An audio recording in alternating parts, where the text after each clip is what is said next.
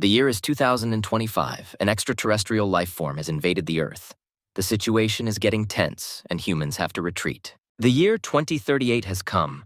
People have made a breakthrough in the field of genetic engineering, and now, with the help of genetically modified soldiers, they have managed to turn the tide of the war and hold back the enemy onslaught. 2050, the Unified Genetic Test is officially launched. People who have reached adulthood and scored a sufficient number of points receive a special injection and acquire superpowers. The year is 2137, and Sam Levins, a high school senior, is experiencing the most important moment in human life in this world. Walking down the street, holograms of the great genetic soldiers greet people and encourage them to fight the alien invaders. Gene soldier or scientist is the only way to get participation in the genetic test. If you miss this opportunity, then this era will throw you to the very bottom of society, where a person simply becomes a miserable trash. Now, every person from early childhood goes through countless lessons and exams, and all this for the sake of the coveted pass to participate in the gene test. To have the best physique to take part in the single test, people go through intense physical training day after day. And now, after so many years of hard work, today the outcome will be decided. Sam gets a call from his mother, who decides to make sure that her son knows exactly what he's getting into, since the drug has a 1% mortality rate. The son tries to calm his mother down, since he has already passed all the pre-exams, and it would be a shame for him not to finish what he started. Many of his classmates did not even pass these tests. Mom still doesn't stop worrying, but she wishes her son all the best and believes that the main thing is that he returns healthy. An announcement is made over the loudspeaker that students wishing to take a unified test and receive a gene injection must come inside. Sam says goodbye to his mother, saying that they are already starting to be called for the test. Inside the building, students are already crowded and discussing what abilities they might gain if they pass the test. Mr. Levins hears the conversations around him and realizes that all participants are equally determined to win. He headed towards one of the designated entrances guarded by soldiers. He was asked to go to room 25 to receive the gene injection. Before entering, fingerprints and iris scans are performed, and the check is successfully passed. Walking down the bright corridor, the young man thinks that he doesn't even know what type of gene he will receive. He remembers how in the hallway the girls were talking about an extreme type that increases physical strength. There is also an exceptional type. With its help, people are able to use unique abilities. But there is an important rule. You can't awaken strange abilities. There are opinions that they are so useless, and because of this, they are easy to defeat. Sam thinks it would be better to awaken something ordinary, like X-ray vision. His imagination immediately conjures up images of him stumbling upon a crowd of beautiful girls and, with the help of his ability, being able to see them without clothes. In the hallway, he notices a group of boys discussing their fears about the 1% rejection rate of the injection. One of the boys says he saw photos of those who were rejected. Their bodies looked horrific, but there is one optimist in this company, saying that they have a 99% chance of successfully awakening, and from now on, they will live happily ever after. The panic monger still insists that there is a big difference between 1% and 0. An optimist is called over the loudspeaker to receive an injection. The young man is absolutely sure that he will receive cool abilities. Seeing this, Sam thinks that it seems like everyone is hoping to successfully awaken genes, just like he is. He finally approaches Office 25 and, gathering his strength, wants to enter it. Just as he was about to knock on the door of the office, a powerful explosion occurred next to him. The reason turned out to be that optimist. Because of the explosion, the body ended up on fire in the corridor. His friends immediately started running, and meanwhile he was making terrible death cries. It turned out to be a side effect of the injection. The staff are trying to put out the fire faster and want to administer another drug to try to save the boy. The employee extinguished the burning young man with a huge amount of solution from a fire extinguisher. His screams were no longer heard. They didn't have time to save him. His body was very damaged. This is already the 5th student today. This is another student whose genome was destroyed due to an abnormal reaction to the injection. Unfortunately, this young man turned out to be an exceptional fire type. His friends, seeing such a scene, turn pale before their eyes and decide to quickly get out of this place. Sam, who a couple of minutes ago wanted to boldly enter Office 25, now feels wild anxiety. He fully understands that he can die. The main character seriously thinks about whether he should go into the office and whether he will come out of there alive. But compared to death, he is more afraid of becoming a waste of the genetic era. It seems better to him to travel beyond the Earth than to live a simple life. Sam resolutely opens the door, states his status, first name, last name, and his personal number. A female voice responded by asking him to go inside, while simultaneously typing something into the virtual system. Noticing a pretty employee at Sam's, he catches his breath a little, and at that moment she offers him to answer a couple of questions before the procedure. The girl reminds him that he must be aware of the possible side effects of the injection, including death. The young man replies that he knows about it, and she asks if he knows about all the risks. Does he agree to take responsibility? Sam agrees with this. The entire stage is completed. The employee takes the syringe and asks the last question. Is he sure that he wants to receive this injection, thereby awakening the hidden genes in himself? Sam thinks for a few seconds, remembering the optimist who was so sure he would get through, but ended up getting roasted by the fire. But even despite all this, he is sure that he will never back down. And in the end, Sam loudly says that he is confident in his decision. The employee is satisfied with the answer. She tells him his name, status, personal number, and asks him to take off his pants. Hearing her words about pants, the hero was a little taken aback. It's not every day that a girl asks him to take off his pants to stick a needle into his ass. She explains that the injection will trigger the gene to be activated, and for best effect, it is administered into the femoral artery. After the explanations, the young man certainly doesn't feel any better, but he obediently begins to pull down his pants. He asks her to be more gentle, but apparently the employee did not have a light hand because his screams could be heard throughout the entire floor. The girl concludes that the drug has been successfully administered and is spreading throughout the body. The young man's vital signs are stable. The frequency of brainwaves is also normal, as are the rest of the body. The employee decides to find out how the subject feels. Sam replies that he feels absolutely nothing, but in his bottom, he clearly feels a throbbing pain from the injection. 10 minutes later, she checks his vitals again and asks him about his condition again. But he still doesn't feel anything. This worries him because any changes indicate the effectiveness of the injection. Will he really not be able to wake up? No changes were detected during the observation of student Sam Levins. The girl gets up from her chair and, turning to the young man, says that this is unusual and that this is the first time she has encountered something like this.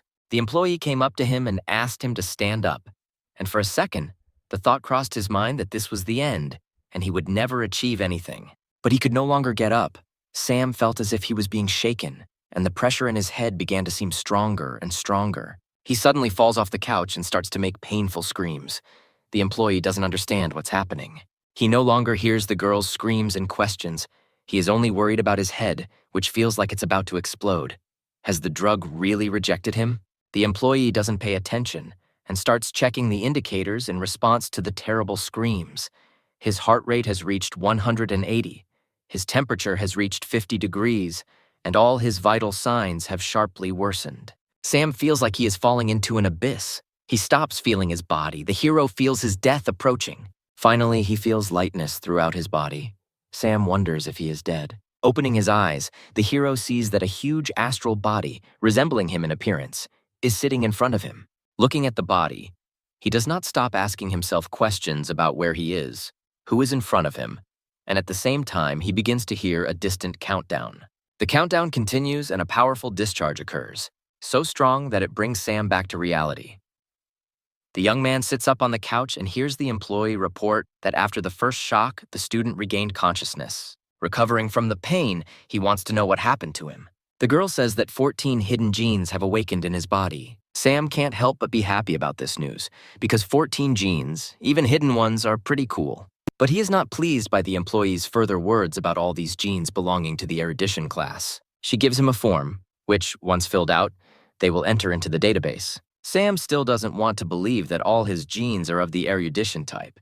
He heard that they usually work in public relations departments. Most of the positions will be clerical. He may have to work as an office clerk all his life. The employee asks if he has any more questions, since she has already finished the report, and he can read it. Almost in tears, Sam wants to know more about his newfound powers. The girl explains that the awakening of hidden genes does not mean that he will receive abilities. Even if he received them, they are unlikely to manifest immediately, which is why they are classified as a hidden type. It seems that Sam understands everything from her words, and on top of everything else, the employee offers him her business card. If he wants to apply to their university or learn more about the hidden type, he can contact her. Taking the business card, Sam learns that the employee's name is Annabelle Prince, and she is a professor at the Institute for the Study of the Hidden Type. He could not even imagine that at such a young age one could already be a professor. Getting out of bed, he says goodbye to the employee and is about to open the door, but the girl tells him to wait. Annabelle warns him not to get caught by an organization called Dawn Redemption. To Miss Prince's surprise, Sam had apparently heard of the organization before. The Dawn Redemption was the name of a group of people who betrayed humanity and colluded with alien invaders. Because of these traitors, they have suffered quite heavy losses in the last 100 years outside the Earth. They are still not asleep. They mainly kidnap gifted people for their experiments. The employee adds that 5 students who awakened 10 hidden genes have already disappeared without a trace. Sam thanks her for the warnings, but inside he begins to feel fear. He has 14 hidden genes. The thought of being a target depresses him. Coming out into the central hall, he can't stop thinking about what abilities he now has. He thinks that it would be useful to get some kind of combat skill. Sam remembers that when he lost consciousness, he saw 14 points of light. What is the connection between his genes and this astral body with points? His head hasn't stopped hurting by this time, perhaps as a side effect of the injection. But his thoughts are interrupted by cries trying to draw his attention to themselves. He hears someone shouting his name. Sam's classmates, a joyful Stan Vaughn and a clearly not healthy-looking Chuck Engel, appear in front of him, and they ask how many genes the young man has awakened. Stan immediately tells that Chuck awakened 11 genes, but they are all concentrated in his stomach, and in the future, he may gain weight and be fatter than him. The prospect of becoming fatter than Stan clearly doesn't make the young man happy, and besides, it's not so easy to endure this pain in his stomach. Mr. Vaughn adds fuel to the fire, saying that it's no big deal. Chuck must be destined to become the first transmutant in history. Glutton. The guy can't take it anymore and starts fighting Stan, shouting at him not to delude himself because his 8 genes are concentrated in the speed of his hands. Only God knows how useless he is. Meanwhile, Chuck decides to ask how many genes have manifested in Sam, to which he awkwardly reveals that he has 14 hidden genes. The boys forget about their fight, and jumping up to the young man, begin to enthusiastically tell him that they have heard at most about people who have awakened 10 or more genes, but they could not have expected that Sam would manifest as many as 14. But in order to cool their enthusiastic exclamations, the main character says that he has an erudition class. They immediately distance themselves from him and will not help him believe what they just heard. Stan says thoughtfully that this is quite a difficult situation. Such genes are difficult to develop, and it is not easy to find work with them right away. But Chuck tells the story of his relative, who is also an erudite person. Before becoming a monarch, he changed 7 jobs, and now he's preparing to become an abbot. Sam is talking to them about how scholars are not in great demand, their work is mostly related to the public, the choice of universities is also not great, he will be able to get into Cairo perhaps. His situation is further complicated by the fact that he has a hidden type, so he doesn't even know what abilities he has. Perhaps he can contact a university professor, maybe she can help him. Chuck decides to cheer up his friend, saying that thinking too much is harmful, and suggests that they all go get a bite to eat together. He knows a place with a buffet. Sam declines the offer, citing his headache, and promises that next time he will definitely treat them. Watching the young man go, the friends wonder if everything is okay with Sam. On the city streets, interactive billboards broadcast news about what is happening in the world, talk about new federal policies, new plans for space railways, and also missing students. It is also reported that the team of famous heroes recently encountered drug dealing. Sam's headaches won't go away. Maybe it's his genes making themselves known. A strange feeling awakens in him. Is this really his ability? He feels how his perception has improved. He turns his gaze to the cafe opposite. Everything that is happening there, the arrangement of things, the number of visitors, he feels all of this perfectly. He can also sense what is happening in another room of this cafe, for example, in the kitchen. He immediately discovers the peculiarity of this ability. He cannot see very small objects. Sam tries to take another look at the small object, but he can't do it. It seems that his current perception of things is already the limit. He gives up on his attempts and decides to go home to practice. But he can't shake off some strange feeling. But this is connected not so much with his internal well-being, but with some external factor. And these feelings turn out to be not unfounded, because at this moment, a man nearby is clearly following him. Sam decides to walk down the street a little more to confirm his suspicions. 3 guys following him closely. They keep a certain distance from him. Behind him, there should be members of the Dawn Redemption organization. Sam begins to frantically calculate the options for getting out of this situation. If he calls the police, they are unlikely to believe that some kid ran into a well-known gang. If he acts recklessly, he will suffer or die unnoticed. The young man decides that he needs to call Professor Annabelle and will come and spend the night at the police station until he finds a solution. We are transported to the Emirates City Hall building where a meeting is currently taking place. The commander of the officers of the Mary named John Morans is broadcasting. He leads to the fact that the report on the students for this year must be submitted, and anyone who dares to disobey the order will personally experience the wrath of the commander. Professor Annabelle Prince was also present at this meeting, and in the midst of the commander's speech, she received an alarming message on her phone. She asks John's permission to interrupt him to tell him some important news. The employee says that a schoolboy named Sam Levins asks for help. He said that someone is stalking him.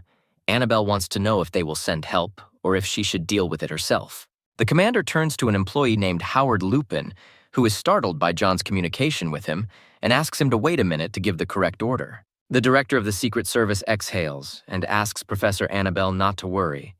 The pursuers discovered by the student were sent by their Secret Service. Sam will be safe with them.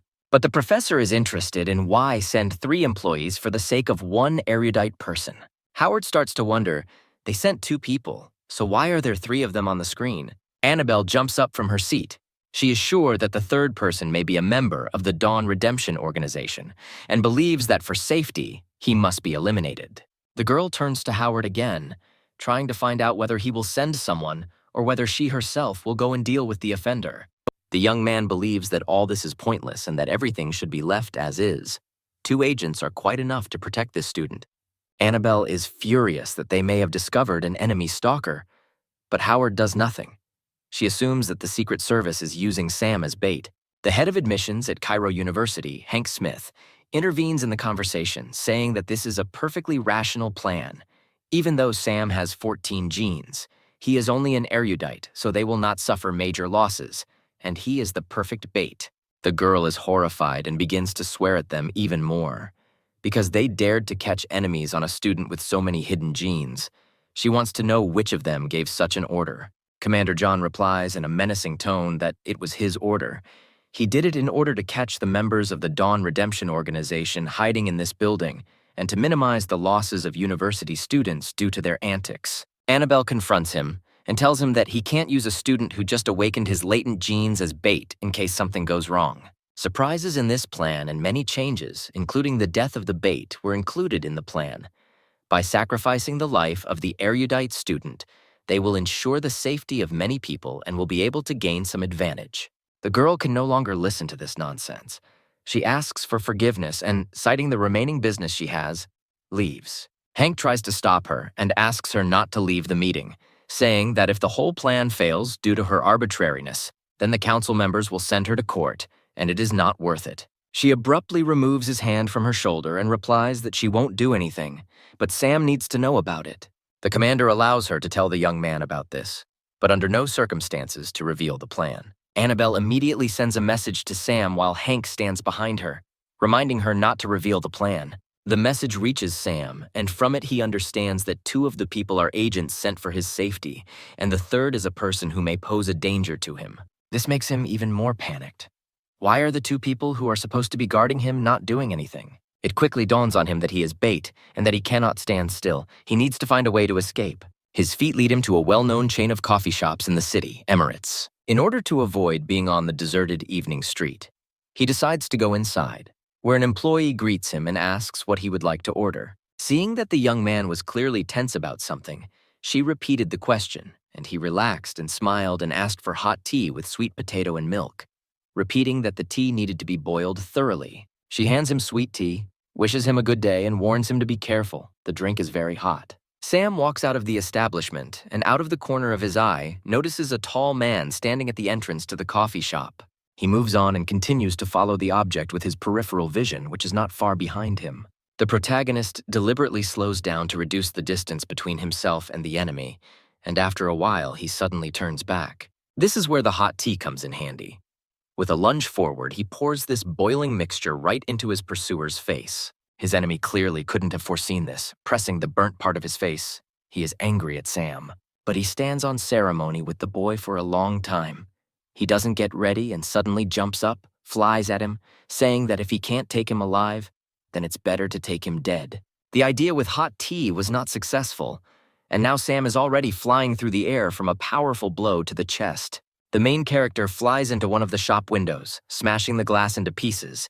The shards fly around, almost hitting people passing by. Upon landing, Sam feels the force of the blow and, after analyzing it, thinks that his enemy's genes are most likely concentrated in his legs. Mr. Levins musters his strength, points his finger at his opponent, and starts shouting that this man is a member of the Dawn Redemption Organization.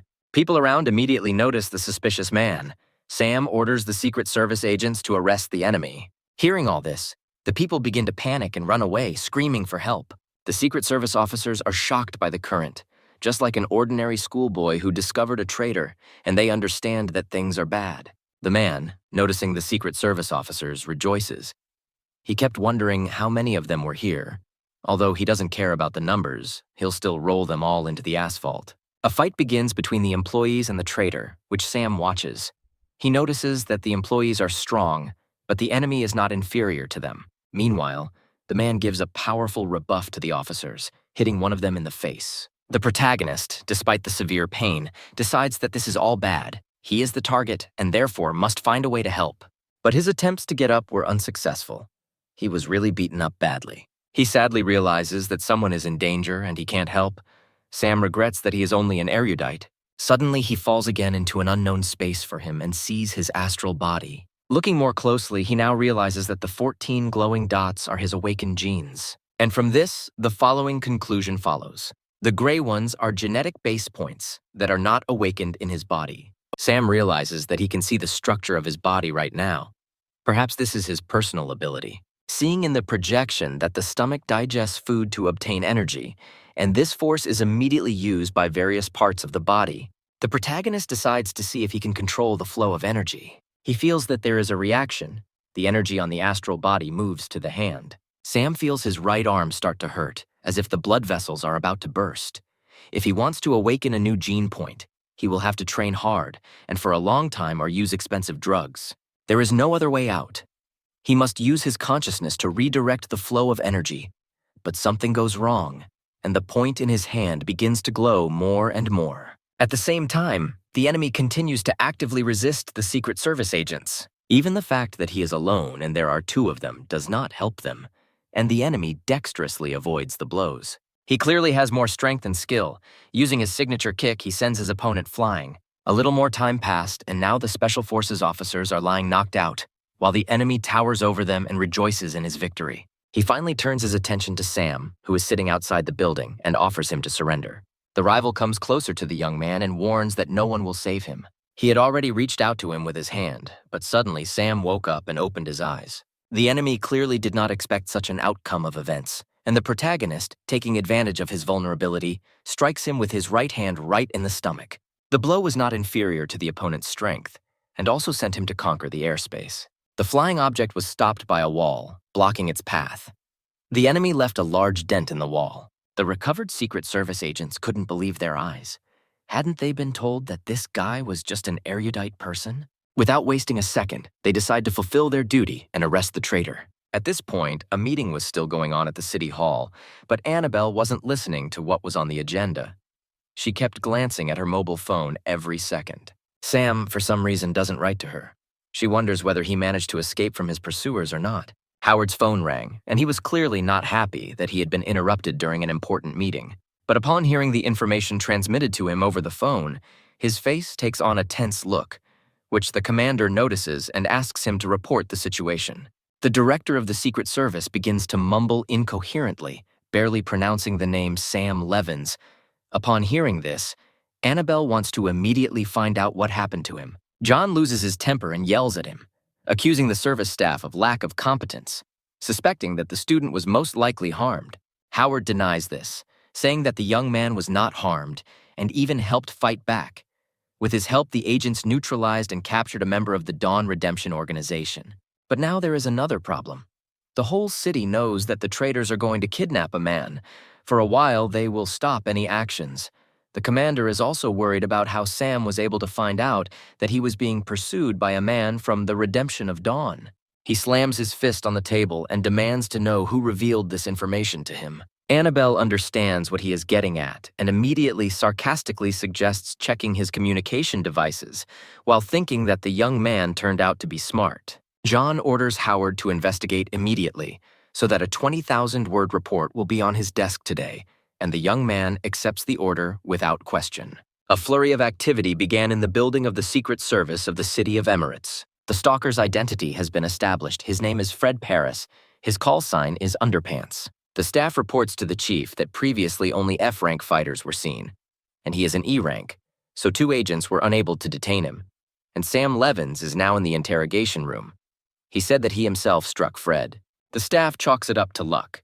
Most likely, the Secret Service agents wore out the enemy, and Sam simply finished him off. Howard inquires about the student's current condition, to which his assistant relates how Mr. Levins kept shouting about how hungry he was. So they decided to give him a snack first.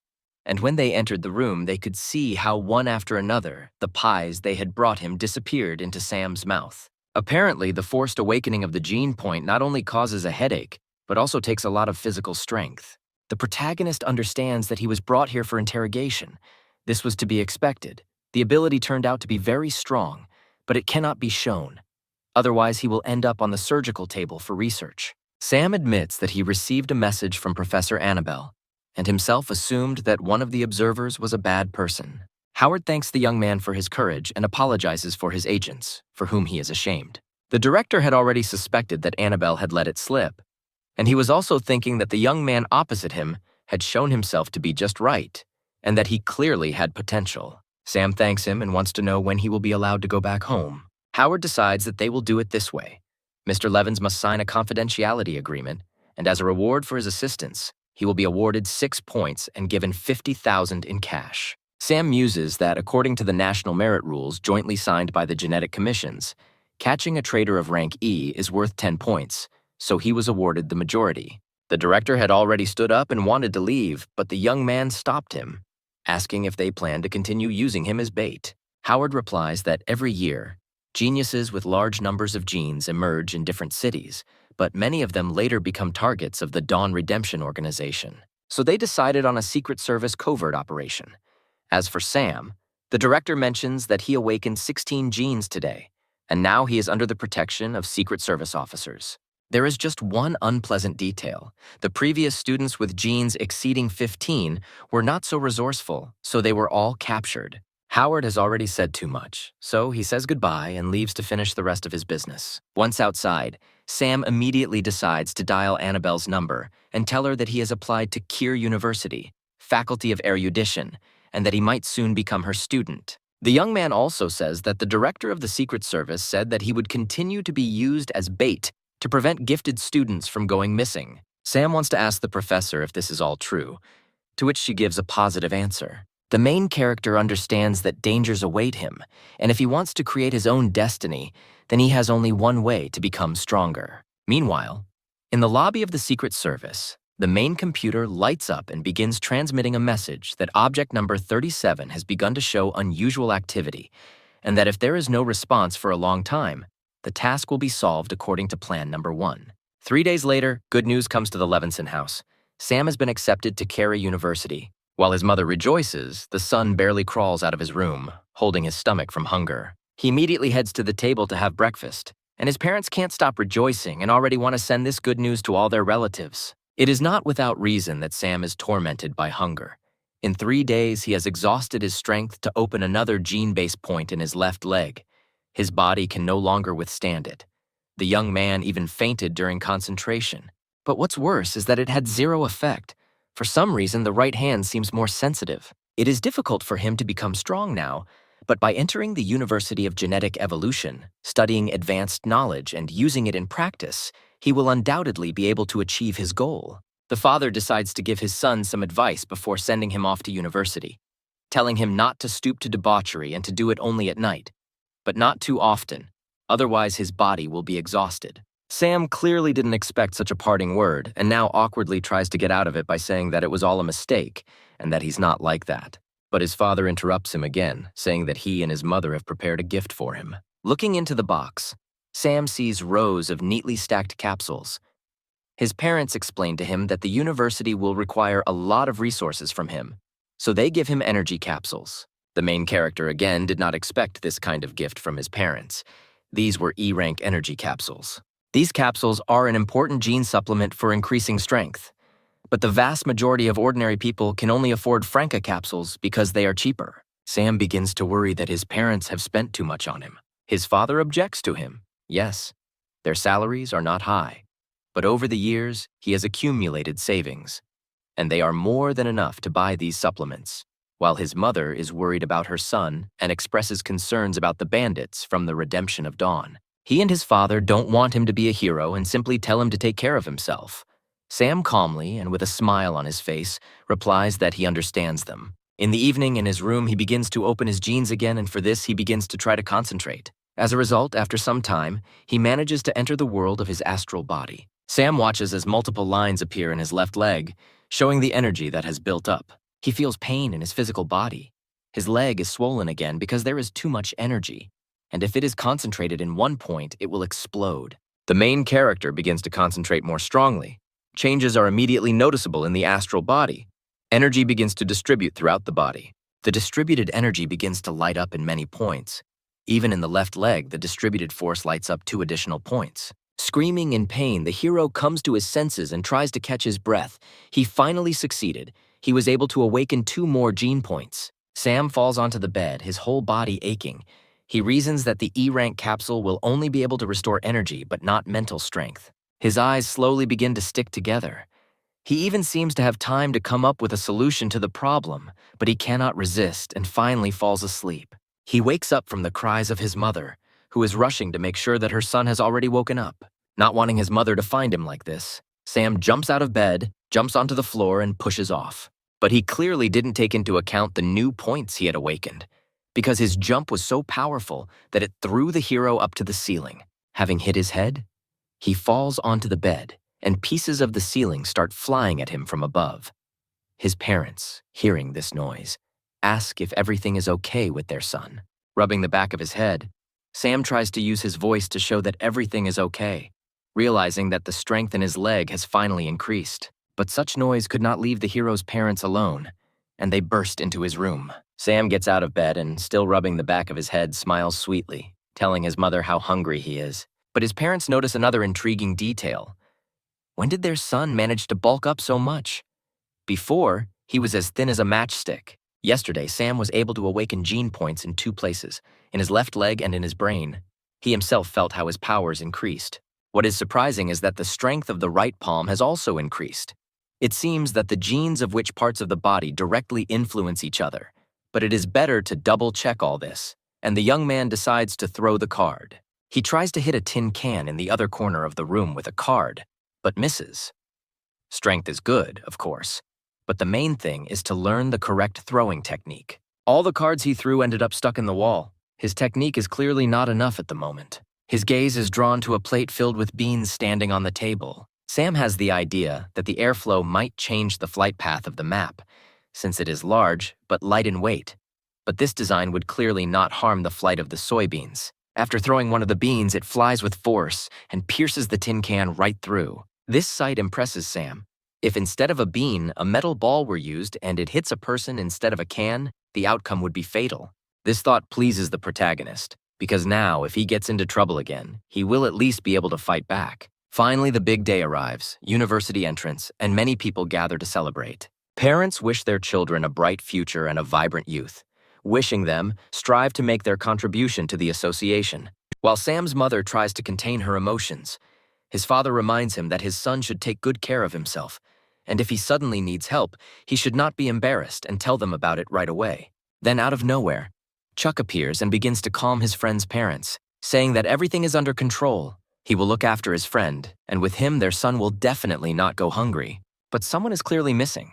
While finishing his chicken leg, Chuck wonders where Stan disappeared to. Sam says that their friend called him during his free time and told him that he had been accepted to Coulter University. Chuck is unhappy that he was left in the dark. The protagonist tries to explain that Stan did not want to tell him, since the boy's mother insisted on entering Coulter, because there are more opportunities there. The only requirement for admission is that after graduation, he will have to join the army. The comrade is not happy about this news, because he knows that 20% of the advance units that Stan will join after graduation will die first. Sam believes that there is no need to be sad. Their friend is a genetic talent. He is strong and fast, quite combat-ready, so they should be confident about him. An announcement is made over the loudspeaker that students should take their seats, as there are only 10 minutes left. The main character says goodbye to his parents, who shout after him that as soon as he gets there, he will definitely let them know. All the students are bringing in their things and trying to get comfortable in the transport that will take them to the university. Throwing his suitcase onto the shelf, Chuck promises that he will start an affair with the university's most beautiful girl, since he spent his rosy school days on knowledge and preparation. The guys sitting nearby, hearing his speech, start to make fun of him, saying that they heard about the genes located in his stomach and how he was no longer allowed into buffets throughout the city. They don't stop their ridicule, adding that he is not the first beauty because he is far from even the 10th. Sam decides to stand up for his friend and orders Matt Callops to shut his mouth if he can't talk. But Met sees nothing wrong with smart people telling the truth. The atmosphere is heating up, and the new students are already thinking about starting a fight. But they are stopped by a man who looks like a professor, and he orders them to sort out all their relationships on the street. T grabs Sam by the shoulders and asks him to forget about everything, because the teachers are here. The protagonist decides to tell Meta one last time to keep his mouth shut from now on, for his own safety. The teacher warns the children once again that if they do something like this again, he will show them a happy future. The stern man finally decides to introduce himself. His name is Roust Fomet.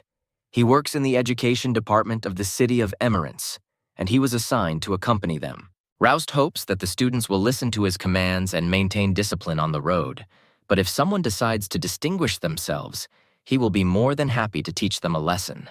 As they take their seats, Chuck advises Sam to calm down and distracts him by asking if his friend knows who is sitting next to Matt Calypso. It turns out that sitting next to him is a student named Tong Werner. He is a real machine. He awakened 16 genes during a single test. Sam recalls that Secret Service Director Howard may have mentioned this student. Also sitting nearby is a talented girl named Marie Sank. Chuck believes that this is the perfect balance of strength and beauty. The young man already has hearts in his eyes. Sam tearfully asks him not to make him blush and orders him to wipe that stupid face off his face. The already familiar Professor Annabelle suddenly enters the room, leaving no one around indifferent. Here and there you can hear talk about how beautiful this woman is.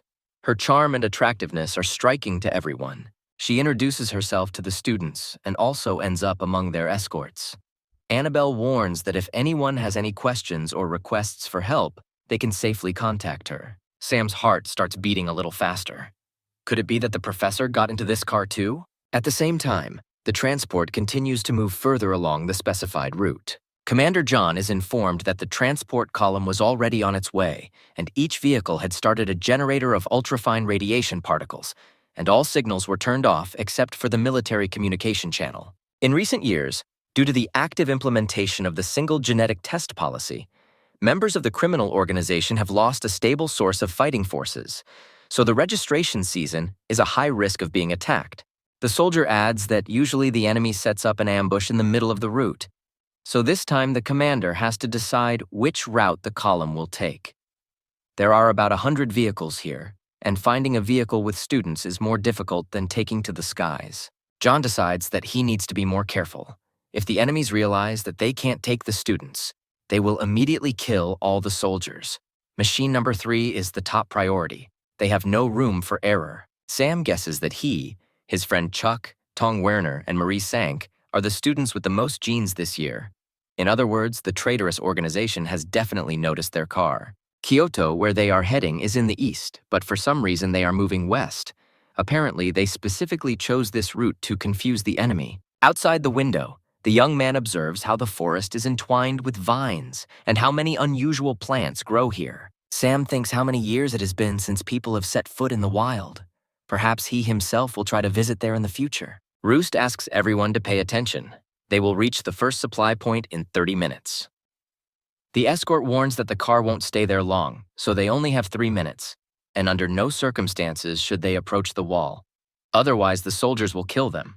The vehicle parks, and upon exiting, Chuck notes that the base looks scary. Seeing everything that is happening and the soldiers armed to the teeth, Sam understands that it is not safe here. The students suddenly run out of their cars and start rushing to the restrooms, as they have already been on the road for many hours. Having done all his business, Sam notices that some man has locked himself in the booth, and it is already time to go back. The young man decides to use one of his abilities. Using telepathy, he wants to discreetly check who is in this booth. Roust is inside, trying to put something in his mouth. Feeling something strange, the teacher quickly opens the door and looks out. Finding no one in sight, he resolutely moves on. While Sam hides behind one of the walls, he suspects that the teacher is doing something secretly. The young man decides to ask the soldiers at this supply point for help. He tells them that their teacher was nervously trying to put something in his mouth, hiding in one of the booths. The soldiers, hearing this, cannot contain their laughter. Sam does not share their joy. They want to know why the student was spying on his teacher. But the hero's excuses are interrupted by the announcement that there are only 30 seconds left, demanding that everyone immediately return to their seats. Sam takes off because the cars are about to start moving away. At the gangway, his escort, Roust, is waiting for him, and is already starting to scold the student for the fact that everyone is now waiting only for him. Already at the entrance to the transport, Sam decides to ask the teacher what he ate then. This question caught Roust off guard. He starts shouting and asking what kind of nonsense his ward is talking about. Sam turns around and says with a smile that he just wanted to know if there was a canteen on base. Entering the salon, the main character apologizes to everyone for making them wait for him. As Sam walks to his seat, he can't help but think that Roust Fome is clearly hiding something. The column leaves the base, and while the main character continues to keep an eye on the escort, his friend Chuck offers him a snack. Mr. Levins also noticed that the suspect had 2 dentures, but there was clearly something wrong with them. He is tormented by the thought of whether he should tell the soldiers about this, or maybe they are in cahoots. He doesn't know for sure, so he shouldn't put himself at risk. But if he needs to tell anyone about this, there is one person he can trust. Sam, without a shadow of a doubt, goes to Professor Annabelle and asks permission to sit next to her. She asks what he wants from her, and the young man starts telling her nonsense, saying that he wants to ask a couple of questions about the hidden type of genes. The girl allows him to sit next to her, which causes a heated discussion among the young students, who believe that such a simpleton should not sit with a goddess. But the professor is not stupid, and as soon as Sam lands next to her, she wants to know what exactly he wanted from her. The young man carefully hands her the phone, where in the notes he described the entire situation with the oddities of Teacher Roust, separately mentioning his 2 strange prostheses. Upon seeing this information, Annabelle immediately gets up from her seat and, heading towards the teacher, asks permission to check his mouth. Roust, alarmed, also gets up from his seat, but does not have time to do anything, because the professor has already pressed him to the ceiling with her strength. He tries to find out from her what she is doing, but the girl weakens her powers and he falls to the floor with a crash. The soldiers, noticing this commotion, take up a combat position and keep their escorts at gunpoint. But Professor Annabelle, with her most terrible look and a voice that seemed not her own, orders them to sit down. The soldiers, trembling with fear, let go of their weapons, obeying her orders. Meanwhile, the teacher is already twisting Roust's hands behind his back, while he shouts that she seems to have gone crazy. Sam has already rushed to the suspect. On Annabelle's orders, he is trying to pull the dentures out of his mouth. The main character manages to get 2 dentures and hands them to his ally for analysis. One glance was enough for the professor to understand that these were magnetized tantalum transmitters. This was a generator of secondary ultra-low waves. Such devices are extremely rare. They are able to bypass conventional protection. Realizing the seriousness of the whole situation, Annabelle wants to know who he was passing the information to. Roust starts laughing. He never thought he would be exposed, but even if that happened, there was nothing they could do. No one would be able to escape now. Meanwhile, the employee reports to the commander that the transport column has begun moving, and as soon as they reach the plane, the traitor organization will no longer be able to reach them. But then another employee bursts into the office and reports that car number 3 has gone off course. The liaison reports that vehicle number 3 is requesting direct communication with the commander. Professor Annabelle gets in touch and reports that an enemy spy has been caught in their car, and their route has now been revealed. Commander John is furious and orders an immediate return to vehicle number 3 and a change of route. Also, while the column of vehicles is moving to help, he requests that aviation equipment be called from the nearest military units. The controller standing at the console shouts that he notices several flying objects in the air. Energy charges were launched by the enemies in the direction of their transport column. John commands the vehicles to maneuver, but his subordinates are no longer able to carry out this order. The discharges were faster and have already blown up the middle of the column. John takes the helm and tells all the staff that the enemy has high-precision weapons. The remaining vehicles must hold the defense and wait for reinforcements. Annabelle declares an emergency and, as per instructions, orders everyone to remove their seats. Everyone obeys her orders, and while Sam disassembles the chair, he thinks about how the traitorous organizations easily got to the students. It's all completely different from what is advertised on TV. Having made shields from specially equipped chairs, the students slowly begin to lower the cars down the ramp. The commander has already arrived on the battlefield, and he orders over the radio to launch projectiles with electromagnetic interference and controlled mines, since the enemy has devilishly impulse guns. It's becoming more and more dangerous, with explosions and return fire happening everywhere. Radars detect that some object has appeared in the air, and the guidance systems suddenly begin to shoot simultaneously at one place. From the clouds of smoke, enemies suddenly appear with guns at the ready. They deftly maneuver in the air on flying boards. But on the ground, they are met by local troops who successfully fight back and shoot many of them down from their aircraft. Seeing how deftly the people who got out of his car took the guns, Sam realizes that the soldiers were undercover in the guise of students. It seems that the army was much more thoroughly prepared than he expected. The commander is informed that reinforcements will arrive to them in approximately 3 minutes. Suddenly, the ground beneath their feet begins to shake, and John, realizing that something is clearly about to happen, shouts that the enemy is underground. As soon as they manage to jump up and lift their heels off the ground, stones begin to break through underneath them like spears. Many soldiers are overtaken by death at that moment. It becomes clear to everyone that this is not just a weapon, but an ability of the owner of a hidden type. Annabelle immediately explains that this is, at a minimum, a gradually altered genetic mutant of the B rank.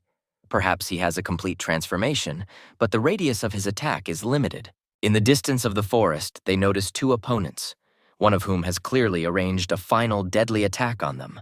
Troops concentrate on the enemies and return fire. But it's not that simple. The enemy takes out a katana and with lightning speed deflects and dodges the bullets. The villain shouts that there is no use in training the soldiers. They will all die today. With a new round of strength, he makes his earthen spears even bigger and already impales the machine on him with soldiers. The ground where ordinary students stand is also not in a calm state. It begins to collapse. The enemy's target is a car with students.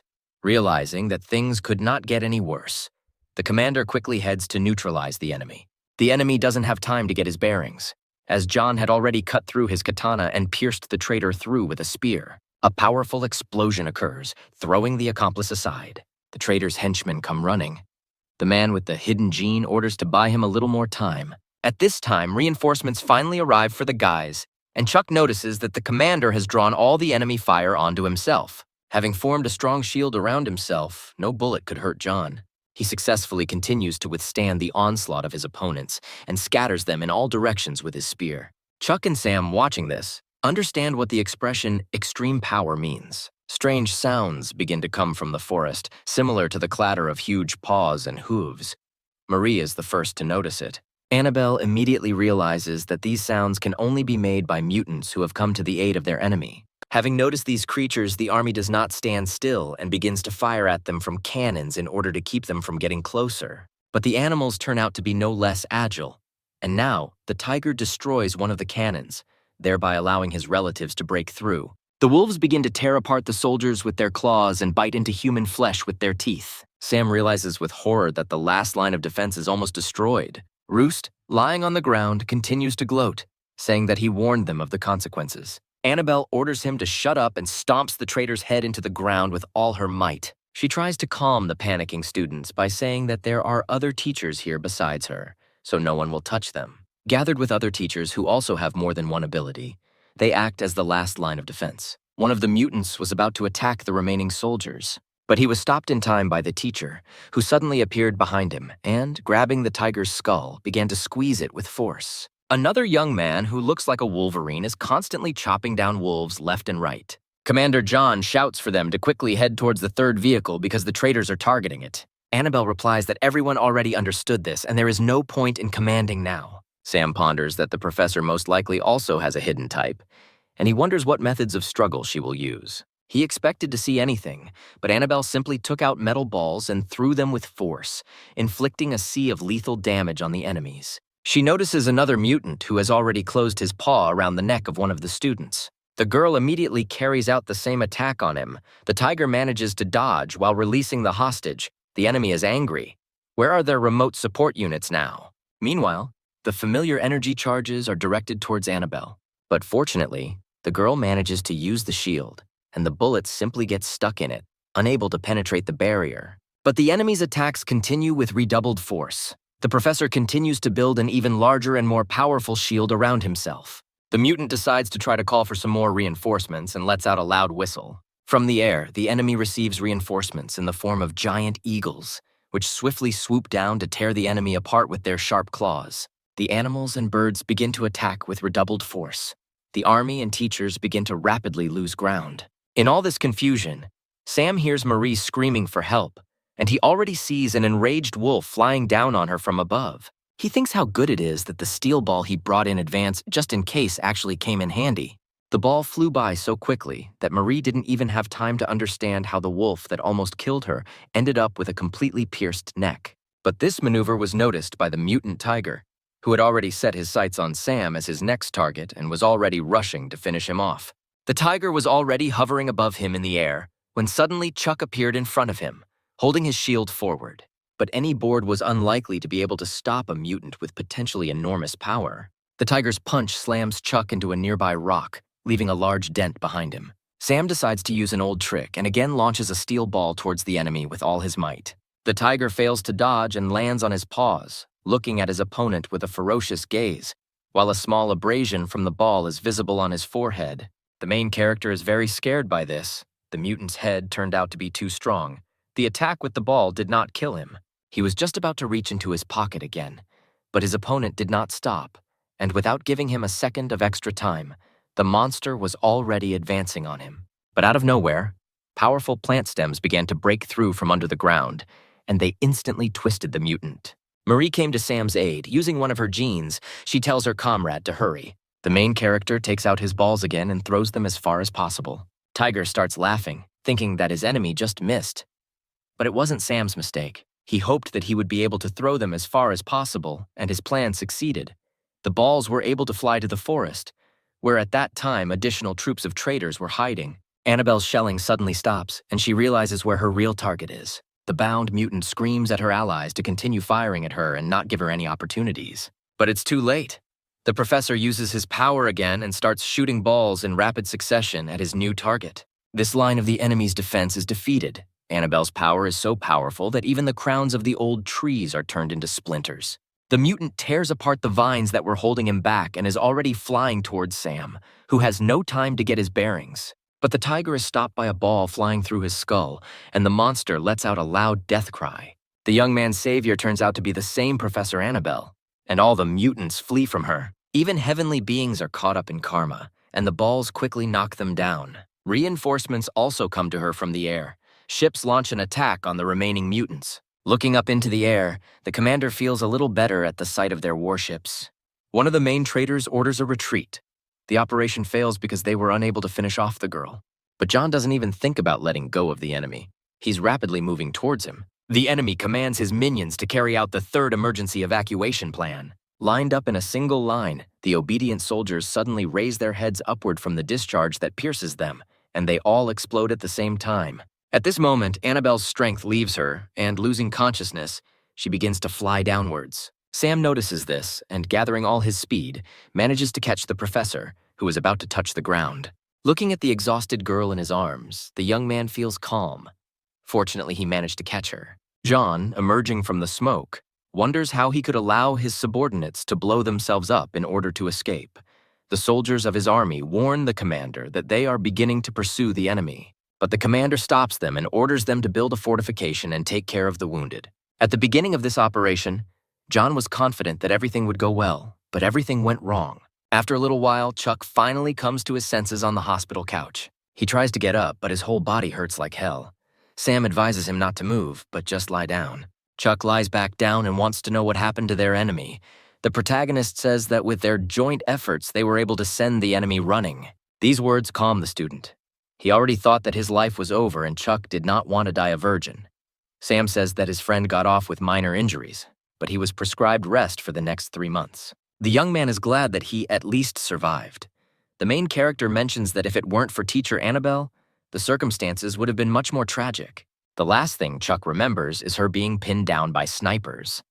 Sam begins to tell in more detail how things went further, but he is interrupted by Marie running into the medical center. The girl reports that Professor Annabelle has woken up and is calling Sam Levins to her. They enter her room and Marie reports that she has fulfilled the request and brought Sam here. The girl immediately decides to clarify whether he caught her. The young man smiles and replies that it all just happened somehow by itself. She is also interested to know if he also removed the blood from her body. This immediately makes the young student blush.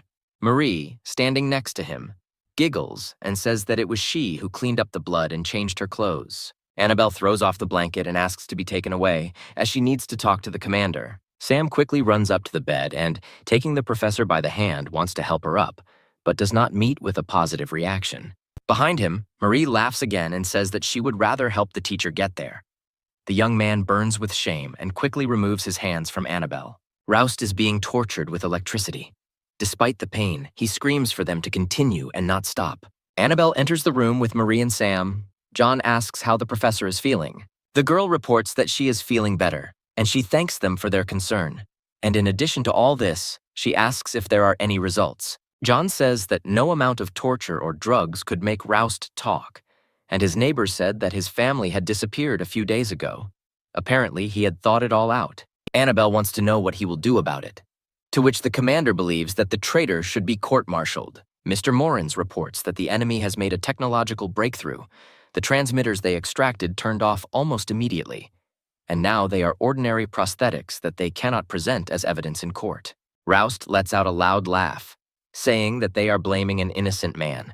The man will not confess to anything and will await trial, and he also promises that Sam Levins will answer for everything. Annabelle asks the commander if the rules of wartime are still in effect, and John replies that after the attack he gave permission to accept the war situation. The professor thinks that another attack is about to happen, and it wouldn't hurt for them to step up their interrogation of the spy right now. The commander unconditionally agrees with her and orders that unconventional means be immediately used against the spy during interrogation. Hearing this, Roust starts shouting that they have no right to do this, and seeing Annabelle approaching him, he starts shouting that he will tell everything and answer all questions. The girl already understands that most likely he did not leave any traces, and his accomplices already know that he was taken prisoner, so he is now of no value. She uses her abilities on him, and Roust's body slowly begins to twist into a kind of knot. Annabelle admits that she hates traitors more than anything in the world. The traitor begins to make death rattles, when suddenly, unexpectedly, Commander John quickly strikes the enemy's throat with a dagger. The commander admits that he does not want her to take on this burden. He himself has already taken many lives. Mr. Maurice orders to record that the interrogation lasted 5 minutes. Then he notices Sam and says that he has shown himself well and everyone here is indebted to him. John notes that at first the young man was able to find the pursuer and also find out the identity of the spy. The main character, not knowing how to respond to such praise, simply gives a routine phrase about how it is his duty. Walking along the street at night, Marie decides to ask the professor why the traitor was not shot on the spot. Annabelle explains that in the future they will understand that there are certain laws, and sometimes bad people understand them better than good people. She also explains that the commander did not call her for no reason. They are in different camps. And if he writes about her presence in the report, then those above him would have more confidence to lie low. Sam and Marie realize with horror that their enemies had foreseen everything and it was all a trick. Annabelle says that the real world is completely different from the world they knew before. It is full of lies and deceit, with enemies everywhere. Only by working hard can they survive in the gene age. And the first lesson that the boys must learn is the ability to protect themselves. The convoy of vehicles with air support continues on its way. Marie believes that if they were accompanied by air forces, the enemies would definitely not dare to attack. But Sam reminds her that these are the guards of other schools that have just been liberated and have flown here. Chuck, lying on the couch and eating a corn dog, thinks that yesterday's land manager is a real devil. He almost destroyed the entire convoy. Even the commander couldn't catch him. Annabelle joins in the conversation, and that all the enemy's actions were clearly planned, so they attacked them with the help of the owner of earthly genes. She also notes that Marie Sank has the ability to control plants and radiation, but if there were no plants on the battlefield, she would hardly have been able to contain that mutant, so she and Sam were very lucky. A student decides to ask what rank their professor has. Annabelle believes that now they can know that she is a permanently altered C rank. Sam is surprised to hear this news. It turns out that with a C rank, you can be a professor at the Kyrogene University. The girl adds that as for the transcendental type, the professor must at least have a complete transformation. But the requirements for the hidden type are relatively small. For those who have special abilities, an exception may be made. Marie keeps up with the teacher and wants to find out her abilities, but Annabelle only advises them not to reveal their abilities to others in the future. This will ensure that they will live much longer. She tells them to never forget this, and everyone unanimously responds that they understand her. But there is a small discrepancy. Sam reminds that after enrollment they must provide their genetic data. He wants to know if this will be a problem. But Annabelle is quick to reassure them that their data will be kept at a very high level of confidentiality. Outside the window, a large metropolis finally appeared. The guys, despite all the difficulties, were able to get to Kyoto. The guys see flying skateboards outside the window that cost about $1 million, and they start dreaming about the same. At this point, Met mocks his classmates, calling them a bunch of sheep who have never seen anything in the world. Chuck decides to approach Sam and ask if he thinks that Marie Sank likes him. Since yesterday, she literally didn't leave his side. The young man begins to make excuses, and at that moment the girl decides to sit down with the guys, making Sam even more embarrassed. The vehicles finally reach Keir University, and a loudspeaker immediately announces that students can take their belongings and leave the vehicles. It is also loudly announced that an entrance test will be held tomorrow. Chuck is sure that in his current state, he will definitely not pass it, and will be expelled immediately. Sam suggests finding out if he will be allowed to take this test later. How fortunate that medical workers were already on their way to them, and upon seeing Chuck, they told him to go with them, since he would soon be released from any events. The young man can't believe his luck, and decides to find out just in case whether it's free. And the answer pleases him even more, because for this period, the university will cover all his expenses. Despite his diagnoses, he surprisingly quickly jumps onto the bed and is ready to go for treatment. Marie cautiously asks Sam what is happening to their comrade, but the hero only replies that their comrade was pleased that he would be eating for free for a month. Finally, the main character gets to his room. So much has happened during this time and he's quite tired. He immediately starts thinking about training, but he can't take that risk now. Although his parents told him not to worry about money, progress in training will cost him dearly. If he gets a C on tomorrow's test, he will be rewarded with 20 F-rank energy capsules. Roughly speaking, if you count in money, it will be more than his father's salary. But even if so, subsequent capsules will cost him just as much. At the moment, he has only 2 problems, money and supplements. Tomorrow he must try harder. To get a C rank, he needs to open at least 20 gene points. He is still missing 2. If he can break through today, then almost 1/3 of the training costs for the whole year will be solved. This time, his left hand will also be able to throw soybeans. In the morning, exhausted from yesterday's training, he wakes up on the floor from a knock on his door. He gets up and opens the door to find Professor Annabelle visiting him. She doesn't stand on ceremony, but walks inside without an invitation and orders Sam to close the door. The girl also interrupts him and asks him not to look in her direction. She places a piece of paper with words on his desk and asks him to focus and read what is written there. Using his telepathic ability, he reads that the piece of paper contains the number of kilograms of apples and their price per unit. Annabelle says that's enough and asks him to put on his pants. Sam agrees, although he thinks to himself that she was the one who broke in here and is now giving orders. At that very moment, a senior student named Sasha Finke bursts into the room. She is here to raise all the top students. But she comes across a picture of a freshman pulling up his pants and a rather pretty girl standing next to him. This makes the whole situation quite awkward, and Sasha hurries to leave as quickly as possible. Sam is shocked by everything that is happening, but the professor doesn't care about all these teenage habits. She wants to know how many base points he has already awakened. He admits that he has opened 20 points so far and wants to know if he has a chance to get a C rank. The teacher assures him that if he tries hard, he can reach C rank, but she is here to tell him something important. The professor advises him that when the time comes to take the tests, she advises him not to show his full strength. Seeing the silent question in his eyes, the teacher asks him to suggest where his telepathy could be used.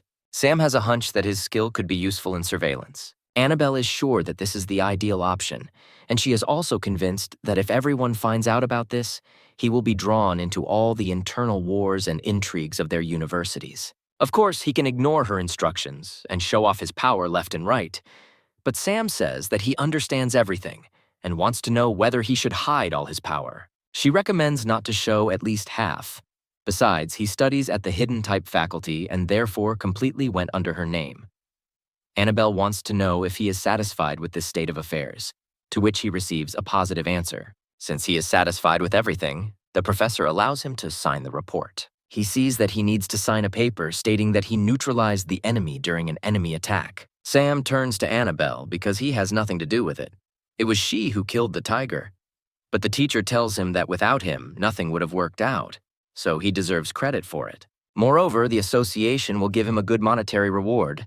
The young man decides to sign the report, because the extra money would not hurt him now. They finish there, and Annabelle says that she and Chuck should go take the test. But the protagonist is a little puzzled because his friend is currently undergoing treatment. At the same time, Sasha, putting his ear to the door, tries to hear what they are talking about. Hearing footsteps approaching the door, he quietly jumps aside and pretends to just be wandering down the hallway. Sam follows Annabelle out of the room and, seeing Sasha, says that he is ready to go. Sasha grabs him by the shoulders and calls the young man cool.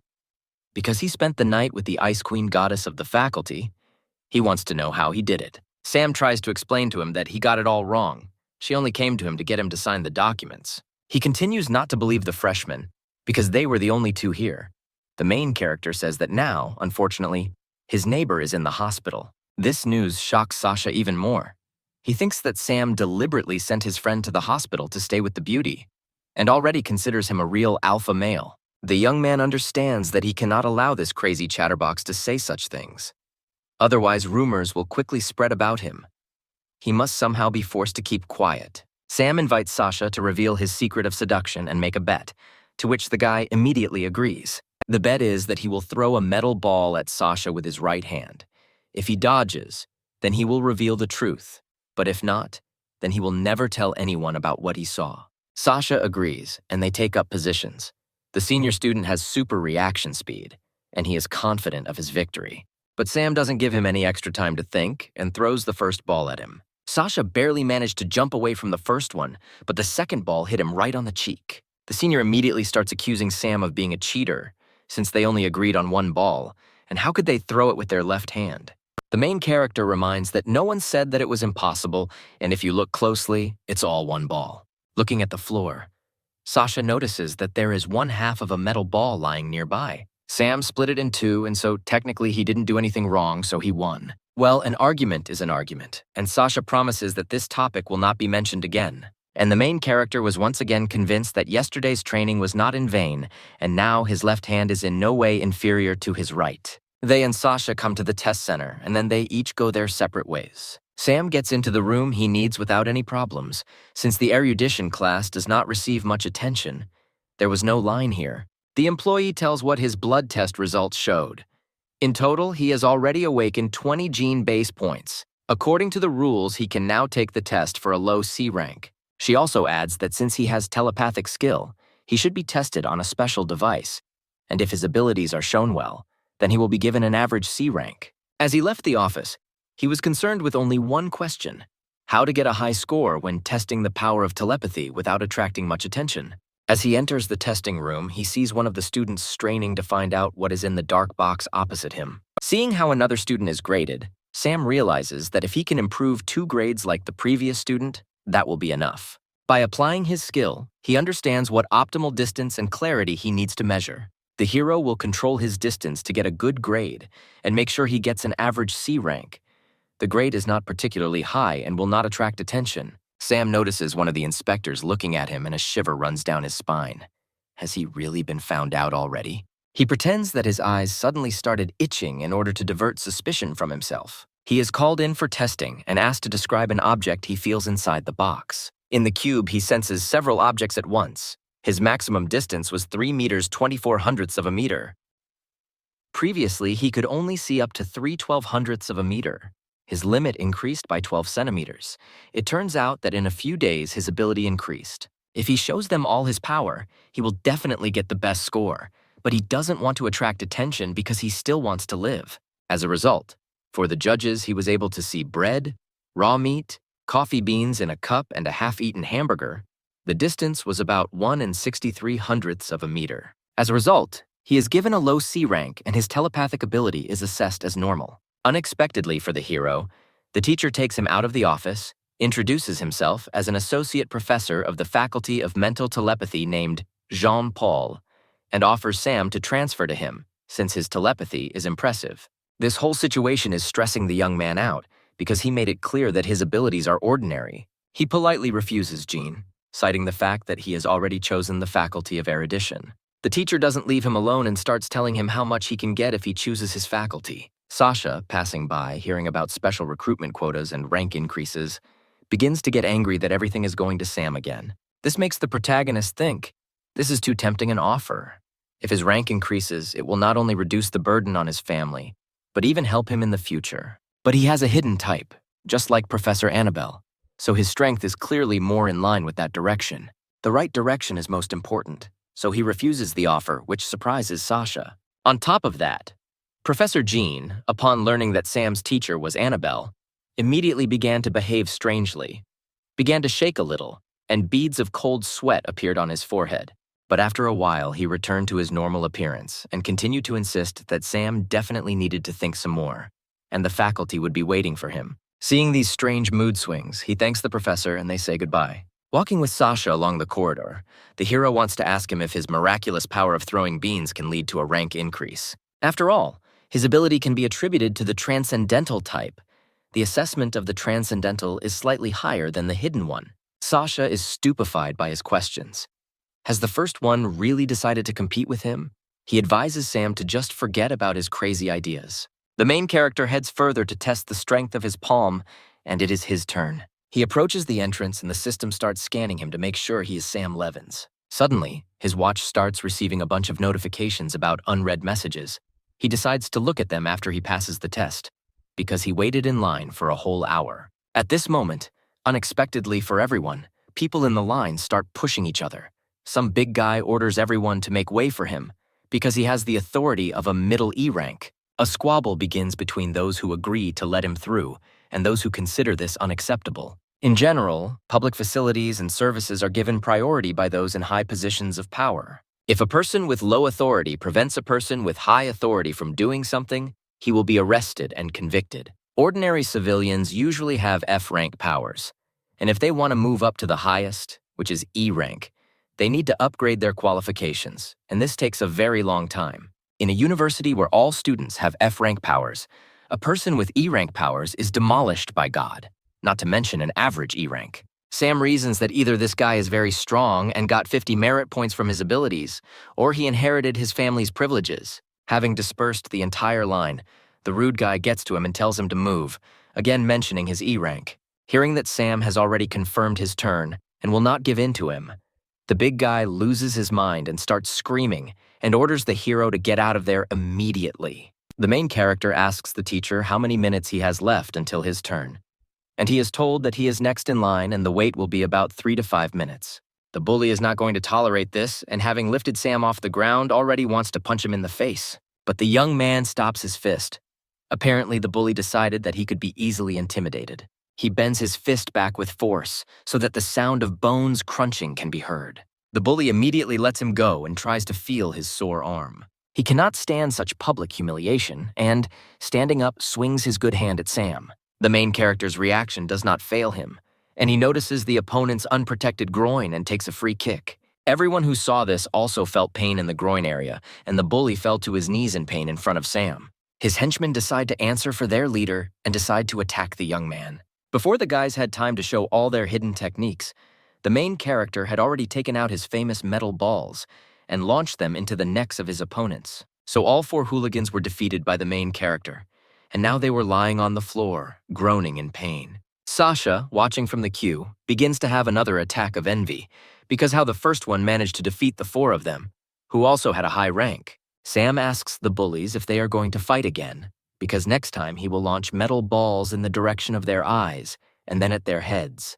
The students have already filmed this entire scene on their phones, and now this video is gaining popularity online. Sam already suspects that he is finished.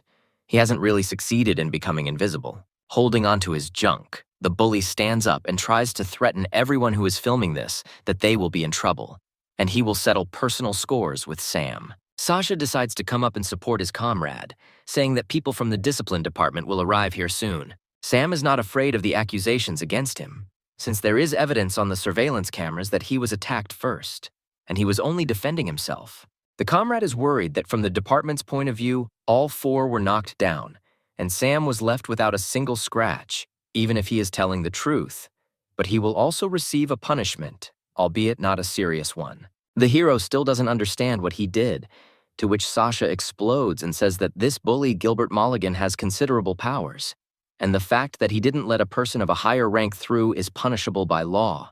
The most severe punishment he could face is expulsion and compensation for medical expenses. Sam thanks him for the information he provided and decides to look at his unread messages. But since this is the case, he decides not to read them any further, but simply confirm all the documents sent to him at once. From the messages, it is clear that he is being promoted to a low-ranking position, and that money transfers are also pouring in from various funds. Sasha watches as a creepy smile appears on his comrade's face. The senior student also decides to ease Sam's situation a little and offers Gilbert to help him walk him to the medical center and dissuade him from making a mountain out of a molehill in this situation. He says he will forget about it if Sasha apologizes to them all on his knees and pays each of them moral damages. Sam approaches them and thanks the young man for his help, but he assures them that he is able to solve his problems himself. He suggests that Gilbert should tell the department everything, but not blame them for not giving him a chance. Mr. Mulligan looks down on his rival and says that Sam will regret his words. The department representative scolds the guys because they haven't even passed all the entrance tests yet, but have already broken the rules and now they will be punished. He orders to send everyone to the department and interrogate everyone, also take video from surveillance cameras and reconstruct the event, question witnesses, students, and teachers. Gilbert doesn't miss the opportunity to show off his E rank here either. He tells how he simply asked to give way to him, but was refused, and to top it all off, was attacked.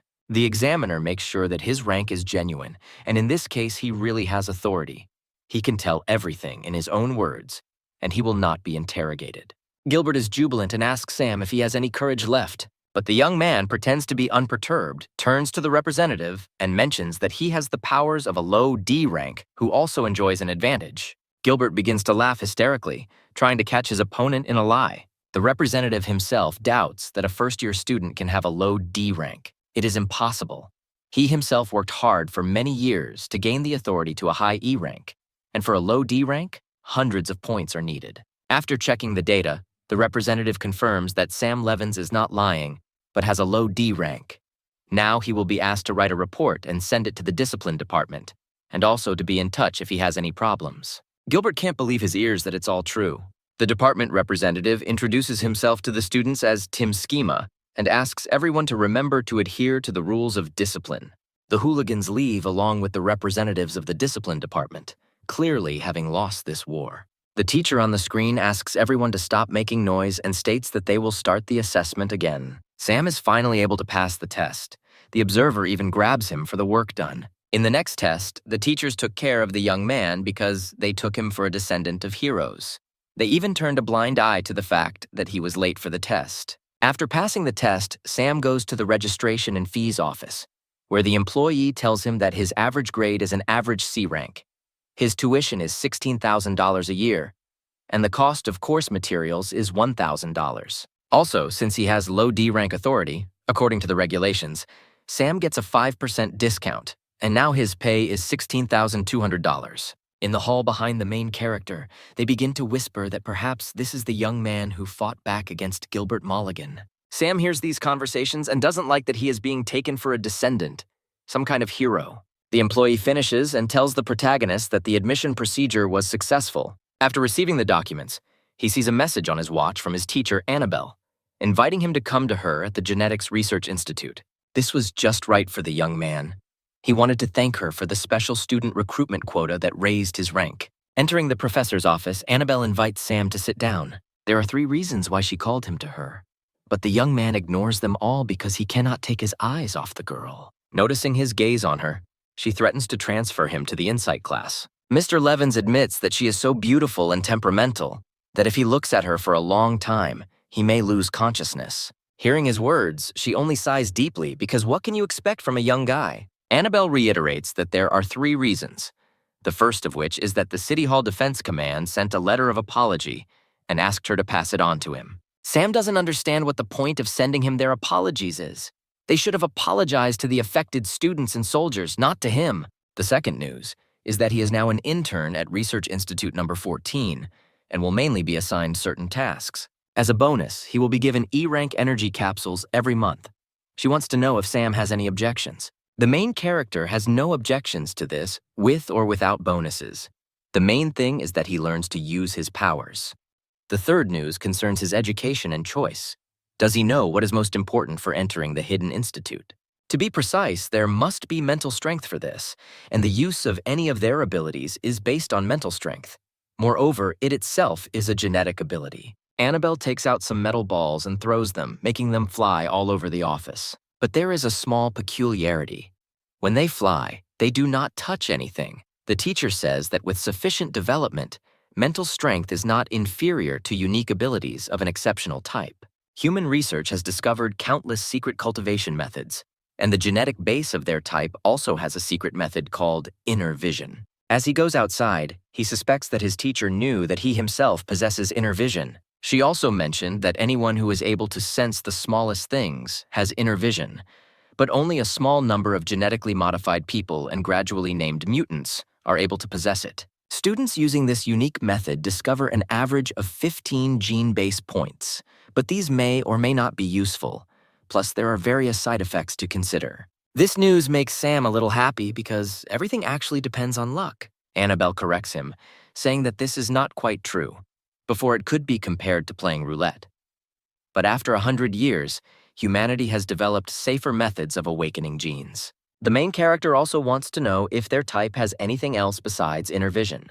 The professor claims that they, unlike others, have a greater chance of discovering new genes. The girl also reminds that for full development, it is necessary to form a series of chains of genetic abilities. Sam is also curious about what else the inner vision can do besides the new genes they awakened. Annabelle says that inner vision has several functions, but other than activating new genes, there isn't much to it. The main character feels that his inner vision is different from others. The teacher gave him these training methods for practice. Walking to his room in the corridor, he again bumps into his now friend Sasha. He goes into the room with him to tell him about something. While the young man unpacks the purchases, he notes that their rooms are much better than their old ones. Sam hands him a can of cola and says that Sasha can speak to him directly. As it turned out, they contacted Sasha, introduced the Mulligan family, and they asked to put all the problems to rest. They also talked to Sasha's father, and now he has no way to refuse them. Mulligan family enjoys authority in the Kyoto government circles. The young man asks Sam not to worry, because they will not reach their university. He is only infuriated by the fact that they had the audacity to say something to his father. Also, there is not exactly a feud between their families because, no matter how you look at it, the Mulligan family has enemies all over the world. Sasha just wants his friend to be as careful as possible with them. Bad thoughts immediately creep into the main character's head about what will happen if he tries to tear this family apart. Sasha thinks that if he puts pressure on them, they could be expelled, and there is a high probability that the discipline department will simply take them under supervision. Sam suspects that they were the ones who sent his friend to this conversation so that he would soften up and not be expelled at his request. The Mulligan family gave him as an apology. For such a huge sum, all he has to do is write that there was a small fight among students and not a violation of his authority. That's what they decided on. He walks Sasha to the door and he thanks him and apologizes for disturbing him. Having slammed the door, he is left alone with his enormous capital. With 8 or 10 such classmates, he would have become rich in an instant. He decides that now is the time to try the workouts that Annabelle recommended to him. Having found a meditation that suits him, he settles himself comfortably on the sofa and begins it. Only his concentration is broken by thoughts of the beautiful goddess named Annabelle. He remembers how majestic she looked on the battlefield. Sank arrived on his watch. She said that she had already moved into the dorm and invited him to her place, mentioning that she lived with a very beautiful neighbor. And now again, youthful impulses excite Sam's heart. How strong must be the neighbor Marie? These thoughts do not leave his head. As much as he would like to, he is not able to return to training today. Gilbert, having finished speaking on the phone, reports to his comrades that all matters have been settled and they will not be sailing away. One of the bullies wants to know if they will just forget about the incident. But Gilbert's father makes it clear that they must end it there. Another of his comrades says that Sam is studying at the Faculty of Erudition, and they are at the Beyond. They have a rather small chance of meeting him and taking revenge. But one of the hooligans does not calm down, and he has a plan to take revenge on him without doing anything to Sam. They will only need to move their fingers. He suggests using the internet to make every kid at the University of the Beyond hate Sam Levins so much that he'll walk around with his head down. The second day at the university began, walking down the street with bags full of food. The main character thinks that maybe Gilbert is not so bad. Without his generosity, he would hardly have been able to buy so much. On the way, he decides to check the news and, to his surprise, comes across angry posts about himself. Sam realizes that someone definitely built this. It looks like they are trying to provoke him into a conflict between him and the Transcendental University. But the young man decides to ignore all this because he has the opening ceremony ahead of him. Crowds of students have already gathered in the square, and the ceremonial speech begins, in which every student who enters this university is called the chosen ones of heaven, saying that they have the ability to think independently. This speech was given by the rector of the university named Ador.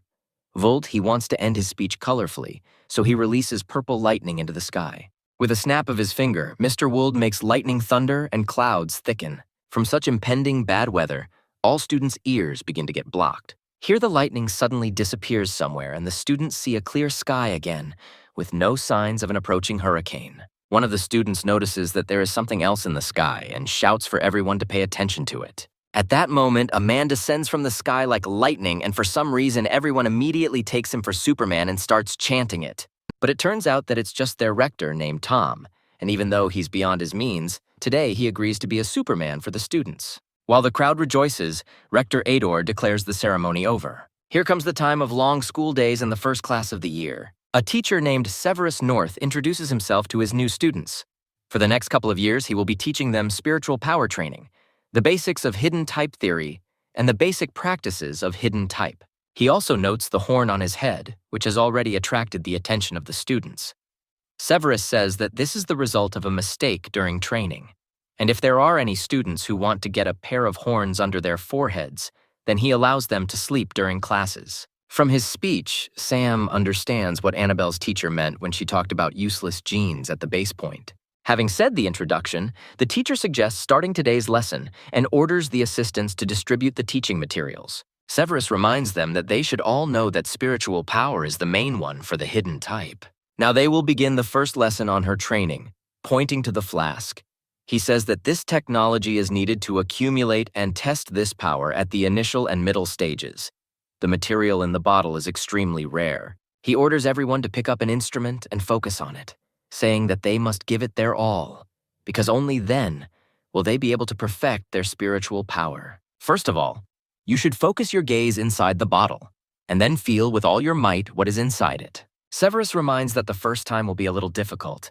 The main thing is not to worry, but slowly pour in your spiritual strength. Just as he was about to tell what would happen if he hurried in this matter, a loud explosion was heard throughout the entire auditorium. The bottle exploded right in Sam's hands, which was clearly not how he had imagined his first day of school. Severus takes the student to his office, treats his wounds, and asks how the man is feeling. Sam replies that everything is fine, and the teacher notes that he saw his name in the erudition class journal. Surprisingly, the professor is pleased with his result, the first pair, and he has already blown up the flask, which is already quite talented.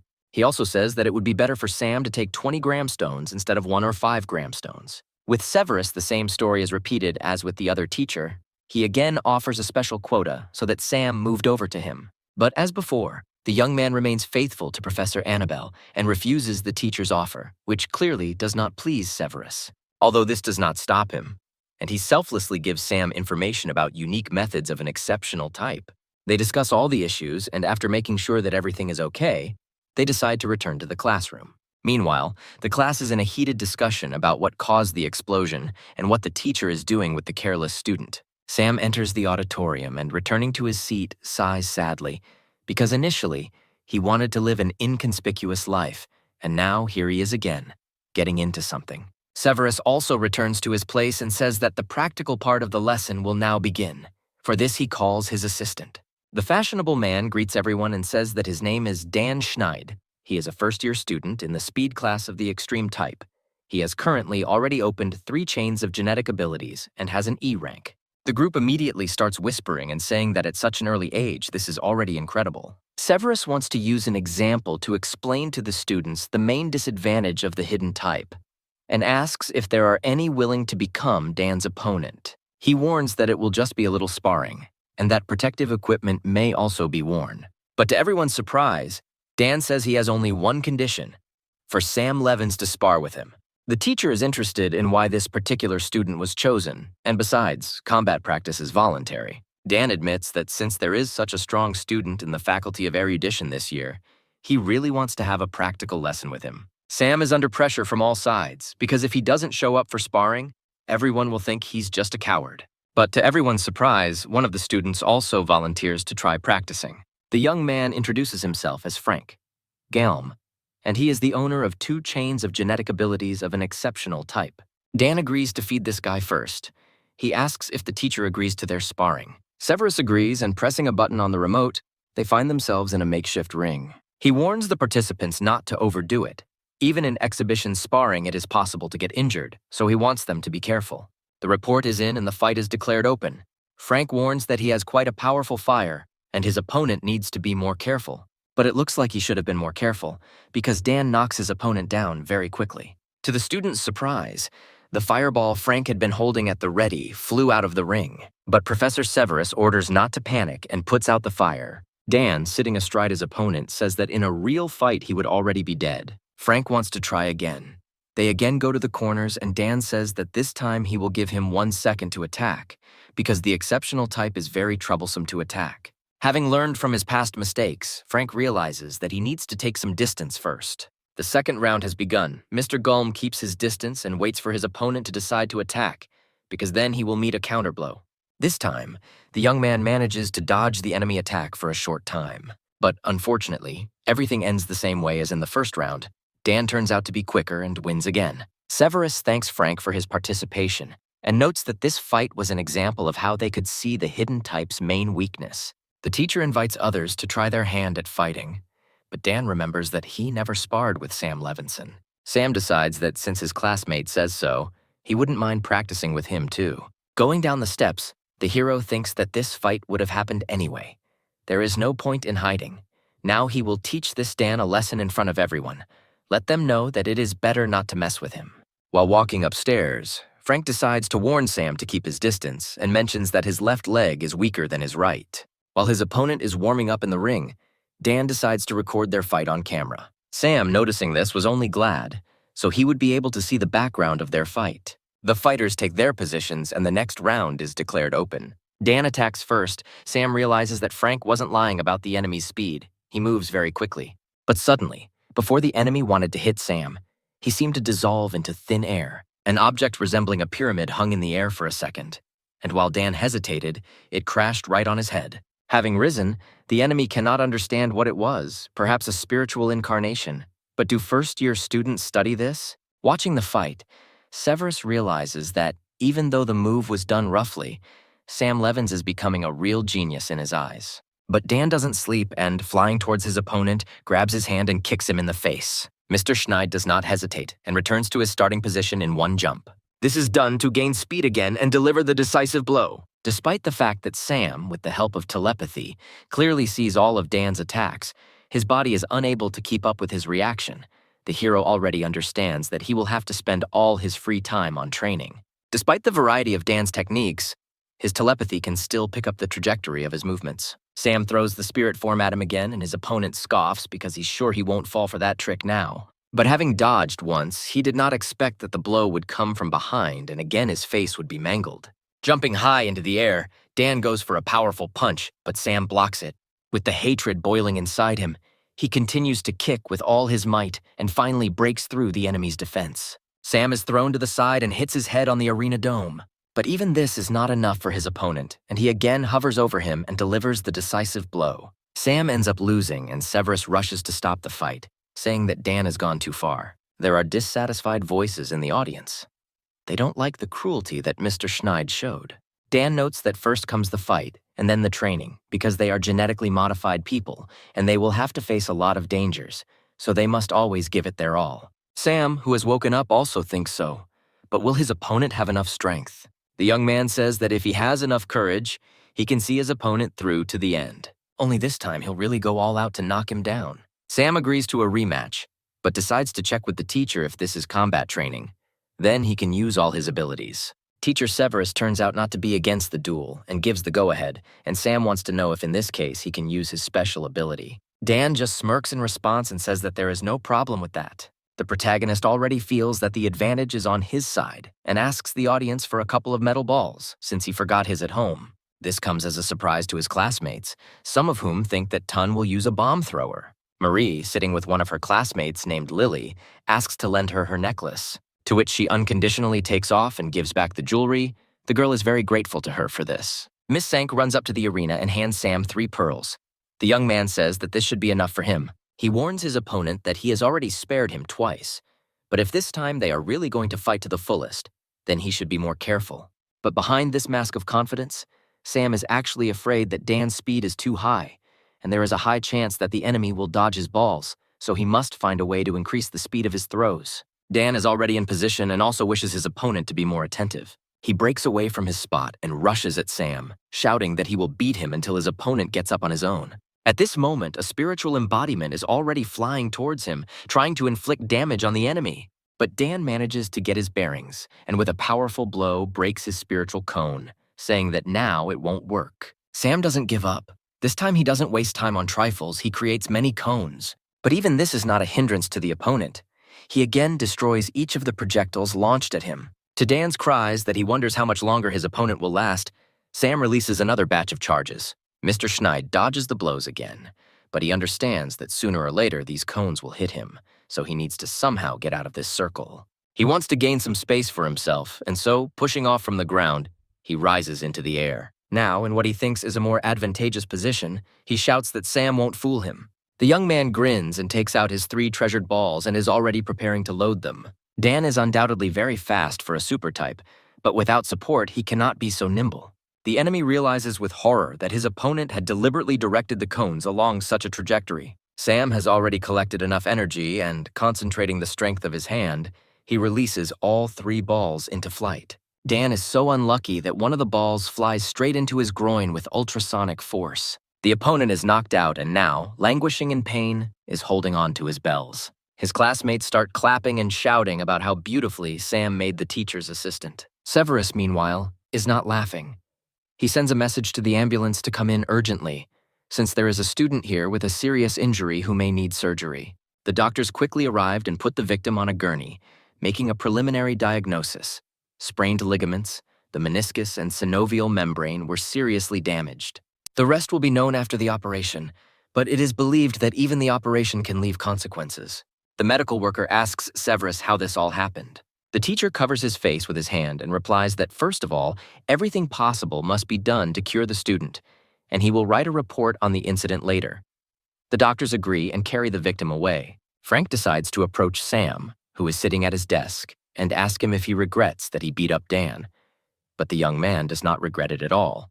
If he had given in, he would now be on a stretcher. Severus informs the audience that there were some unexpected incidents in today's lesson, but it was quite educational. He thinks that it shouldn't be given much importance, since they are freshmen, and in the next 3 months, any serious injuries will become a daily routine for them. And of course, their university provides professional medical care, so students can rest assured. The teacher announces that the lesson is over, and he will now send them their homework. At the same time, students glued themselves to the screens of their tablets, where videos had already appeared about how an upstart from a top-notch institute was beaten during a combat exercise. Sam is finally back in his room and can catch his breath a little. During this day, he had already been teased on the internet at the behest of Gilbert. The young man blew up a flask in class, and the end was a duel with Dan Schneid. Suddenly, a notification from his roommate arrived on his watch. It turned out to be a list of house rules, which regulated how much and when to clean, what was prohibited from washing in the washing machine, when guests could be brought in, and who was absolutely forbidden. While reading this boring list, an unfamiliar young man entered the room, asking the hero from the doorway if he was Sam Levins. This young man turned out to be his roommate, a third-year student named Liam Asker. Sam says hello and thinks to himself how handsome his neighbor is, who also happens to be the university idol. Liam immediately says that if his neighbor does not agree with the rules, then they will need to go to the manager and change his room. But the main character agrees to the conditions prescribed to him. Looking at his new neighbor, Liam notices that the young man looks quite shabby and wants to know if he is injured. Sam reluctantly reveals that he got injured during combat practice today. The elder immediately interrupts him and points out to the hero that he looks like a squeezed lemon, and he is afraid that he will not survive even a 3-month period of protection. The protagonist remembers that teacher Severus mentioned something about a 3-month period. Liam decides to give his new neighbor some healing ointment and recommends using it when changing his bandage. The young man thanks him and asks him to tell more about the 3-month period that he himself mentioned. Mr. Asker smirked, folded his arms across his chest, and said that Sam really didn't know anything. Any University of Gene Evolution encourages students to improve themselves with each other. Their university Kier is no exception. Those who win the competition will receive more resources for training. Every year, a list of the top 100 students comes out. First place is the Dragon, the top 10 are the Tigers. Each place is given a separate reward. Sam is surprised to see a D-rank energy capsule, because it is $100,000 out of nowhere. Liam broadcasts that the so-called 3-month protection period means that first years will not be bothered by competition for 3 months. But after 3 months, the competition will be fully open. But there are especially gifted guys, like Sam, who are eager to break the rules of the university. The main character does not quite understand what is being discussed. An older neighbor says that every year, because of the competitions, students get seriously injured, become disabled and expelled, and sometimes even die. This is not uncommon. As he heads for the exit, Liam says goodbye that Sam has already become a target, so now no one cares about his problems. And if he wants to survive, he must train properly. Left alone, the hero thinks over everything he heard. He assumed that it would be difficult to get along with the elder. But he never expected that Liam would be a man with a sharp tongue and a soft heart. But his words about the target worry Sam. How could everything turn out like this? At the very least, Gilbert and Dan have a grudge against him. But one way or another, these show-offs have already been filmed, and he was at least able to learn about their power. All these thoughts lead him to the idea of looking at the training methods that teacher Severus gave him. Sam hopes that the methods will include skills such as metal affinity. Finally, the evening came and the young man took a shower after such a busy day. Leaving the bathroom, he feels as if he was reborn, and he hears the clock on his bed start ringing. Sasha tries to help him. After answering the call, angry speeches from his friend came from the receiver about how he saw posts on the internet with a crippled Dan and wants to know what Sam managed to do again, while Sasha declares that the hero should contact the one who posted these videos on the internet and gives his number. The protagonist decides to go online and see what is being written about him, and seeing how the whole story has been distorted to the level of him threatening all the students of an outrageous type and maiming people, Mr. Levins is shocked. All the details were simply left out to make him look bad. Sam decides to tell the senior that his posts are incomplete and that it is wrong. He contacts a student named Romeo Fritz, introduces himself to him, and tells him of his displeasure. He wants the students to see the whole truth as it really was, to which the senior asks if Sam wants to fix everything. And he states the price of $500,000. If he gives him such an amount, then Romeo will agree to change everything in the posts. After waiting a minute, the extortionist bursts into loud laughter and says that he is only joking. He wouldn't dare rob a poor student, and in general, his posts are fine. Romeo doesn't see any point in changing them. Sam, hearing this, tries to shame the senior student because Mr. Fritz is a public figure, and how can he think that it is right to spread false rumors? Romeo points out that wasn't Dan Schneid really maimed by Sam, asks to point out where the author lied, and says that he is too busy and that the call will end there. Having finished the call, Romeo leans back in his chair and laughs at how naive young people can be. Sam remains dissatisfied after such a tense conversation. His enemy turned out to be really cunning.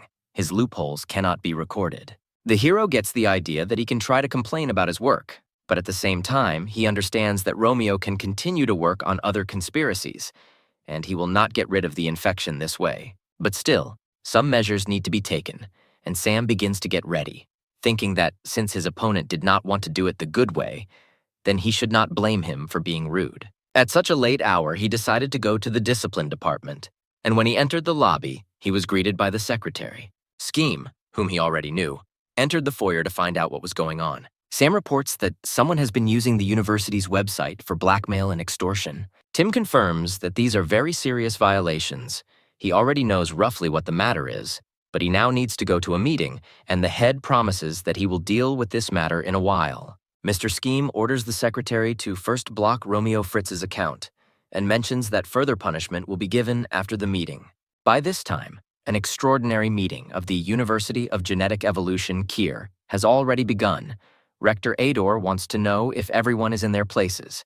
He is informed that, with the exception of Tim Scheme and several committees that have left on missions, everyone is here.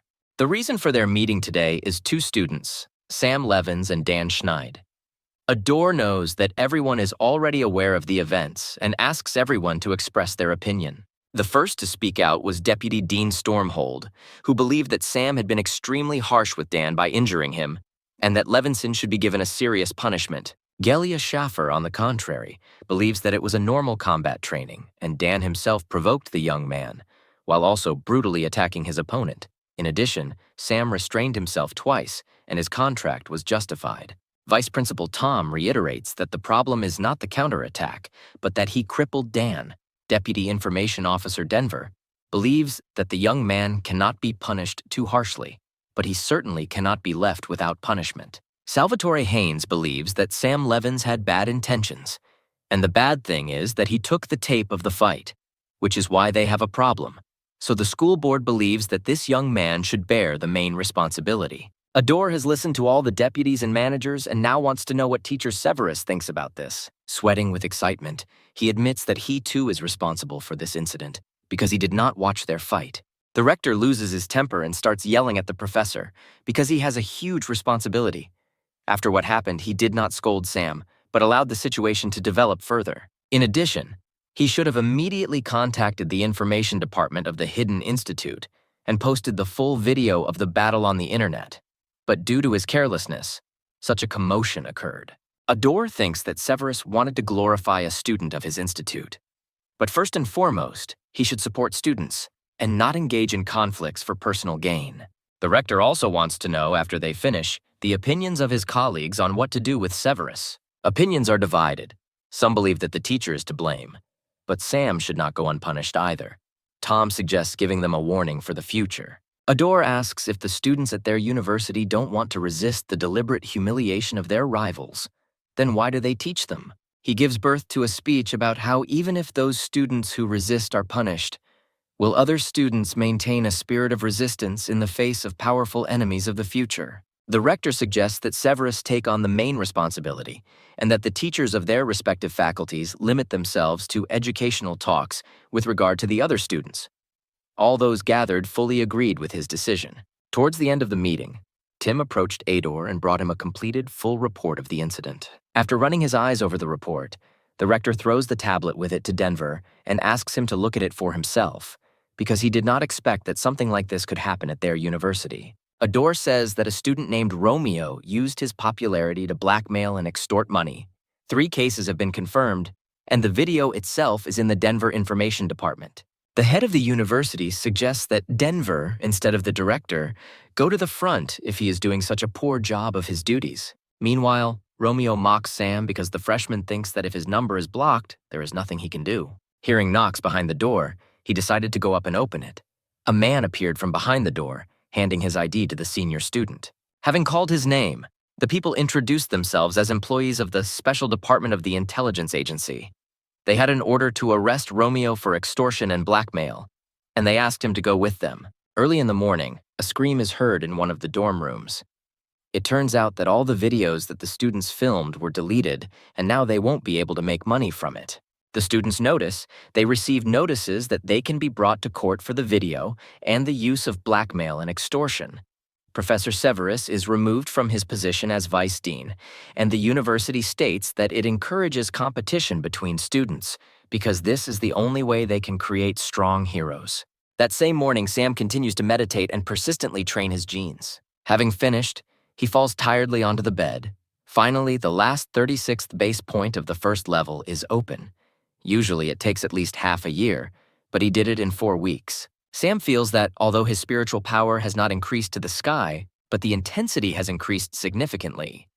He is confident that in the next fight against Dan or someone else, his spiritual cone will not break so easily. Jumping up suddenly, he decides to test his skills and see the progress of telepathy. He feels that his range is about 6 meters, which is more than his room. Sam tries to look a little further, and now he sees the room of his older neighbor, who is currently training. The young man can even see his martial arts books, Liam's gaze directed at him, and Sam clearly hears himself being called a bastard. Mr. Levinson feels as if he has been thrown out of his visions, and he does not understand how this could have happened. Liam immediately enters his room, clearly not liking the freshman's tricks. Sam tries to apologize to him, pointing out that he just tried it out of curiosity, but the elder does not listen to him, and only notes that if in 1 month he exceeded the 4-meter mark, then this is not bad. But he still warns him that the freshman should be careful, otherwise he will receive a response for any carelessness. The main character swears to him that he will be extremely careful from now on and, awkwardly hesitating, wants to know what genetic abilities Liam possesses. The senior claims that he has more than just genetic abilities. There is an ancient martial art called Lion's Roar that is tailored to his genetic points, an art that can counter telepathy. Sam is surprised. He hears about this for the first time. Liam explains that there are many types of genetic abilities. The main character also shyly asks his neighbor for the book he saw. He himself would also like to learn a little of his martial art. Liam agrees, but on the condition that he himself will go to the room for it and bring it to Sam, reminding the neighbor that he should never go into his room, and especially not spy on him. The hero willingly agrees to everything. Eventually, the books ended up in his possession, and he began to read them all day long. Even if it was a busy street, he would not miss the opportunity to pick up a book and start learning a new martial art. While sitting in a class on erudition, the book also never left his hands. The knowledge from there was truly useful. Now, for example, he learned how great practices were reduced to ordinary meditation. After reading about this, Sam even felt a little nostalgic because his dad taught him to meditate. He only remembered that during meditation, a person should be completely relaxed, take deep breaths or something like that. The young man decides that he will ask his neighbor about this as soon as he finishes reading the book. Suddenly, a classmate approached him and suggested that they go get a bite to eat together, saying that he was treating him. Sam is a little embarrassed and says that with it, he will probably become poor. Hearing their conversation, the rest of their classmates also decide to join in, because when else will they have lunch with their already famous class leader? Sam, delighted by the reaction of those around him, agrees that they all go together. But could everything in his life be so simple? Just as he decided to go out with the team to have lunch, students entered the classroom, looking for him with clearly not very good intentions. Upon finding Sam, the leader of the gang introduces himself as a third-year speed student named Jeffrey Cyphrin. Mr. Levinson wants to know why they need him, to which Jeffrey states that he wants to fight him. The third year tries to explain that they are not like Dan Schneid, and they do not want hostility. But Sam does not believe their words. He replies that they started all this for revenge. The other students who came with Jeffrey claim that they have nothing to do with that identical one because Dan was too self-confident and wanted to become famous. Mr. Cyphrin decides to get straight to the point.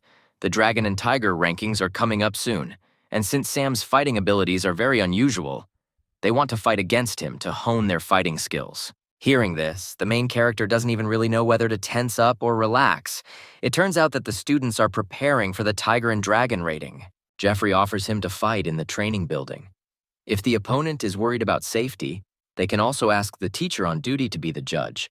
They are even willing to offer him money. Sam suspects that they have already prepared the money, but despite all the persuasion, he refuses. He simply doesn't want to waste his precious time on this and is already getting ready to leave. Seeing their opponent leaving, the students throw down their last trump card and offer him an E-rank capsule. They notice that Sam has stopped at the entrance and begin to raise the stakes, offering more capsules for each time he comes out. Turning to them, the hero asks whether he will receive the capsule if he loses, and the entire gang gives him a positive answer. Eventually, they move into the 4th hall of the combat training building. All the students admire the technological equipment of this room. The supervising teacher warns that this is just practice and tells the students not to hurt each other. He especially addresses Sam, warning him not to let things turn out like last time. Mr. Levins wants to know who will go first, and Jeffrey volunteers to be the first. A third-year student turns to his comrades and asks them to watch their fight carefully and then sum up the results. The fight begins and Jeffrey warns that he is about to start attacking. Sam advises him not to attack with all his might right away. Mr. Sifrin rushes into battle, shouting that people of the transcendent type must always attack with all their might. The comrade says that they studied the video of the fight with Dan, and the hidden type should keep his distance during the fight.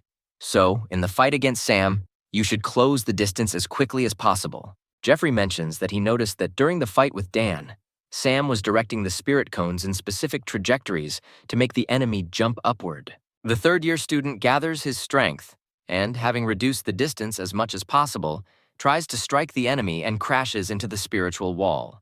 The enemy admires Sam's spiritual abilities, but believes that in the face of absolute power, any tricks are ineffective. Jeffrey strikes again and his fist begins to break through his opponent's defense. He was already ready to rejoice at his incredible strength, but his fist again hit the barrier. The young man doesn't understand where he came from. Did Sam really create two barriers so that he wouldn't notice it? The main character stands satisfied, because it is normal to have such tactics to compensate for one's weaknesses. Jeffrey tries to restore his hand. He had the complete feeling that the barrier was made of stone. The observer comes up and examines his injury, and if there is no fracture, advises him to apply ice and use ointment, and if not, to give himself an injection, and his hand will heal in 2 days. But the young man does not care. He wants to know if he can continue the fight. Levens has won this fight. The next round begins, and one confident young man is called out. Within a couple of minutes, he was clutching his chest and lying on the floor while Sam was announced as the winner. Then the third-year student's comrade was defeated. Mr. Levens was on the ball again. Well, the last of the company got into trouble and also ended up on the bench, having lost everything. In the end, Jeffrey gives Sam the box with the coveted capsules and thanks him for the experience he gained, offering to train some more. The main character looks after the senior students leaving and thinks that they are good guys, and he earned quite a lot. But he could have killed time sitting in the lab, and then it dawns on him that he forgot to clean the lab. He starts running and ends up even overtaking a group of his classmates who were watching his fight. As a result, he managed to clean up the laboratory, he poured in all the necessary solutions, and all of today's work was completed. But suddenly, he smells the distinct smell of blood coming from the office at the end of the corridor. Does anyone really want to fight him again? He throws the canister aside and runs straight into the office. A rather battered-looking Annabelle admits that Sam is a very good cook.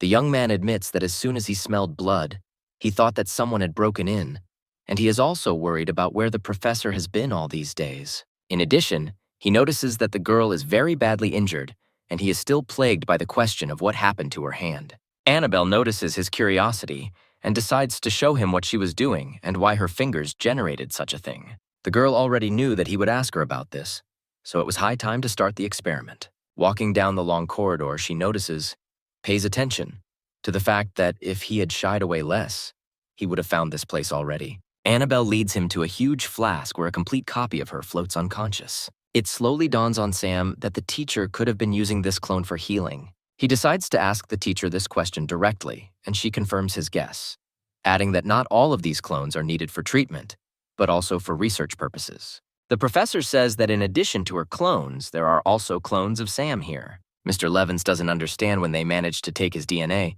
but everything turns out to be simple. They took him when he was getting a pass. Annabelle asks him to deploy modules number 10 and 50 in the Great Hall. They will begin the experiment soon. Sam obediently agrees to everything, and the teacher decides to warn him not to be too surprised by the presence of 40 of his clones. The professor tries to explain to the young man in as much detail as possible how the remote control works and what to do in an emergency.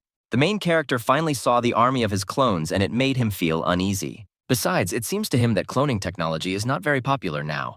Annabelle explains that there are only 2 cloning labs in the world, and one of them is here.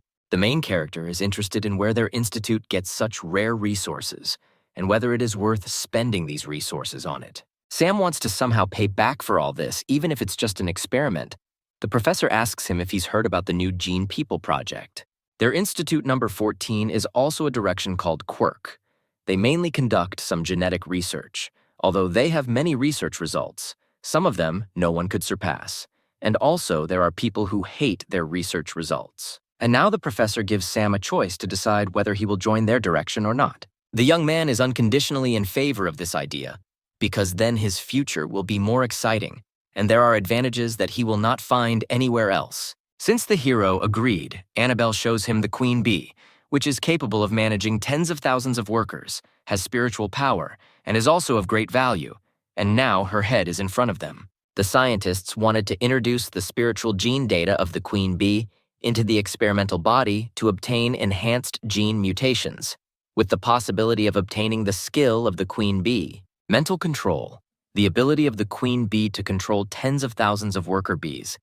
The chain of mental control is the ability to remotely control worker bees. Mental scourge, where the queen bee uses this to attack and even kill worker bees, and it is also the only offensive ability. But this method is too simple and crude, so the probability of genetic rejection is more than 90%. Sam now understands why so many clones are needed, and the professor repeats whether he would like to try to participate. Annabelle advises him to remember that even though he will enter the clone's body, all the pain he is experiencing will not be reduced even by half. The young man agrees with everything, and the teacher orders him to go ahead and sit down in the chair. She goes on to say that this device will connect him to the clones. When she says the word start, he will release all his spiritual power and transfer his consciousness into the clone. Sam agrees and Annabelle presses the lever. The experiment begins. Suddenly, a half-naked clone of Sam falls out of one of the flasks onto the ground. The professor tries to contact him to find out how he feels, if there is discomfort or loss of control. The young man replies that everything is fine. He does not feel any discomfort, and moreover, he can freely control his body. Annabelle orders him to go to a place under the glass window of the control room where there is a slot through which he should stick his hand when he is ready for the injection. At the same time, the girl begins to record that experiment number 01 with the black crown queen bee has begun. Now the injection stage is underway. The observation time is 30 seconds. Sam had already given himself the injection at this time and was now starting to feel a little sleepy, which he immediately reported to the professor. To his surprise, all his senses suddenly failed. His vision went dark, and he found himself lying on the floor. The recording continues. Miss Prince reports that brain death has occurred during experiment 01. 10 seconds have passed. She asks the original what the body felt when it died, but he could only remember a headache. Annabelle decides to start a second experiment. Another clone emerges, unaware of the executions that await his new body. After some time, the floor of the research lab was littered with the bodies of Sam's clones due to failed experiments. Annabelle decides to try the experiment one last time. They open one of the flasks again. Inject. The teacher wants to figure out what's wrong with their research, but to her surprise, the last clone remained alive and they succeeded. Mr. Levins, sighing heavily, takes off his helmet and tries to rise from his chair. Miss Prince runs up to him and tries to find out how he feels. Sam staggers towards her and, unable to resist, falls into her arms, saying that his spiritual power feels like it has increased by at least 25%. The professor wants to know about his abilities, whether he has acquired any powers. And she was right. The young man really did receive 2 new abilities. One of them is the chain of mental control, and much to the teacher's surprise, the mental whip. Annabelle grabs her charge by the scruff of the neck and carries him off to try out new skills, while Sam just wants to rest and eat something to restore his strength. His professor wasn't a monster, so she fed the student. Sam admits that the experiment was too tiring. The girl praises him. He achieved excellent results with less than 40 clones. At this moment, a robot assistant flies into the room and offers Annabelle a glass of water, while pointing out that she needs to pay attention, because when Sam saw her clone, his pupils and heartbeat changed dramatically. He ends this monologue with the suggestion that Mr. Levins is most likely a bad person. Sam tries to explain everything, but Annabelle interrupts him and says that it is Fluber, a special supercomputer of their research institute. He couldn't see Flabbert before because he has an unhealthy interest in secret observations. Sam's head is currently filled with only good thoughts. In addition to 2 cloning devices, he also has his own artificial intelligence.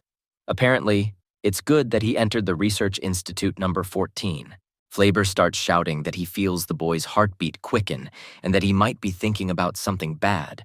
But the main character is no longer so happy about this piece of iron and is ready to call this pile of metal a mentally retarded intellect. Annabelle just sighs and decides that if Sam has the strength to argue with Flabber, then they will continue the experiment. The girl also reports that from this moment on he will receive special privileges, second only to her own and some teachers. They stand opposite each other, and the professor orders the young man to attack her. Sam concentrates, and to everyone's surprise, he manages to produce a mental whip, almost hitting the professor. Annabelle orders to do it again, because today is the first time that erudition has received this skill. So they must test the combat effectiveness of the skill on her. The boy tries to strike again with the whip, but as the teacher notes, he does not have enough power, because he still has less spiritual power than she does, so attacking below the neck is useless. But on others, it might work. She notices that he used very little spiritual power. With more experience, he would be able to use 1/10 or even half of that spiritual power at a time to make the attack powerful. For now, they leave it at that, and Sam is dejected because he failed to impress Annabelle. The girl approaches him and says that his results are not bad and calls him their genetic miracle, the only one who acquired 2 skills at once. Everyone else, including the founders, only acquired 1 skill. Annabelle advises Sam to rest while she writes the report. If they can identify the base gene center, the mental control circuits, then the fruits of their class will increase. But for now, they do not have enough. The young man himself should know how difficult it is for the erudition class to train, and the liquid of the black crown queen bee can help them with this.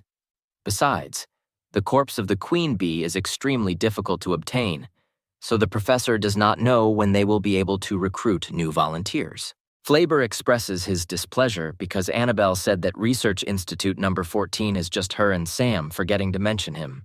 The girl apologizes to the artificial intelligence and approaches the young man to give him a gift for his work. When he opens the box, he cannot understand what it is, and at first assumes that he was given a keychain. After giving a little hint to his student, Sam finally realizes that in front of him is a flying sword, something he had only seen in movies before. Since the hero has received a chain of mental control, Annabelle believes that he will be able to easily control the sword, and even offers to try it out. The young man, full of determination, agrees to another small experiment. He tries to carefully lift the knife into the air and already feels that it takes a lot of strength. Annabelle reassures him, saying that in the end, he will gradually get used to it. She suggested that the theoretical range of mental control could be up to 500 kilometers. But with his current spiritual power, he could try 100 meters first. Sam tries and gradually succeeds in holding the sword in the air and sending it further and further. He had already reached a distance of almost 100 meters. The teacher now advises to try to return the sword in the same condition. The sword abruptly turns back and lands next to its new owner. Annabelle is a little scared by his maneuver and tells him not to act rashly and to train after returning, to control it better, especially the moments related to acceleration, deceleration, and turns. Suddenly, Miss Prince received a call on her mobile phone, and she answered the call immediately, ending the conversation. The girl calls Sam with her because someone is waiting for them. Walking down the corridor and continuing to practice with the sword, the hero is curious why the professor has such a serious face and who the caller could be. They come to the office of the deputy rector, Gelia Shafru. Annabelle suggests that he didn't just invite them here for tea. He replies that she should know that this is about last time. The professor repeats that Gelia should know that a new employee has appeared at their Research Institute number 14. The entire warehouse is full, and there is no space left. The deputy replies that he immediately felt Sam's aura. He can't even believe that he is a first-year student, and since she is finished with him, then let him allow other university employees to use the modules. Annabelle refuses because the next step will be the full development of Sam's clone for further medical examinations. There is also long-term research that also needs to be done. Helia still begs to allocate at least 1 module.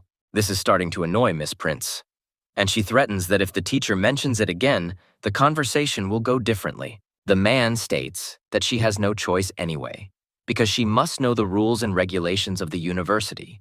Her research has not been fruitful, and if she does not want to give them the cloning equipment, then something might happen to the funding for her research. Annabelle wants to know how much they want to cut the budget, and Helia reports that they currently want to cut funding by 80%. It turns out that many have wanted to use this laboratory for a long time, including military structures.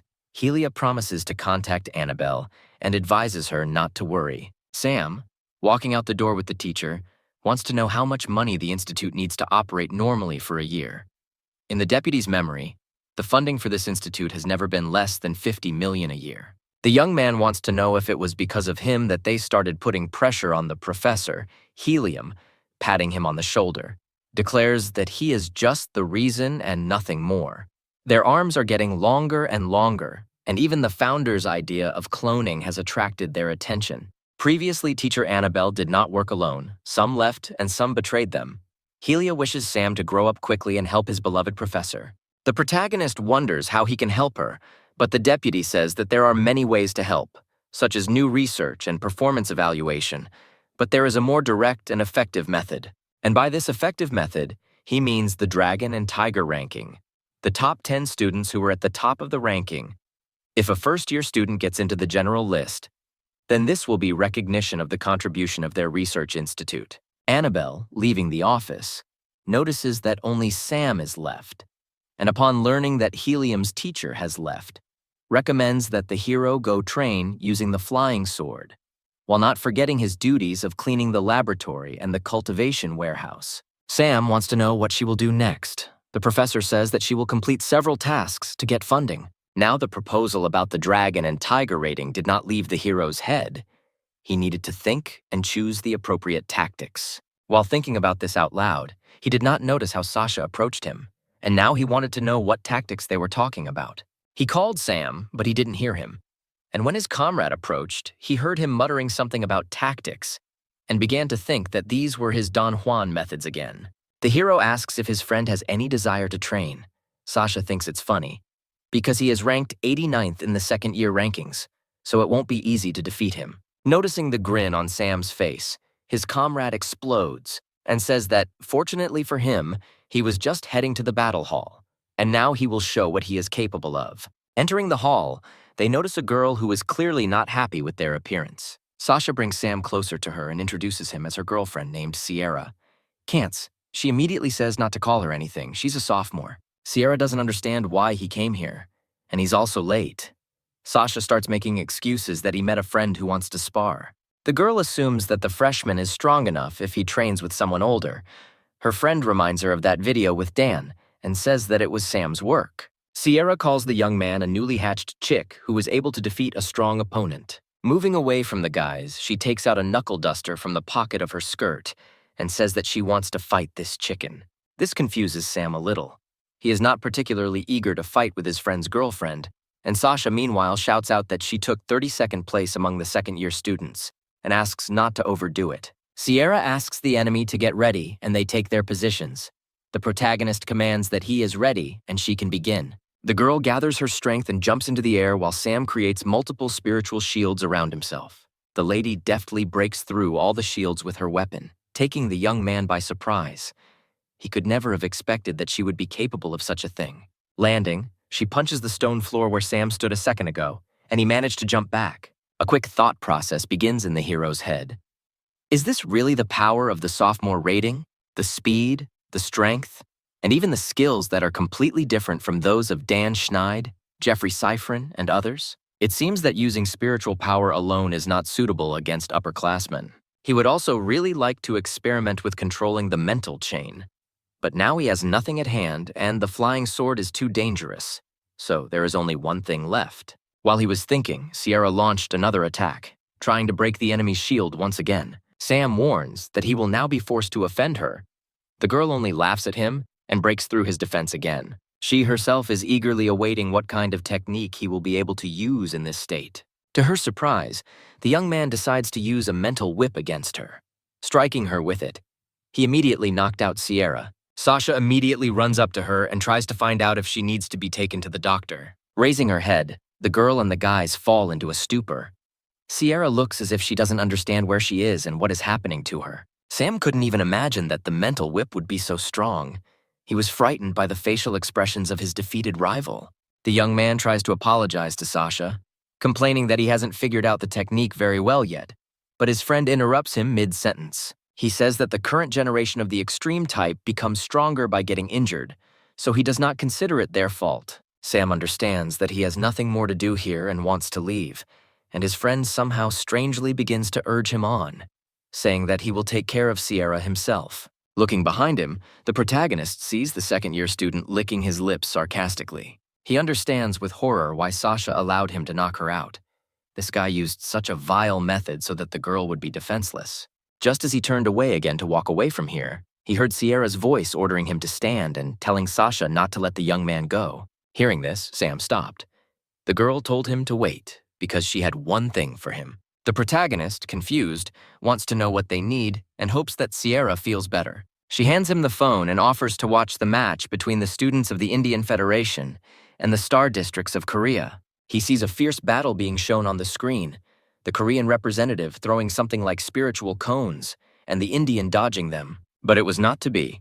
The enemy took out his saber and, having reduced the distance as quickly as possible, cut the enemy's neck. A team of doctors immediately runs onto the field in the hope of saving the competitor. Sierra wants to know if Sam felt anything after watching the fight. While the hero clearly didn't understand what kind of match it was, why the participants were so cruel, Sasha decides to explain that in a real battle, such tricks are allowed. In fact, during the competitions between dragons and tigers, deaths sometimes happen.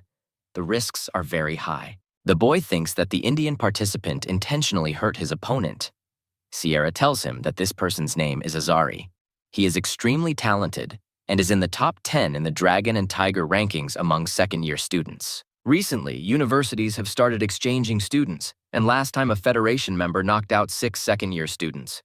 Their next stop will be their university Kier. The match will be held here, which means that the students participating in the exchange will also be selected from the second year. Sam does not understand what they're getting at, after all. He is a first year and cannot help them in any way. Sierra guesses that he must have noticed that the student from the Korean districts just froze in place for a while, and doesn't he think that was the case with her too? It finally dawns on Sam that she might be referring to the Azari having mental attacks as well. The girl continues to tell that mental skills are very rare and unusual, so it is difficult to defend against them. According to her teacher, there are only 2 ways to cope with a mental attack. First, to open a chain of genetic abilities to enhance spiritual strength or mental protection. But the second way is much easier. This is hardening, so to speak, mental fortitude. The more mental damage she receives, the more resilient she will become.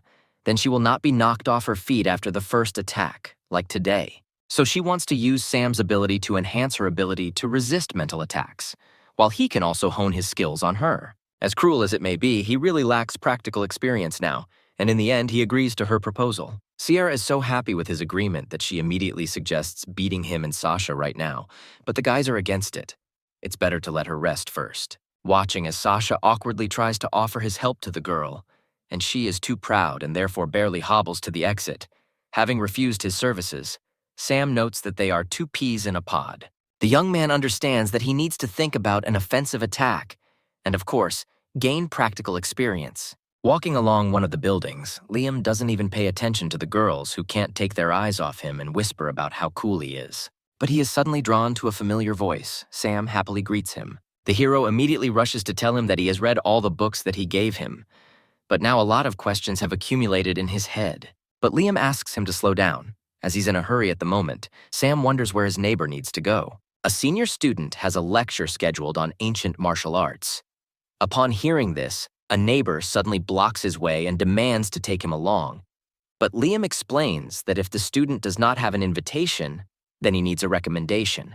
This only further fuels the freshman's interest, and he promises that if his friend takes him to this class, he will clean for 2 weeks.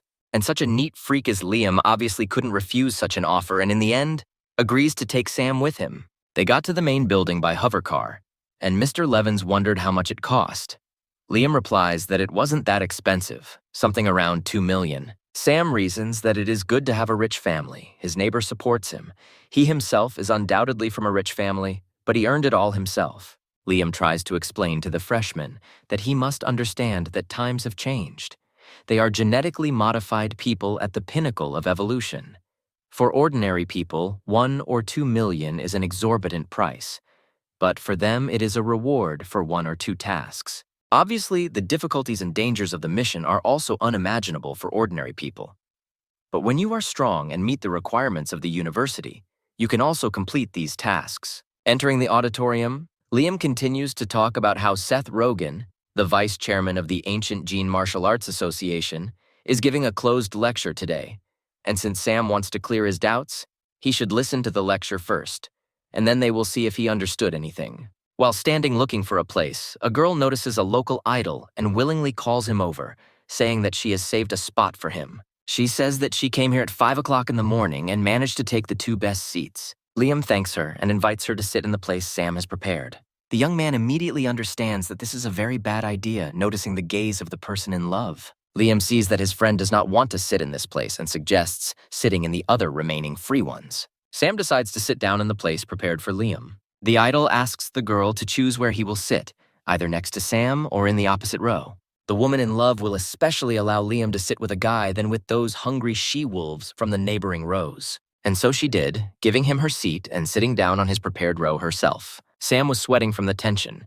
In his opinion, this girl had a simply killer aura. He decides to ask his neighbor why he refuses, because everyone dreams of being in his place. But Liam only throws out the phrase that he will not understand him. Rogan finally comes to the podium and says that everyone gathered here today already has an idea about ancient genetic martial arts, so he will not talk about these well-known things. Liam glances at his neighbor and can't figure out when he managed to get out a notebook and start writing. The lecturer announces that today they will be discussing energy fields. Actually, they prefer to call them internal chi or true chi. Seth invites interested students to try what he just talked about right now. After all, the secrets of cultivating the energy field of ancient gene martial arts are not suitable for everyone. The student must act based on his capabilities. So if someone present feels chi, he can press the button under the armrest of the seat. Sam questions Liam and reveals that this is the main technique, and he wonders how long it took his neighbor to feel the chi. Liam rolls his eyes and doesn't want to compare himself to his neighbor because he's a genius and managed to master this technique in an hour. At this time, Sam begins to feel something. Noticing this, the senior student does not hold back. He wants to know if Mr. Levins felt something and receives a positive answer. The inspectors come to their places. Because Liam pressed the button, the employees look at Sam and do not believe that in 15 minutes he was able to feel something. Noticing Mr. Asker sitting next to them, they tone down their irritated tone and find out that it was he who pressed the button, and he has complete confidence in his neighbor. Liam suggests that we approach the venerable Mr. Rogan and see everything for ourselves. Lecturer Seth was sitting quietly in his rocking chair at this time, listening to music, and the attendant brought the young people and briefly explained the situation to him. Mr. Rogan is intrigued by this news and asks Sam to let him see it so that the young man can feel the chi like he did then.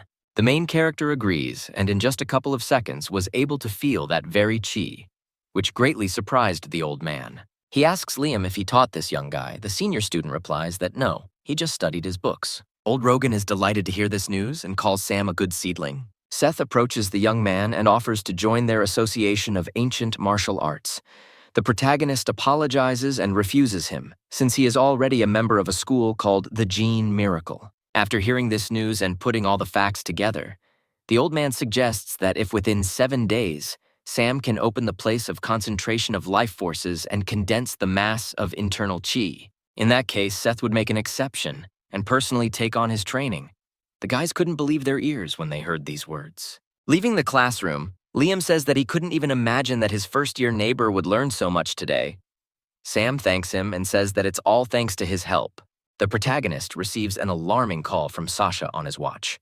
Annabelle did not answer his calls, and he also recommends that he quickly read the news if he is not aware of what happened. There is a bacchanalia in the popular queries. The first of the queries is the news about a hot female professor who is being challenged by a man named Hiroji from the Indian Federation. Sam does not understand what is happening. He immediately rushes to look for Annabelle and finds her in the training lab. The professor doesn't understand why he visited her at noon. Does he really have some business with her? Sam immediately starts telling what he saw in the search engine queries, and Annabelle was already aware of this. They are trying to provoke her, and the students are very worried about her. The young man wants to know how the teacher is going to respond to this. He suggests that she take a photo of her hand and send it to Hiroji. Settling down more comfortably, Annabelle asks if Sam wants to make her admit defeat and bow her head. The young man tries to say that he didn't mean it that way. And the teacher herself, of course, understands that he's just worried about her. She says that this time she suffered at the hands of Hiroji. Their school also studies mental attacks. But Hiroji can't capture the Black Crown Queen alone, so he resorted to dirty methods, caught the teacher off guard when she had no strength left after killing the queen, and now challenges her when she is injured. But Sam reminded her that she had to teach him a lesson. The main character had never seen such a look from the professor. This time she was really angry. Sam immediately promises that as soon as he gets the chance, he will definitely give this Hiroji a slap on the wrist so that he won't say anything else about her. Her soul felt lighter from his words, But for now, all she could do was rub her eyes and wait. But she must remind her student that kindness to the enemy is, first of all, cruelty to oneself. After leaving the lab, Sam thought about this whole situation and the professor's words. And just in time, Sasha and his friend came up to him. Mr. Levins just wanted to disturb his comrade. Sasha is only happy about his friend's requests, but now he wants to introduce his friend named Christopher Kai, who provides some specialized goods for students at their university. Sam and Christopher shake hands, and the new acquaintance notes that Sam's name is already like a clap of thunder at their university. And Christopher decides that it is better to say less and do more. He takes out Mr. Levin's order from his pocket. It turns out to be a whole bunch of metal balls. Now that Sam has this, he cannot be afraid of being left unarmed if his flying sword is taken away from him. Just as he was about to reach out for payment, Christopher decided to find out if the young man was really going to participate in the raiding matches. Hearing that this is true, the merchant says that he has a good idea. Sam will quickly and easily solve his problem, but it will require a small expense. All three of them sent dragon and tiger raiding matches to the battle arena. At this time, fierce battles are already taking place there. Two young men are fighting in the ring. A couple more powerful moves and a new winner is declared. Christopher notices how Sam looks at everything with admiration and realizes that the guy has never seen such a sight before. Levin's name will appear on it soon. Taking the tablet, Christopher begins to climb up the stairs. People see him come to the top of one of the arenas and recognize him as one of the local merchants. A photo of Sam appears on a small screen, and next to it is information that he is challenging the second-year students of the Dragon and Tiger rankings. The crowd is clearly not happy with this prank. They are irritated by the self-confident first year. As expected from a professional businessman, to attract attention by hating the audience is quite tricky. Sam tells Sasha that he will go then, and his friend supports him and says that he is already prepared. The young man enters the arena where Christopher stands with a sign and challenges the second years to fight him. The first person to show up arrives at the arena with a baseball bat and hands Christopher an E-rank capsule as an entry fee. Tolka applauds the second-year student named Kemish who has just graduated, and they sincerely wish him victory. He is ranked 94th, and now the opponents meet and the fight begins. Sam watches carefully as his opponent begins to accelerate to hit him.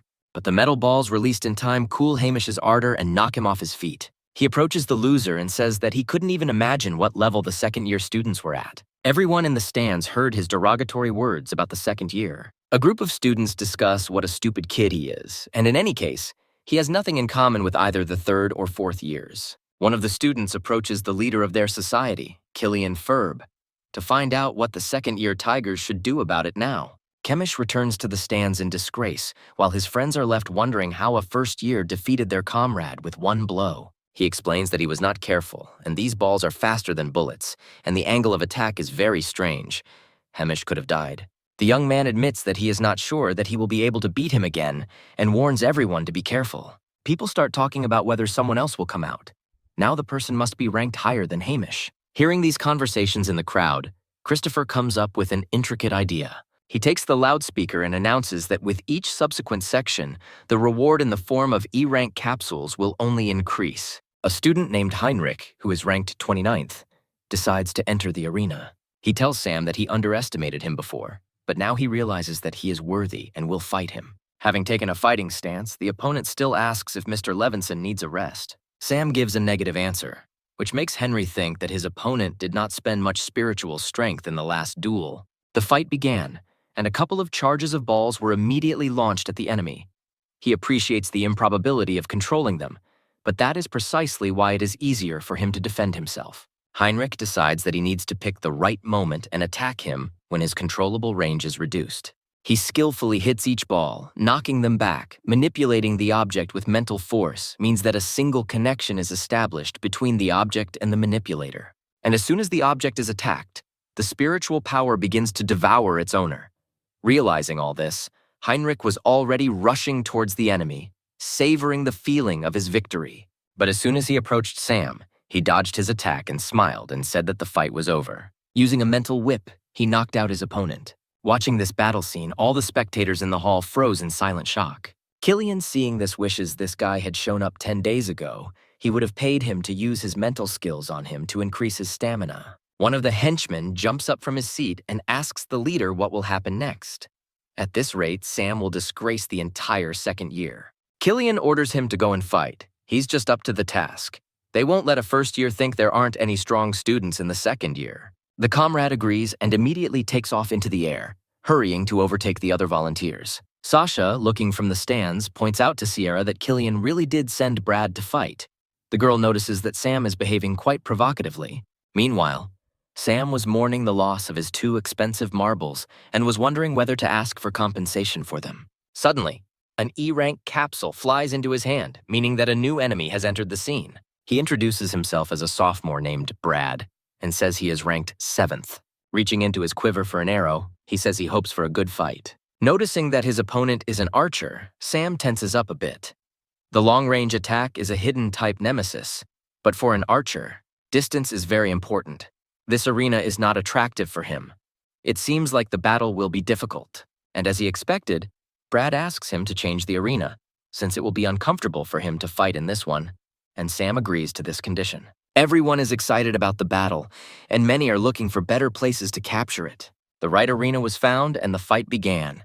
Brad immediately tries to put as much distance between them as possible. The rector's office is also broadcasting this fight live. Ador wants to know the name of this interesting student who challenged the second-year students. Helia tells him that the student's name is Sam Levins. He is a first year in the erudition class, and Professor Annabelle is his supervisor. Ador asks if they have found a suitable candidate for the enhancement experiments. Helia replies that if they had not found one, he would not have mastered the mental whip in such a short period of time. The rector thinks that the mental whip is a sign that the old businessmen have decided to raise new geniuses for themselves. He sees that this boy is special. None of them have ever done anything like this. Now the youth has become more resourceful. Even in the erudition class, there are quite capable students. Helia fears that after this battle, even the E-rank capsules will not help him recover. Ador says they shouldn't jump to conclusions just yet. In the laboratory, meanwhile, Annabelle was also following the events in the arena. Even Flaber decided to stick close to the screen. She also noticed that the opponent would be an archer and understood how truly difficult a challenge it would be. Wanting to pull the bowstring, Brad asks his opponent if he feels comfortable in the new arena. He notes that this arena is actually more suited to his opponent than to himself. Killian decides to tell both of them not to overdo it and orders Brad to take the blunt arrows. He says he doesn't care how strong Sam is. The main thing for him is that he doesn't hurt Brad. Tomorrow, he has an important fight with students from other universities. These speeches confuse Brad a little. He tells the leader that he is confident in his abilities. Sam promises that he will try not to injure his opponent too badly. Here, Sasha decides to enter the arena, and he says that the long distance is indeed a sworn enemy of a hidden type. But by asking not to hurt Brad, Killian is already forcing him to admit defeat. The leader's argument is the blunt arrows that his comrade will use. Sasha is not happy with this argumentation. He found something to compare. He put pressure on one and forced the other to restrain himself. They continue to argue further, having already gone beyond the arena. The opponents are ordered to get ready, and finally the long-awaited battle begins. Finding himself almost under the arena dome, Brad prepares to release one of his arrows. But in contrast to her, Sam has already created several spiritual shields, one of which has already been attacked and disintegrated into fragments. Even despite the rubber arrows, the energy of the flight is still strong. At this rate, he is afraid that he will not cope. The arrow still penetrates all of his defense levels, and Sam has to quickly dodge it. Those who capture this on video do not understand why the first year does not use his mental attacks. But one girl suggests that they may just be studying each other. Brad tests Sam's reaction speed to choose the most appropriate position, and Sam tries to catch the rate of fire and the strength of the enemy's attack as best as possible. It is worth admitting that both have very developed tactical thinking. Mr. Levins finally goes on the attack and releases the balls. He is able to control them even at a distance of 20 meters. Brad thinks he needs to increase the distance again and tries to find the distance while dodging his opponent's attacks. By performing a series of attacks, Sam forces his opponent to rise higher and higher. Brad suspects that his enemy wants to drive him into a dead end, but maybe he doesn't know that all archers of the transcendent type are required to be able to fight in the air. Sam aims his guided balls at the launched arrows, but for some reason none of them hit the arrow. He can't understand how this happened, because he is good at controlling silver balls. The hero understands that it is too late to dodge, and the last thing he can do is take cover under shields and block the attack. The arrow was fired with such force that it was able to pierce all 3 spiritual shields. Sam's friends can't believe their eyes when they see this sight. The main character lies motionless in the arena. He clearly did not expect such a strong attack. The TV presenter tells her partner that everyone on air is asking about stopping the fight. But instead, the girl addresses people live on air, calling them idiots. She asks them to forget about this fight. Even the fourth-year students did not have time to notice anything. This time, Sam suffered from a lack of combat experience. No matter how accurately he chooses the trajectory, there will be subtle deviations when hitting. Brad used a quick attack to fire 3 arrows in quick succession. This tactic was to have the first 2 arrows hit Sam's spiritual power, thus causing his third ball to deviate slightly and use this as a breakthrough. In fact, in the last fight, Henry actually struck Mr. Levin's spiritual power. But it is obvious that the freshman is not aware of this and therefore lost. But to everyone's surprise, everyone notices Sam getting to his feet, wondering if he can continue the fight. Everyone wonders why he's holding his ribs.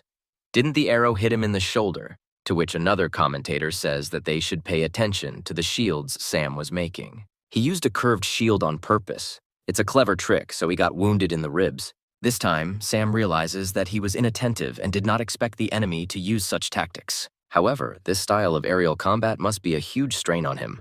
Brad is amazed that his opponent was able to get up. He underestimated him. Sam sees that the enemy already wants to end the fight as soon as possible, so he will try to disarm him again. But his opponent is also not asleep and has already fired several of his arrows one after another. Everyone was glued to their monitor screens again to find out who would ultimately emerge as the winner. No one knows what cards either side has in store, but the fight is heating up now. And if Brad is still thinking about saving his strength for tomorrow's exchange match, then he's a complete idiot. Now the victory goes to the one who is the first to break the deadlock and use his trump card. Otherwise, this battle will come down to a war of attrition, and then Brad will most likely lose due to the number of arrows. The enemy himself understands all this, but in front of him now is a real monster. This freshman has a huge amount of spiritual power, and he simultaneously maintains offensive and defensive postures. He does not even know where to start looking for a gap. He can use his trump card, but it all depends on whether Brad can recover before tomorrow's fight, and this will only hinder the team. To his surprise, the balls are already flying towards him, and this distance is at least 30 meters from the arena. Sam at this time understands that he almost got him. Now all the enemy's attention is focused on the distance of his attack, and the next step will be to deliver a fatal blow to the enemy. He starts yelling at Brad that the distance shouldn't bother him. These words distract the opponent, and he does not notice how a ball flew from the side and injured his hand in which he was holding the bow. Brad loses his balance and begins to fall from a bird's eye view. Sam had already rushed to catch his enemy, but fortunately, Killian managed to catch him. The leader turns to the enemy and menacingly says that he asked not to hurt Brad. Reinforcements from Sam arrive at the arena, and Sasha immediately tries to intercede, saying that their comrade was aiming at the bowstring, and Brad was just unlucky. The entire gang of second-year students arrived and helped their comrade up. The commentators themselves didn't really have time to understand anything, just like the viewers. Brad informs Killian that the tendon on the back of his hand is completely severed. One of the comrades begins to berate Sam, saying that he has no sense of collective honor and that their comrade was needed for tomorrow's fight with the students from the Indian Federation. Sasha replies that their own weakness is to blame for this. He believes that Sam acted more than humanely. Brad admits that he was confused by the balls, and at the same time he wanted to increase the attack distance. The young man did not expect an attack at that moment. Sasha enters into the debate again, saying that even their comrade admitted that he did everything he could, and again they begin to blurt out the same fact that Brad was wounded. Sam stops his friend, demonstratively turning his head until his comrade understands what is going on. And just when the second-year student thought that his words had finally reached these fools, a flying sword appeared near his neck. Mr. Levins, tired of these accusations, took serious measures. Finally, Killian commands his friends that they have had enough of this. He orders Dave to take Brad to the medical center instead of this altercation so that he can undergo a highly precise tendon suturing operation. Now the leader decided to ask Sam about his injuries. It turns out that the young man has broken ribs. Killian realizes that he can't be impulsive and blame him now, as it was an equal fight. The leader admits to the freshman that he underestimated him and that he himself wants to fight him, but not today. Sam reciprocates and says that he will be waiting for him in the arena in a go. Killian is amazed by his bravery and will also look forward to their battle. The leader also understands that even with surgery on Brad's tendons, it will take more than 10 days of recovery. And the exchange fights are tomorrow, and based on this situation, he decides to invite Sam to their team to replace their injured comrade. And if the freshman agrees, then Killian, as the team captain, will be able to solve some of his problems. Sam immediately agrees, because it only benefits him. He came today to challenge the elders, only to qualify for tomorrow's competition.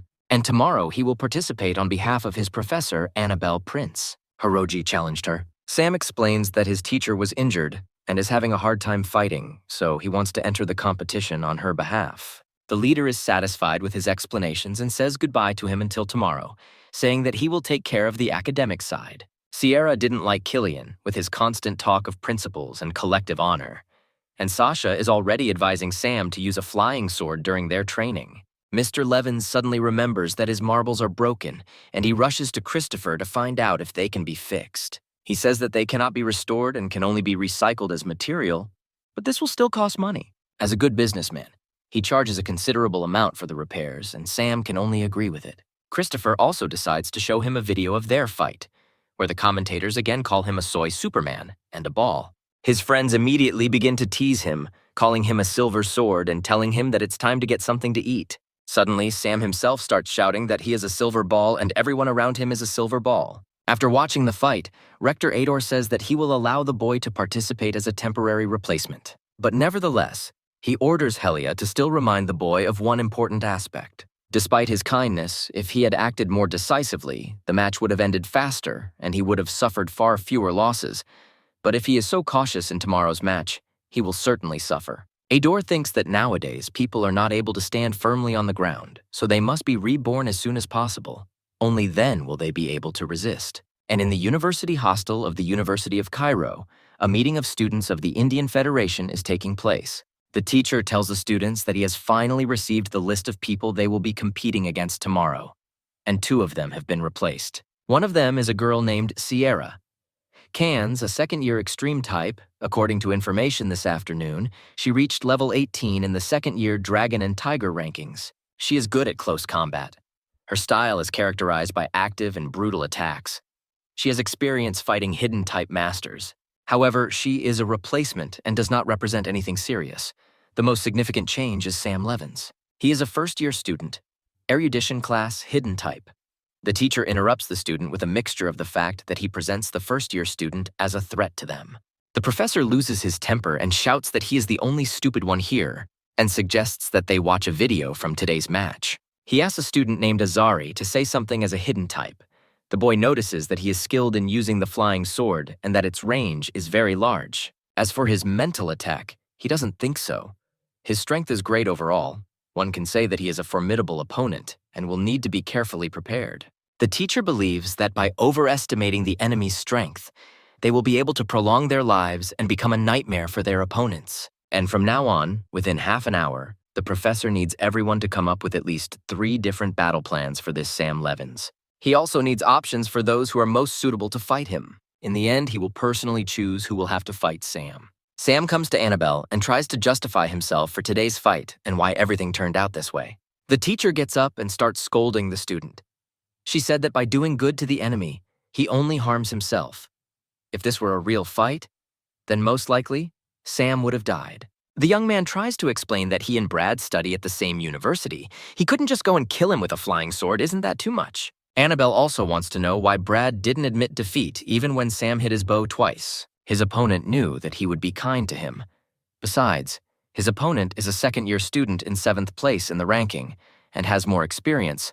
The girl wants to know what her ward was thinking about. She also wants to open Sam's eyes because of Brad.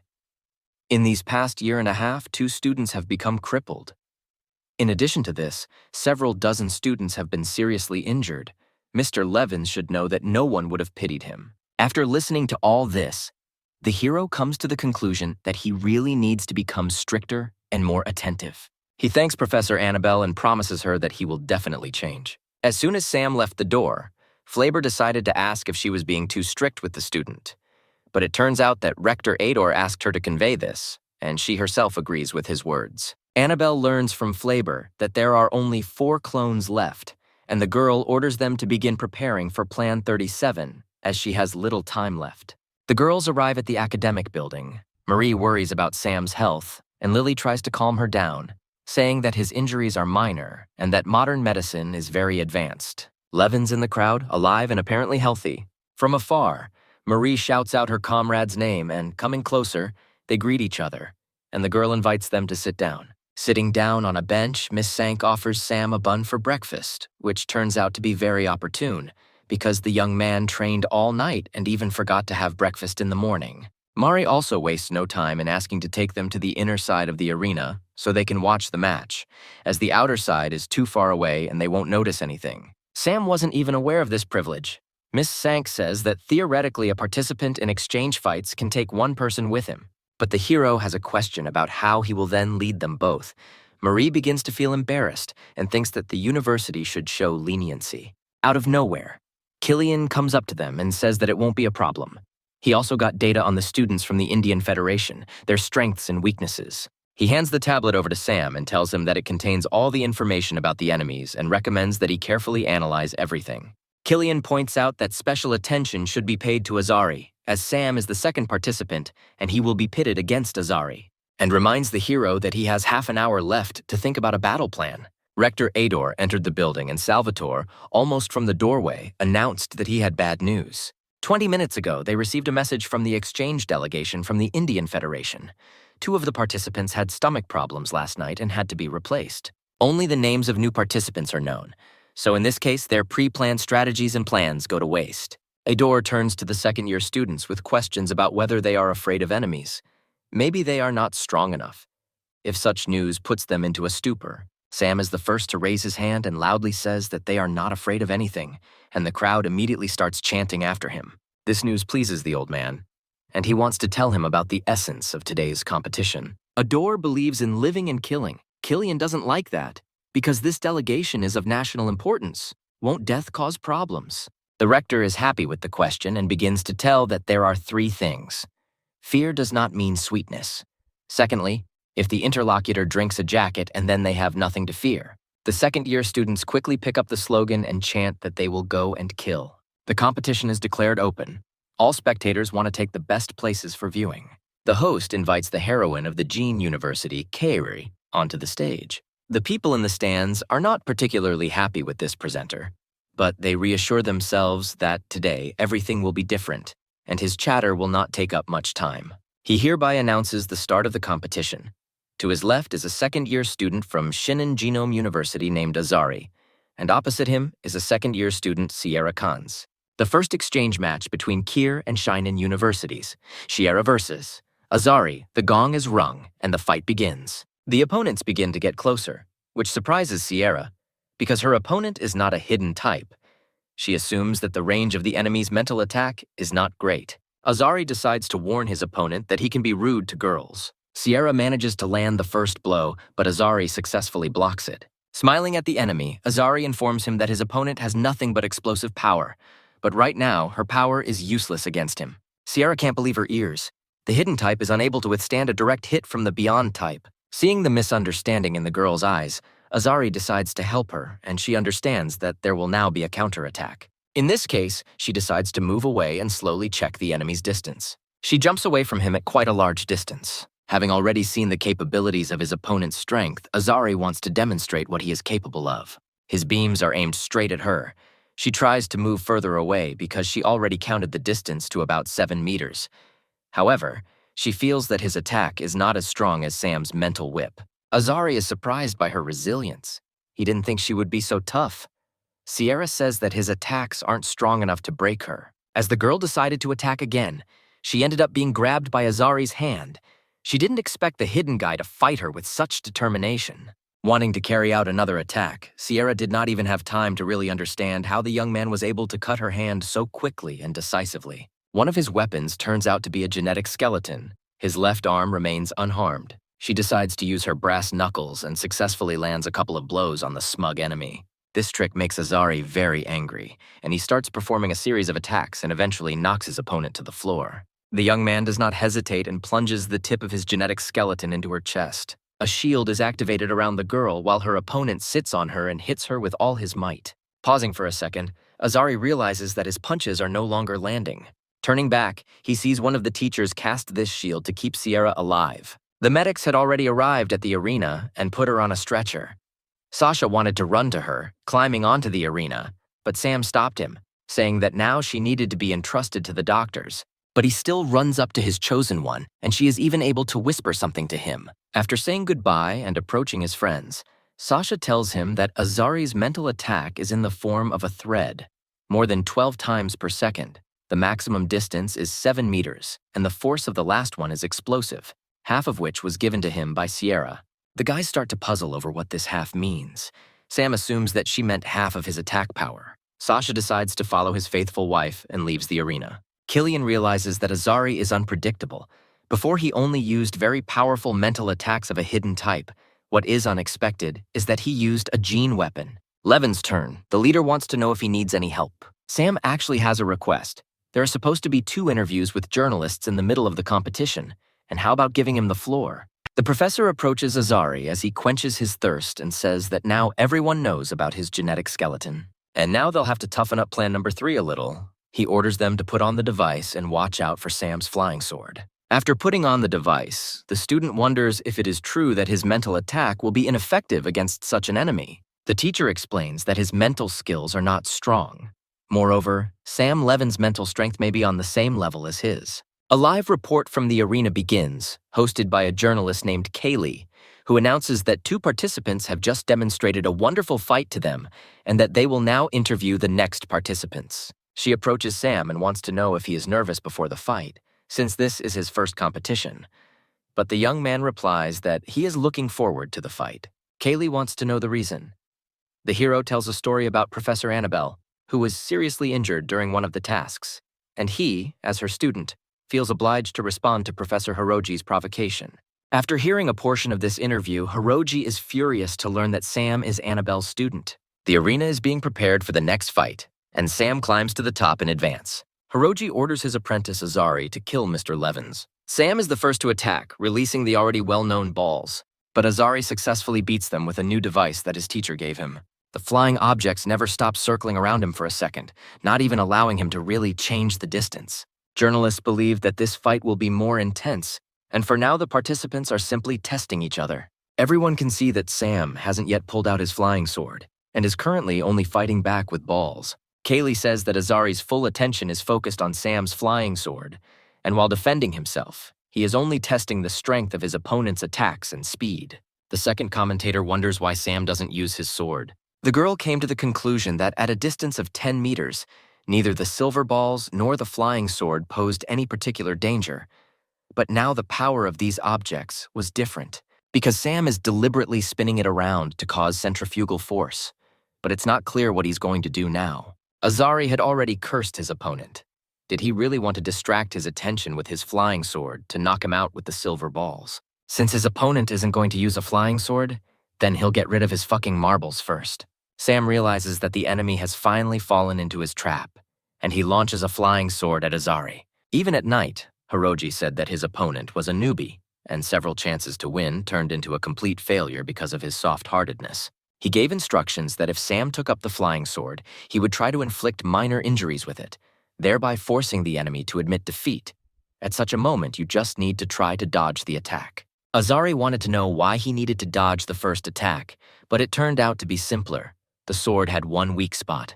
The student deftly dodges the attack of the flying sword. Everything turned out as Hiroji said. The flying sword's biggest weakness is that its attack power is insufficient and it lacks maneuverability, so it is useless after the first unsuccessful attack. And the greater the speed, the more difficult it is for Sam to control it. Now he won't even be able to pull out the sword. Azari has already gotten close enough to deliver a fatal blow to the enemy. But the young man only smiles at these words and says that his opponent is right.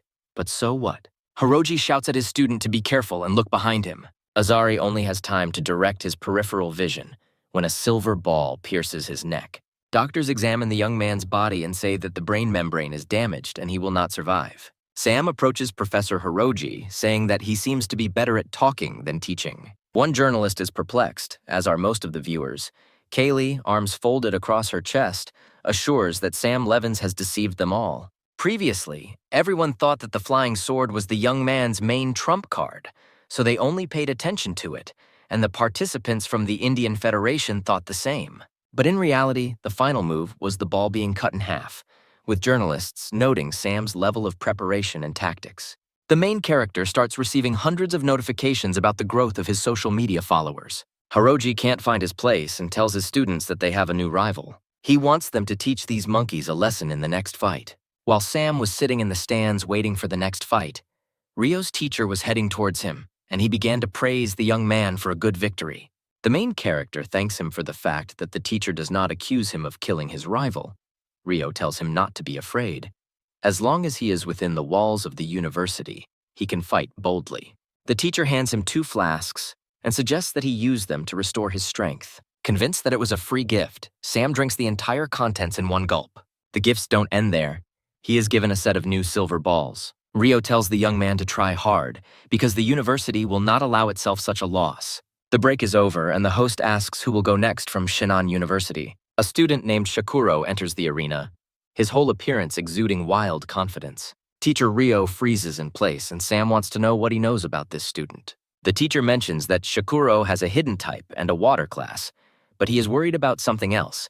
He is a third-year student, and a battle with Sam may not be according to the rules. The judge asks the young man to explain the whole situation. If the explanations are not worth it, they will be forced to replace him with another participant. Shakuro greets everyone and explains that due to an accident during training, he was absent for 1 year, so he is technically a second-year student. The crowd expresses its displeasure, realizing that this will not be a fair fight. The representative approaches the judge, saying that they may not have noticed the problem before, so they have already contacted the right people to complete the information about the 2 new substitutions. The representative agrees to require all additional information for the judge, but this takes time. Ryo is unhappy that they are citing a lack of documents that can be found in 15 minutes if desired, and Sam is only now realizing that a third year is pretending to be a second year in order to fight him. The teacher suggests that they had thought of this beforehand. They decided to take him as a temporary replacement after watching the video of Sam's flying sword. Mr. Levins believes that he cannot be intimidated and is ready for this battle. Ryo explains that Shakuro is good at skills such as ice shield, ice spikes, and ice spear, and he also specializes in prolonged combat. The main character understands why he needs these bottles of water that he brought. It is really an inconvenient ability. The judge says there are no problems with the paperwork, but if anyone insists on an appeal, both participants will leave the arenas and others will take their place. Sam shouts that they all agree to participate in further fights. Cairo University don't need all this fuss. The young man said this especially loudly so that Hiroji would definitely hear these words. The teacher looks at him with a ferocious gaze and thinks that now he is definitely not going to survive. The fight begins, and Shakuro, without wasting time, immediately empties the contents of the pre-prepared bottles. Sam, of course, has already sent his silver balls around the arena, which are just itching to crash into the enemy's ice blocks. The journalists will join the discussion. The third match began with the familiar fast attack. As everyone could see, Sam and Shakuro, with incredible precision, control their powers. Kaylee notes that compared to the transcendental type, which relies on physical data, the hidden type is more changeable and unpredictable. To minimize predictability, Sam must attack as quickly as possible so that Shakuro does not have excess energy. The enemy starts using ice spikes. He does a good job of attacking and defending at the same time. This was to be expected from a third-year student. Sam doesn't understand how he managed to make so many spikes from one bottle of water. Does he really not save energy at all?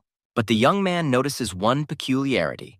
The enemy uses mineral water to absorb moisture from the surrounding air. Seeing Shakuro frozen in place, Sam realizes that after this series of attacks, he is preparing for the next move. He was not mistaken in his guesses.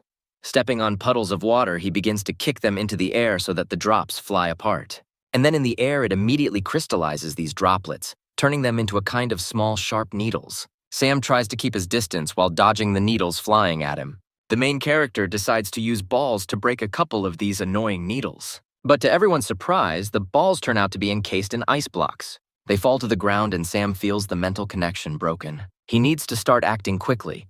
Having estimated the distance, he understands that about 8 meters will be enough for him. Sam takes another metal ball out of his pocket and throws it towards the enemy. Shakuro thinks that his opponent is still very green. First, apparently wants to break through his ice shield, and then attack with a sword. Just as he was about to send a couple more of his boulders back, some substance exploded above him. The drops in smoke from this explosion hit his skin and begin to burn terribly. The young man tries to somehow escape from this deadly cloud. Finally, one of the teachers helps to erect a shield over the poor youth. As soon as the smoke screen parted, the ball rushed towards Shakuro, who still couldn't really get his bearings. And this turned out to be a fatal mistake for him, as the ball also pierced his head like the first opponent. The young man falls to the ground dead. The fight is over. Kaylee immediately explains that Sam crushed his marbles to catch the enemy off guard, making everyone and him think that the marble fragments caused damage to Shakuro. But in fact, it was the other way around. Sam was trying to make sure that a gap appeared in the enemy's defense in the conditions of sudden chaos. It was these tenths of a second that gave the hero the opportunity to disrupt the enemy's rhythm with a mental whip. And he also openly hung a flying sword in the air to attract the attention of the deputy judge of the Indian Federation in order to eventually kill Shakuro. Putting all these facts together, we can say with confidence that Sam was determined to kill his rival. Shakuro's lifeless body is carried away on a stretcher. The stranger sitting next to Ador hints that he would like to have the student who wins this round as his apprentice. The rector decides to say that he is already too late. The stranger wants to know who managed to appropriate this talent for himself. Ador replies that this student already belongs to Annabelle Prince from Research Institute number 14, to which the man decides that he will not reap this fruit. The head of the university admits that he had such thoughts too. The stranger laughs. They are both in the same boat, and without a single chance. But to this, Ador answers him with a grin that he is a student of his university. Therefore, he is also his student. The man thinks that the old man is specifically saying this to warn him and not to attract the attention of Research Institute number 14. And at the same time, he is tormented by the question of whether the student has finished competing or continues to participate. Hiroji looks at Sam with anger and is already thinking that next time he will definitely kill him. But by this time, Mr. Levins had already photographed the enemy leaving and published a post about how he had left his students in the lurch and sent his rival running. While the head of the Indian Federation prepares the next student, Rio decides to praise Sam and say that even the judge appreciated it. He also reports that they have very little information about the next enemy named Rakat. He was originally an awakened mutant of the C rank who killed a gene mutant of the F rank. Sam interrupts him and says that he did not promise to fight further. Rio is a little embarrassed and feels bad that he was overly impressed by his fights. The mentor decides to find out if everything is okay with the student and if he needs a medical team. Sam replies that his spiritual system is a little tense. It wouldn't hurt for him to rest a little. Killian supports him, saying that it's their turn to show themselves. And Rio notes that he actually wanted to take him out of the arena to anger Hiroji. Sam notes that he is pleased to see Hiroji wanting to send his strongest student to fight him, and he won't even give him a chance to do so. They are interrupted by the judge, who wants to know if the student will continue. The main character reports to the judge that due to the expenditure of spiritual energy, he chooses to rest until the next match. Hiroji, hearing this, becomes furious and curses right in front of his students, calling Sam a bastard. Marie, sitting next to her friend, shows him how her opponent is beside himself with anger, a sight that cannot but please the student. Lily offers Sam various capsules, painkillers, and hemostatic serums. The young man thanks her for her help and asks for E-rank capsules. After taking the medicine, he wants to take a nap and asks Marie to wake him up if anything happens. She replies that he can relax. The judge announces the fourth round between Rokt from Sainan University and Met from Cairo University. Met is under stress. 2 died before his eyes today, and 1 participant was injured, a premonition that this fight will not end well. But Sierra managed to warn him, and he must not disgrace himself. He begins to attack and launches ground spikes across the arena floor, but it seems that this doesn't affect the opponent at all. He dissolves like lightning and moves out of the way of the approaching attack. This seriously scared Meta. He immediately began to form a stone shield on his body, and he did it just in time, because Rakat appeared on his right and was already trying to pierce him with a sword. But the enemy's strength was enough to split the stone hand into several pieces. At that moment, thoughts flashed through Matt's head that this could be the end of his life, but he overcame himself, thinking that now he had no right to lose. A blade was about to pierce his neck, but the blade hit some kind of shield. To avoid another casualty in today's tournament, Jean-Paul placed a shield between the students, and he declared the winner of the 4th round to be Rahat from Sainan University. Despite the student's victory, Hiroji is angry because his protege did not kill his opponent. Killian tells Rio that he will be going into the next round, as Rahat's tactics still mainly consist of melee attacks. The crowd starts to whisper. They notice the tension in the air. They see how the relationship between Sam Levins and Hiroji has become tense. But suddenly all the conversations turned and began to sound only on the topic of Annabelle who had arrived, and whether she would answer the challenge that had been thrown at her. At that time, the teacher looked at her protégé as he peacefully dozed after a difficult battle in which he wanted to defend her honor. It's time for the next round, and Marie decides to tease her friend, because now Killian will be fighting. Sam doesn't understand anything. He's only been asleep for 10 minutes, and he wants to know what's going on. Lily tells him that Rahat's ability is most likely a sudden surge of genetic abilities of a transcendental type, mentioning that he cut off Meta's arm and that he is now in the infirmary. Sam immediately understands that this Rahat is not an ordinary one. He cannot even notice him in the arena. With his abilities, the enemy can seem to dissolve into thin air. Killian deftly dodges the purple lightning strikes and finally manages to block it. Thus, the young man was finally able to throw his opponent to the other end of the arena. The head of the second-year students tries to strike back at the enemy, but Rahat flies into the air, making it a second before the impact. Killian immediately rushes after him. He understands that the enemy cannot be given a chance to catch his breath. His abilities are too dangerous. He accelerates through the air and puts as much force as he can into his blade. And he succeeds. Rahat flies off with force to the opposite side of the arena. He flipped in the air and landed on the floor. He wasn't surprised at all by such maneuvers from the enemy. He expected this from a celebrity from the list of dragon and tigers of Cain. This only makes him more excited, in which case he should definitely give his best.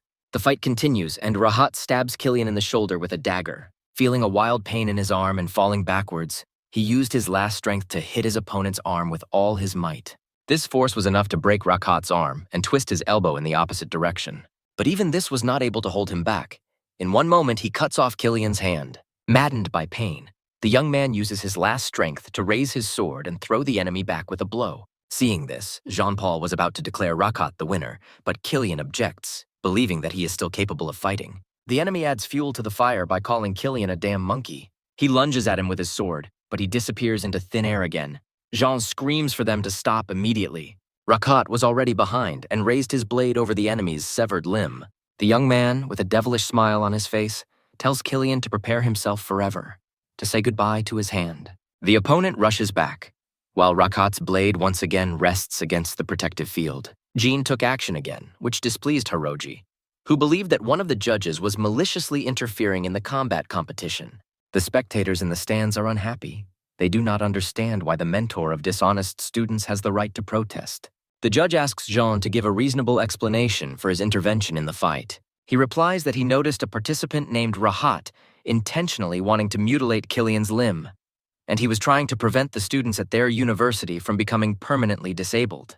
Hiroji starts screaming loudly. For them, this is not malicious intent, but tactics. This makes the judge think, according to the rules, they can only intervene if the student's life is in serious danger. After some thought, he nevertheless declares Rahat the winner and admits that Jean-Paul broke the rule. But he also wants to know if there are any objections from both sides of this fight. Rio grits his teeth and says that they accept the chief judge's decision. The students from the Indian Federation, hearing this, start jumping up and down with joy, realizing that they have finally won this round. Killian drags himself painfully towards the stairs, annoyed at the realization of his loss. Having gone down despite the pain, he does not forget his manners and bows to the judges. To his surprise, he hears the people shouting, calling him a real man, and after his recovery, they already want to spar with him. These speeches cheer up the young man a little. It seems that this is not a complete defeat. Sam sees him on the screen, expresses his admiration for him. Marie notices his uplifted spirit. The main character says that he is now ready to go out because he and the teacher have a new tactic. Hiroji wants to know if his student will continue the competition. Rahat replies that he can, but his broken arm will cause him some problems. The mentor won't be stopped by such a trifle. He wants to inject him with stimulants to improve his condition. He orders that whoever the next player is, he must continue to take them out of the game. Rio warns the students that Rahat's combo skills are very powerful, and this will likely be a battle to the death. One of the second-year girls volunteers. She has explosive power, and asks to be allowed to try out. Rio rejects her candidacy, since she is a fire class and will most likely lose her head in battle. The next student believes that if he has a weapon as long as Killian, he can enter the arena. For Rio, this is simply funny. He expresses all his dissatisfaction to the volunteer ward. Even Sam, who volunteered, was not suitable for him. In his opinion, the student's head would also fly off his shoulders. The young man objects and refers to the fact that he has the ability of telepathy. He can feel Rakat's movements. Rio is surprised by this and immediately wants to know more about it. But he is more interested in whether Sam is confident in his tactics, to which he is given a positive answer. Journalists are discussing who will be the next to enter the battle. They notice how confidently Sam, who has already proven himself well, is once again climbing into the arena. For Rakat, his appearance means nothing. No one can see his sudden outbursts anyway. But to his surprise, the opponent simply stands in front of him and demonstratively spreads his arms as if hinting to attack him. The start of the fight is announced, and Sam immediately puts into action his silver balls and flying sword. Rahat disappears. Mr. Levins realizes that he must first summon a spiritual cone as a defensive measure. Against a speedy opponent, he may only have one chance. If he wastes this chance, the next attack will be much more difficult. But suddenly he hears a strange sound away from him. It turns out to be Rakat. He was struck by something invisible. The enemy falls with a crash in front of him, as if his entire body was instantly paralyzed. Sam doesn't understand anything. How could his opponent be so unlucky? Journalists don't understand what's going on. Is it possible that Rakat was defeated by a ghost? The commentator suggests that Rakat himself relied on speed, and in addition, Sam materialized a spiritual cone from the very beginning of the round. Rakat did not have time to feel it, and when he wanted to repeat the old trick, it was like a bird colliding with an airplane in the air. The judge also recovers from his shock and announces Sam Levinson as the winner of the round. While the medics run to take the victim, Sam comes down from the arena with a strange feeling. He has no sense of victory. Former opponent Dan Schneid also watched the broadcast of the fight. He understands that the reason for Rakat's loss was the spiritual cone. Mr. Schneid understands what kind of opponent he has made for himself. He thinks that in their fight, Sam Moore showed mercy. In the park, the young man also watched the broadcast and immediately dialed Gilbert's number after the fight. The man didn't even have time to properly say hello before Gilbert started shouting over the phone to find out if he had seen the broadcast. Mr. Mulligan says they now have to pretend they never had a conflict with Mr. Levins, because his grandfather Gilbert said that it was better to be friends with people like Sam. He also believes that there is no future in friendship with disorderly people. The young man, hearing this, understands that he is considered that very disorderly friend. The next round was again won by a second-year student from Keirei University. Hiroji is already starting to lose his mind. They have lost again. The score is 6-3, not in their favor. Seeing his happy opponents, he understands that if they come back like this, he will certainly be punished, and he needs to do something to get back into the game. His vengeful thoughts are interrupted by a journalist who wants to hear his opinion about today's competition. Hiroji says the exchange match between universities helped expose the shortcomings in his teaching, and despite the regrets, they learned a lot. He explains that his regrets stem from the last time he challenged Annabelle Prince, but she refused and avoided him. The journalist says that the refusal was most likely due to Professor Annabelle's injuries, so she sent her student to compete. Of course, the enemy knew about her injuries, but now this is the only way he can save his reputation. He hopes that after his return, his superiors will not punish him too much. But to everyone's surprise, he hears Annabelle's voice asking if he challenged her. Looking down at him with her commanding gaze from above the stands, she announces that she has come to fight. The professor's unusualness doesn't end there. She takes a step and begins to walk on air. Hiroji can't believe it. Seeing this trick, he realizes that it seems like her abilities have increased again. She hovers over the arena and offers to continue the challenge he threw her. The enemy understands that if he refuses now, he will not only lose his own face. Hiroji pretends that everything is fine and that she is just in time, while Annabelle has descended from the heavens into the arena. One of those present notices that Professor Annabelle used to have silver hair, but now it is white. These are noticeable signs of evolution. Perhaps she has undergone a complete transformation. Adore decides to clarify this issue with Helia, since he is the closest to Research Institute number 14. But even he does not quite understand that this is the only assumption. There is definitely no evolution here. A couple of weeks ago, she certified B rank and could not have broken through so quickly. Having overheard this conversation, the man understands that the characteristics of genetic changes do not include white and long hair. Perhaps Research Institute number 14 has begun to study a new direction. Adore laughs and decides that this could be a normal accumulation of Research Institute number 14. Because they are eccentric in their direction and have always been ahead of their time. The man is not pleased with the news about the progress of this area of the university. Sam runs up to Annabelle and wants to know how her hand is. The professor reassures him, saying that it will not affect the fight in any way, especially since they have a hidden type. They do not often use their hands in battle. She also says that the changes in her hair color are due to a genetic variability that does not affect the body in any way. The young man still worries about his mentor, but she just smiles and calls it all a mouse fuss. Galia stands on the platform with a senior consultant and honorary deputy head of the Indian Federation Exchange Group, named Profu. Mr. Schaefer says that he and the invited Profu will host the competition and want to hear the consent of the participants. The judge once again makes sure that the participants really need this combat battle and announces the start of the fight. After the signal, Hiroji immediately takes off and begins to move rapidly. The opponent doesn't hesitate either. Energy circles begin to spread from her feet across the arena.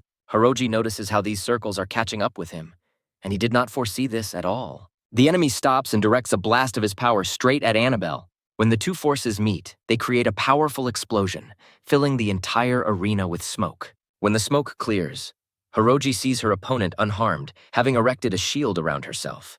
The enemy decides to go ahead and wants to hit the shield, but Annabelle deftly dodges the blow and says that she did not expect him to make any progress in 20 days. Hiroji orders her to close her mouth and watches in horror as her hair begins to sparkle with blue lightning. But he manages to react and puts up a shield in front of himself while Annabelle strikes. But the professor's strength turns out to be stronger. The shield shatters into pieces, and he flies back from the shockwave. From the fragments, she forms thin needles that deliver the next blow to the enemy. Once these needles are pierced into the body, they begin to explode, causing Hiroji incredible pain. Annabelle begins to gloat and says that he can consider her to be paying back the debt for the previous surprise attack. Explosions occur all over his body, and he begins to scream that she is killing him. Prof, seeing his employee being killed, takes action and draws a line between the rivals. Annabelle calms down and says that the next time he wants to challenge her, he can contact her through official channels. She turns around and, as she leaves, adds that otherwise he will seem like an even bigger clown. The audience applauds and calls the professor a goddess. They fully support her. While the medics are taking the wounded man away, Profu turns to Annabelle and apologizes to her. He shouldn't have stopped the fight, but Hiroji's life was at stake. And as an apology for his employee who offended the professor, he will provide 5 mutated creatures unique to the region of the Indian Federation. After hearing this, Annabelle leaves them, simply agreeing to his gift. While sitting at lunch, Sam begins to receive notifications about the receipt of funds that the university sent him. He remembers how Annabelle praised him, but also made him write a long report about it. Sam clearly didn't think that after an intense fight he would also get homework. Christopher enters the room and greets the young man. The main character invites the guest to come to the table. The guest did not lose his composure and immediately received permission to pour himself a glass of wine. He says that he saw his fights today live. Sam laughs and says that there is nothing special about it. Christopher suggests that he get straight to the point, since it wasn't for nothing that he invited him here. Mr. Levins admits that he has earned a lot of points and needs help exchanging them for money. His business partner is very happy with the deal, but still advises Sam not to sell the points. He says he has information that on foreign battlefields, merit points are hard currency. He also wants Sam to tell him how much money he needs for a month first. The main character smiles and shows 5 fingers and needs 500,000 or even more. Christopher, hearing such amounts, was horrified. He offers him 3 plans: short-term, completing individual tasks and participating in underground tournaments; medium-term, missions to clear out the enemy; and long-term, personal operations. Already having 1 million subscribers, he can earn money from advertising. Even one advertising project could bring him a lot of money, and so he thought it would be a good idea to start his own company and prepare for the long haul. But Sam was attracted by the medium-term idea. His friend mentioned underground tournaments. In the underground arena, tens of millions can be earned in one night, but the risk is relatively higher. There, death of a person is something usual. Christopher asks to inform him if he accepts this plan. Sam thinks that this is a good opportunity to make easy money for a strong man. Now he needs to focus on his training without worrying about other things. After meditating, he found that he was surprisingly able to open another basic dandian with ease. Seeing the dawn outside the window, he decides that he needs to go to the Venerable Seth and tell him about this. Sam arrives at the Martial Arts Association main building. Seeing the young man, the employee remembers him as a flying swordsman who was unperturbed in yesterday's battles, and he asks to show how the sword flies. The hero doesn't really like this idea and asks if a non-flying swordsman is not allowed. The clerk laughs and wants to know why he came to the association. Sam says that he would like to see the venerable Seth Rogen. The servant first wonders why the young man came now, and realizing this, he pounces on Sam with questions about whether the student has really opened the Dandian, to which the hero laughs and gives a positive answer. He walks further down the corridor, and the employee cannot believe that a person is capable of Dandian in 4 days. Sam turns around and asks to come with him and show him which room Seth is in. When he came to the most venerable one, he also at first could not believe that a first-year student was able to awaken the basic Dandian in 4 days. Sam replies that, to be honest, he discovered it in 1 day.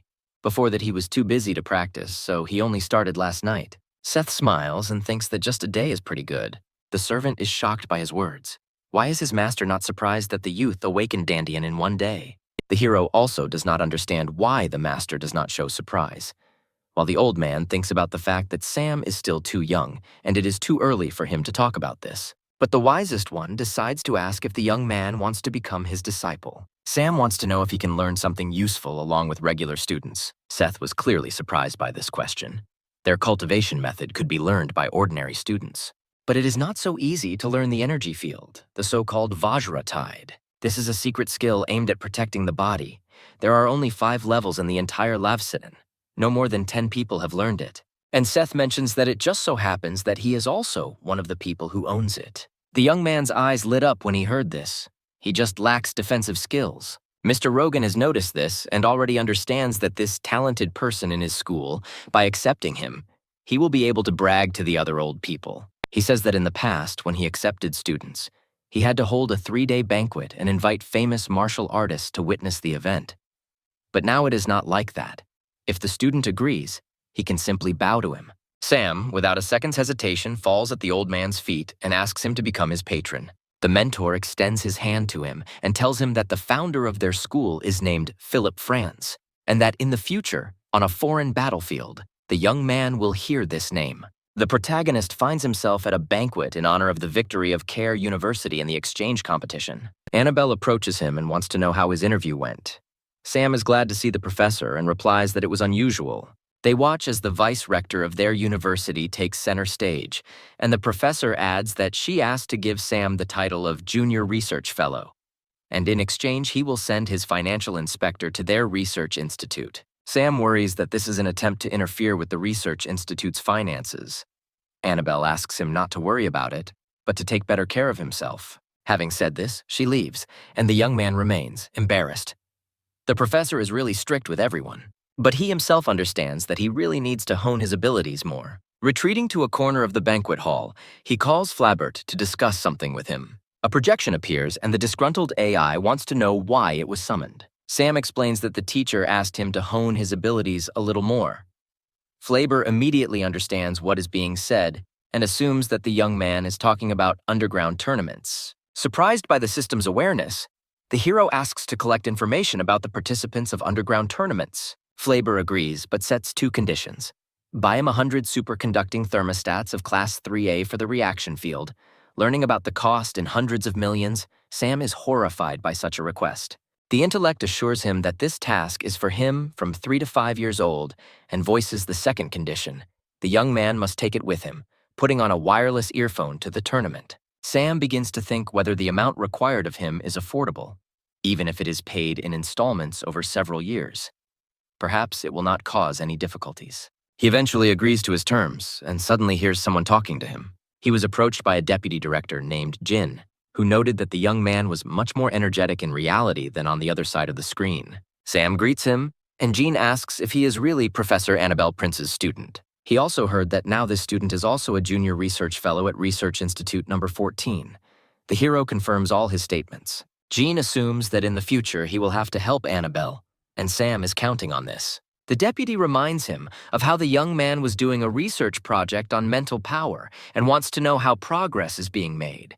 Mr. Levins is puzzled because the teacher did not give him the opportunity to get acquainted with this project. The man just shrugged and, as he left, told them to work hard because this long-term research project was of great importance. Sam notices a dark human silhouette appearing next to the man as he walks away. He assumes it could be his bodyguard. Jin asks the shadow if his interlocutor was lying. The shadow confirms that Sam was telling the truth. and seems to really know nothing. He also mentions that the young man felt his presence, although his extrasensory senses are rudimentary, but still quite strong and capable of detecting him. Leaving the banquet hall, Sam receives a call from Christopher to find out how the celebration is going and whether the hero will go to the agreed-upon place. Sam says with complete confidence that it is a matter of power. Christopher was glad to hear this. He knew that his comrade would agree, so he waited for him near the entrance to the banquet hall. Having boarded the ship, he wants to find out where the tournament is, but his friend makes an intrigue out of it. They headed towards the pier, and after flying a little further, they noticed a large tourist liner, where they landed their flying ship.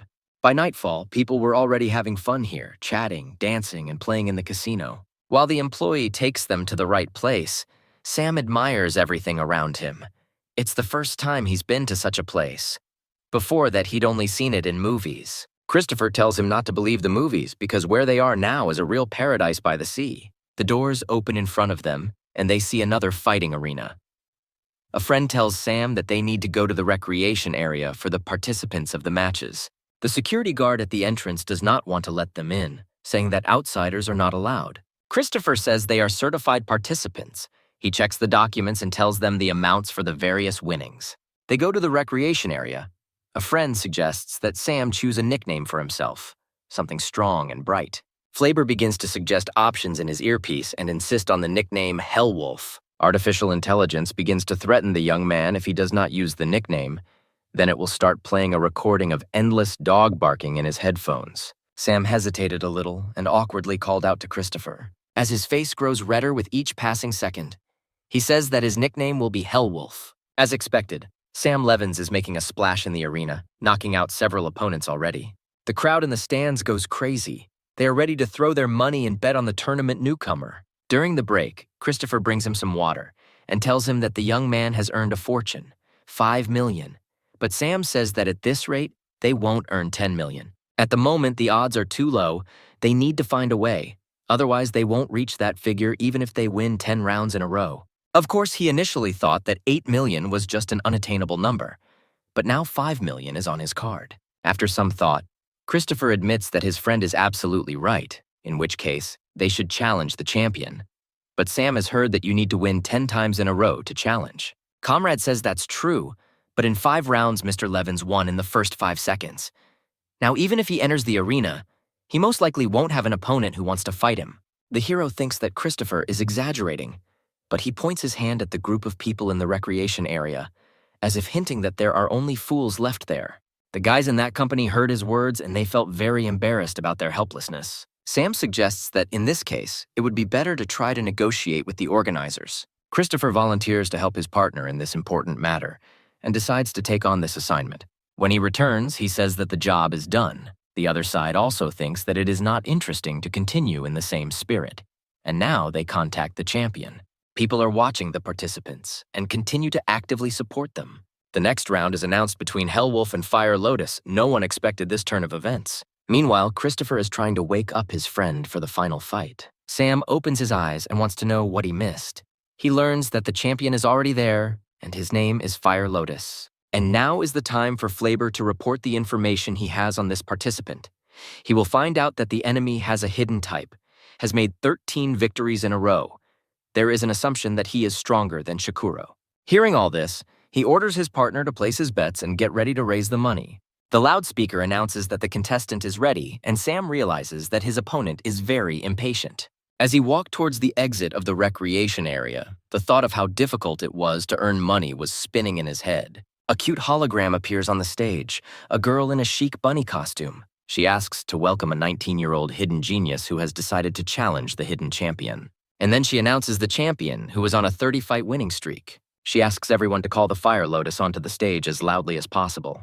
Out of nowhere, a young man jumps onto the stage, leaving behind fiery tongues of flame. Sam ponders. Flavor mentioned that his opponent was secretive, he had a short-barreled weapon with him. At first, he will clearly have to keep his distance. The presenter asks everyone to get ready, because the battle of the year is about to begin. The audience believes that the Fire Lotus should put the upstart in his place. Lotus immediately jumps back up to increase the distance between them. He fired his weapon several times, but luckily Sam was ready for it. But his bullets were able to pass the obstacle in the form of balls. The hero understands that the enemy attaches his fire ability to the bullets. In reality, his flame turns out to be a deadly weapon, and Sam manages to dodge the blows. As expected from a deadly underground tournament, his enemy is indeed strong, but he also has an ace up his sleeve. The silver ball that had been launched earlier was already flying towards the back of the Fire Lotus's head, but to his amazement, the enemy deflects the projectile flying at him with a deft movement. Sam doesn't understand why Fire Lotus moves like a transcendent type. It seems he got complacent and underestimated his genetic abilities. In an instant, Mr. Levins finds himself trapped, surrounded by a ring of flame. His opponent thinks it's even too easy and his attacks are very mediocre. Against students who have no experience in real combat, his attacks may be good. But now they are in underground fights. Here, every detail is a matter of life and death. Sam's tricks are very obvious. Lotus closes the distance to a minimum and points the trigger at his head. Mr. Levins, sitting on his knee, admits that he underestimated the words real fight. Outside the university is truly the best place for a real fight. The protagonist reflects that the Fire Lotus uses the explosive characteristics of flames as its main driving force, achieving something that only a transcendent type can do. The enemy was about to pull the trigger when suddenly a silver ball unexpectedly split next to his leg.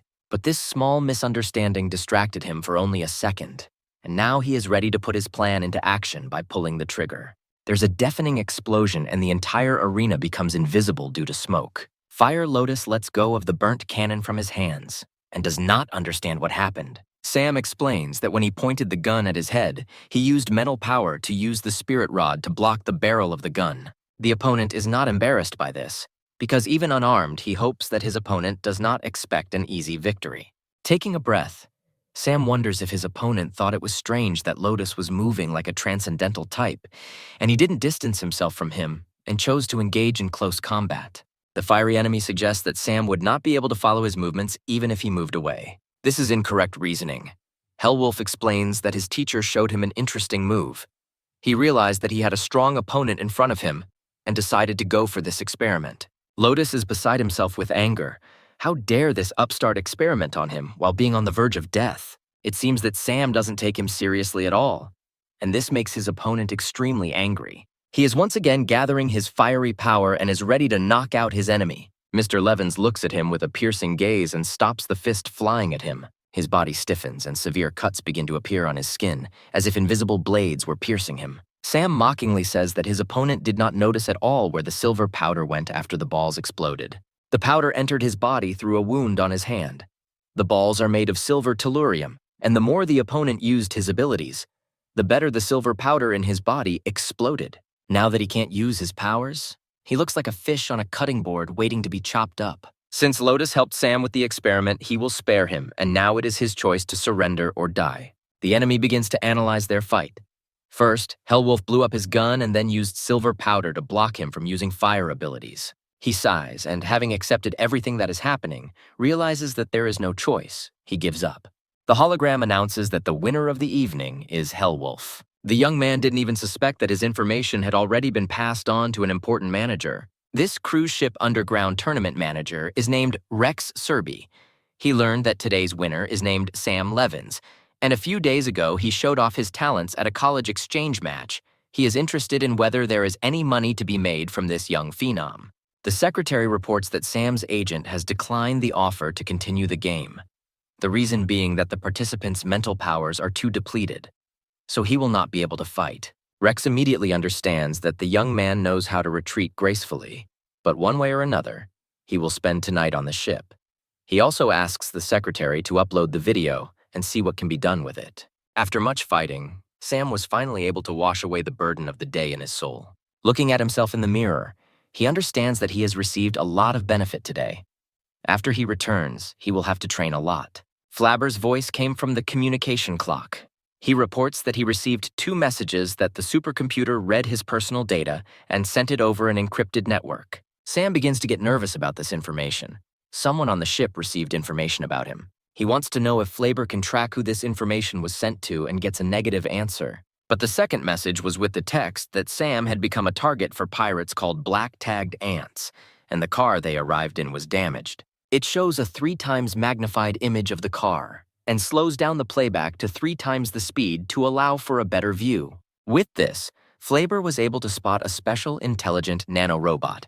Depending on the application, they can be used for maintenance, location, engineering work, and much more. Sam wants to know the specific location of who is targeting them. Artificial intelligence tells us that among all sea pirates, blood ants are in second place. However, blood ants are a loosely organized group, with each core member absorbing lower lines to form raiding parties of varying sizes. And the reason why this disparate organization was able to take second place is precisely because of their highly developed intelligence. Relying on their intelligence, they can not only carry out accurate robberies, but also avoid capture. After learning about the hierarchy, Sam assumes that the black-tagged ants are subordinate to the blood ants. The hero urgently contacts Christopher and wants to know how much it costs to hire a personal security guard. The partner names sums with 6 zeros and simultaneously asks what happened. Sam says he received information that one of the blood ant squads was targeting them. Hearing this, his business partner says that he will pay 70% of the cost of security. They need a strong person capable of protecting them. After these words, Mr. Levins decides that if they need a really strong person, he can call someone. The next morning, ships set out for our heroes. The boss of the Black Ants orders everyone to be invisible. An ally reports that the vehicle being pursued has slowed down, and it looks like the hero is trying to stop the car. They report that a man on a flying skateboard got out of the car. It looks like he was going to inspect it. The attackers assume that the car broke down. The boss commands them to start surrounding the target. They need to prepare to attack. He gets out of the ship and asks Christopher if he needs help with the car. The young man asks if the interlocutor understands how to repair. He cheerfully replies that of course he can help with this, and in his head he is already rejoicing. Everything turned out to be as easy as pie. At his signal, all his comrades begin to approach the car. One of the gang leans out of the window and starts firing a cannon, shouting that these idiots will be buried at sea. But the terrorists' joy was short-lived. Their heads were pierced by beams of energy. Energy beams radiate out from the machine in all directions, and they aim directly at enemy ships. The gang leader tries to escape from these attacks. They clearly miscalculated. The beam still catches the invader by surprise, and he finds himself in a hopeless situation. This was Annabelle's doing. Only she could create such a terrifying attack. The boss understands that if he lets things slide, he's finished. He needs to find a way to escape immediately. He is amazed by the high speed of this woman's attack. He will not have time to escape, even if he flies into the sea. He sees Sam and realizes that he must kidnap him. That should definitely make this scary woman stop. But the thoughts of this attacker no longer matter. His head was also perforated. The last thing he could see was a flying sword that entered his skull. His lifeless body fell into the sea. The boys look on and realize how easily the enemies were attacked when they were distracted. Christopher thinks the real battle looks much cooler than the live one. After Sam learned of the impending storm, he immediately contacted Professor Annabelle to ask her what she knew about the blood ants. The teacher immediately realizes that something is wrong. She wants to know what is going on. The student admits that he made some money, after which they target him. Annabelle realizes that things are getting hot and wants to know where Sam is. She is ready to come for him. Looking at the sinking ships, he was horrified, of course. He knew about the terrifying power of his teacher, but he never expected that she would deal with the enemies so easily. Annabelle says she'll be on guard and tells the boys to buckle up. She wants them to grab supplies, equipment, and whatever else they can get and take it away. The girl turns around and asks why Sam is standing there like a pillar. It turns out he doesn't have a flying skateboard. He decides to use his mental power and makes a rectangular platform in the air. Standing on this makeshift skateboard, he struggles to maintain his balance. Finally, he gets it. He breathes a sigh of relief and admits that it could be quite simple. He continues to lay out these slabs in the air and heads straight for Annabelle. He decides to ask the teacher if he can stand on a flying sword in the same way and fly. The professor asks him not to distract her. Annabelle flies to the place where the corpse of the black ant boss fell and uses her power to pull the dead man out of the water. And to the surprise of all the guys, she throws him aside with all her might. He lands with a bang on their car. The teacher tells the students to pack him up as this man has the biggest reward. Christopher, hearing this, became more cheerful and began to push the criminal inside. If a reward was assigned for him, then the villain definitely couldn't be let go. Annabelle announces that she is heading back and climbs inside the enemy ship. The girl tells her charges that she has some business to attend to, and as soon as they can sort everything out here, she wants them to come back. As her ship sailed further and further away, the boys began to panic. Arriving in the city, Christopher wants to know what Sam wants to do next. His friend plans to take food to Professor Annabelle in the lab. The partner complains. He hasn't eaten anything since the morning either. Sam asks him not to complain, because he still needs to deal with the corpse in their trunk. And this is not the easiest task. So many corpses of dead pirates, and on top of that, 3 flying machines. At this time, Sam asks at the stall for a small portion of shrimp dumplings, a portion of fried sweet potatoes with Dutch beans. Flabber helps him with his order, saying that although Annabelle has a mild taste, she sometimes eats spicy food. He adds another serving of chili beef to his order. Sam also wants to know what secret Annabelle knows about Flabber, and the AI reveals that she always wears jeans, but she actually likes wearing skirts. As proof, Flabber sends him a photo of his professor. Sam immediately begins to lose his head from such beauty. The protagonist says that if Annabelle finds out about how the artificial intelligence is photographing her on the sly, she will kill him. Flabber promises to drag Sam with him if their teacher finds out about everything. Mr. Levins ends the call and decides to check his mail.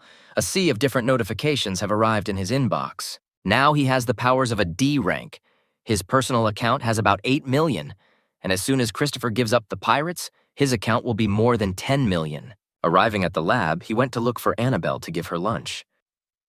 But when he enters the office, he discovers the professor in the company of another girl. The stranger notices him and asks if this young man is the genius of their research institute, number 14. Annabelle, seeing the silent question in Sam's eyes, decides to introduce the girl. This is Amelia Paulman, a financial control officer who was assigned to their institute in the future when receiving deliveries and property declarations. First, the professor signs, and then Amelia deals with the transfer. The girl tries her best to put on a sweet face and extends her hand to greet Sam. But the young man simply ignores her and continues to look only at Professor Annabelle. He puts a bag on the table and says that he brought lunch for his teacher. Amelia wants to know if they are going to have a lunch break, and Annabelle wants to invite her to share the meal with them. But Sam didn't count on another person, so he took only 1 pair of sticks. After a few days, Sam notices that Amelia doesn't seem to be getting too involved in their work, but her behavior begins to greatly worry the main character. Every day she comes to the institute in sexy clothes and with beautiful makeup. It doesn't seem like she's working at all, as if she has other intentions. The girl even invited him to go for a walk together several times. Sam realizes that he needs to find a way to deal with her, otherwise it will be difficult. Amelia pounces on him from behind and asks if he is free on Saturday, and also asks him to help her carry her luggage to the university. Although he feels awkward, he agrees and asks her for the address and promises to be there on time. Amelia breaks into a smile. Sam has finally taken the bait. A 19-year-old boy in his prime will definitely not be able to resist her charm. Her boss was the rector, and he asked her to take possession of the research materials of Research Institute number 14. With the current situation, she would be able to complete the task even ahead of schedule. In her mind, she apologizes to the boy. She will have to take advantage of him to get a quick promotion and a raise. It's like a new boyfriend, but none of the previous ones helped her get promoted. And besides, Sam Levins is 19 years old, 6 feet tall, and very handsome. On Saturday, he finds himself in Annabelle's cabin. The professor is surprised because she knows that the young man was supposed to help Amelia move today. At the same time, the girl is busy preparing to meet the young student. Hearing a knock on the door, she approaches and is surprised to see several strong men standing behind the threshold. She tries to force a smile onto her face and understand what is happening now. The guys introduce themselves as workers from a freight company who are supposed to help her move. Amelia has already called Sam a bastard because these 6 strong men are clearly his doing. But her gloating gets the better of her since he refuses to obey her. She can force him. Several days pass and the heroes decide to meet at the combat training center. Sam met with his friends, and to all their questions about what he did after the competition, he gives a simple answer that he was researching his abilities. Sasha suspects that their comrade wants to test his new abilities on them. The hero reassures him, saying that he just wants to practice. Sierra wants to know if the boy wants to try out a new ability, which one of them he will fight first. And Sam again chooses Miss Kantz after all. Her abilities are a little more suitable for experiments. The girl agrees with this arrangement. She also wants to know the fruits of her training. She wants to know how hard she should be attacked. Her opponent tells her to attack with all her might. After making sure that everyone agrees, the girl starts the fight and is already heading towards Sam. Watching his opponent, the young man realizes that she has become much faster, and it is not as open as before. It seems that Sierra's training during this period was also quite fruitful, but he didn't waste any time either. He was able to stop her first blow with the help of a force field. Sam starts screaming loudly, and the shield, as if with ultrasound, pushes away his opponent. She feels a strong pain in the hand with which she hit the shield, and her chosen one is already rushing to her aid with a first aid kit. Mr. Levins did not expect the energy field to be so effective twice, but it is very tedious and requires further research. Sierra admits that she didn't expect that he had already learned the force field, because even among the second-year students, there were no more than 10 people capable of it. Sasha believes that since their friend is injured, they should stop there. There will still be enough time for experiments later. Sierra agrees and suggests that they all go out to eat together. But to Sam's horror, he remembers that this evening was planned in a different format. Annabelle warned that Christopher had invited them to dinner. And since this place was quite far away, she suggested picking him up by car at 6:30 p.m. The main character checks his watch and realizes with horror that it is already 6:30. As he runs away, he shouts to his comrades that he already has a meeting scheduled for today, and he will definitely treat them next time. Sierra remained next to him. He immediately thought that it was his friend who created such a good opportunity for him to be alone. Sam ran out into the street and with a bit of hope wanted to think that they were still waiting for him, and they were not in vain. Behind him, Annabelle's car was already getting ready to land. Landing next to him, she orders him in a stern tone to get into the car. Other students passing by see this too. They immediately recognize the stars of the last competition and start shouting out their enthusiastic cries. As Annabelle sets off, she feels her charge's spiritual strength is almost gone and wants to know why. Sam admits that he was training and accidentally overdoing it. The teacher advises him not to go out in this state in the future. It is dangerous. In her opinion, he should set personal boundaries for himself. For example, if his spiritual strength is less than 30%, then he does not go outside. Seeing that the professor is speaking quite seriously, Sam replies that he understands and will be more attentive. Arriving and settling down in a restaurant, Christopher offers Annabelle a glass of wine. She refuses and says that she will not drink alcohol just like him. She wants to skip the politeness and get straight to the point. Christopher agrees and volunteers to start. He says that he sold 3 cars and took the reward for the pirates, shows a map and says that there is now a total of 7 million on it, taking into account the taxes paid. He also adds that they should receive 133 merit points for destroying the pirates. He wants to give the card to the professor. In Christopher's opinion, everything concerning the division should be decided by her. But Annabelle says that she doesn't need it. They can divide it as they want. But she wants the young man to answer her one question. He hits himself on the chest and says that of course he is ready to answer the question, not to mention 2, 3, and so on.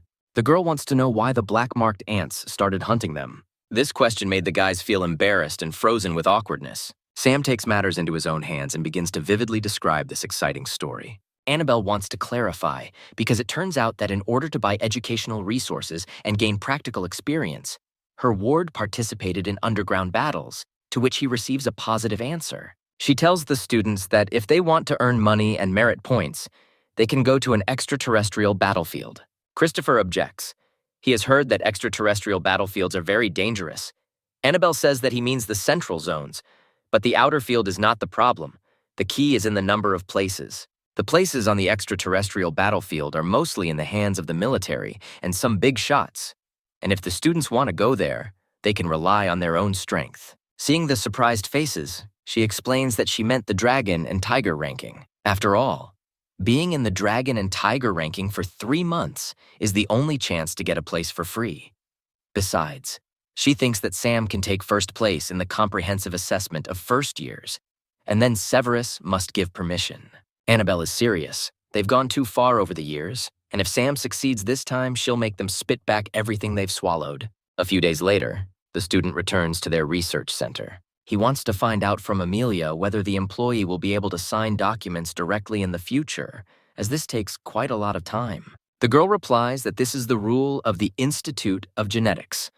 So no, after all, the nutrient media and consumables are provided by the Institute of Genetics. She repeats that she can't be careless. Sam agrees and asks her to hurry. Amelia wants to know from him where Director Annabelle is now.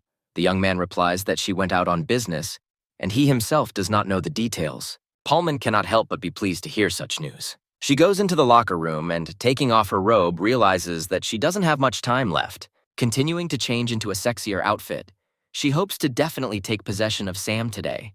She doesn't even know how long she would have had to wait, if not for today's lucky chance. Walking over to her closet, She decides to add the finishing touches, a bow around her neck and her time-tested perfume. Leaving the locker room, she took a bottle of water with her and handed it to Sam, who had been standing with his back to her, and having decided to take a sip, simultaneously asked if she had managed to move. Turning around, he saw what the girl was dressed in, which made him splash all the water he had managed to get into his mouth. Sam wants to know why she's like this now, to which Amelia just smiles and says that she was hot, so she changed her clothes. The main character is unhappy. He understands that this girl has not given up trying to charm him. But to his surprise, he suddenly feels ill. Clutching his chest, he leans against the back wall with a crash and drops the bottle from his hands. He doesn't understand what's happening to him. His head starts to buzz and his heartbeat quickens. Sam begins to blurrily see individual images before his eyes, either plump lips with gloss or an appetizing cleavage. Finally, he manages to see the whole picture. The charming Amelia stands in front of him and hands him some candies. Looking at her, he cannot understand whether she's always been so beautiful. After pinning him to the wall, she tells him that his blood sugar is quite low, so he needs to eat some candy to replenish his energy. Amelia had already shoved the treat into his mouth, but Sam gathered his strength and pushed her hand away so that the candy fell out of it. The young man can't come to his senses. He wants to know what she did to him. The girl replies that she just wants to have a good relationship with Sam, and he shouldn't give that up. Entering this part of the building, a stranger with a bucket found this picture. After looking at this for another second, the girl decides to pour cold water from a bucket on Amelia and Sam. But that's not all. The next step was a kick that landed right in Miss Palman's face. The stranger does not stop and continues to kick the girl, lamenting what a disgrace it is. She tells the already knocked out Amelia that she shouldn't seduce anyone and how dare she do something with Sam Levins. The young man, meanwhile, became even more confused.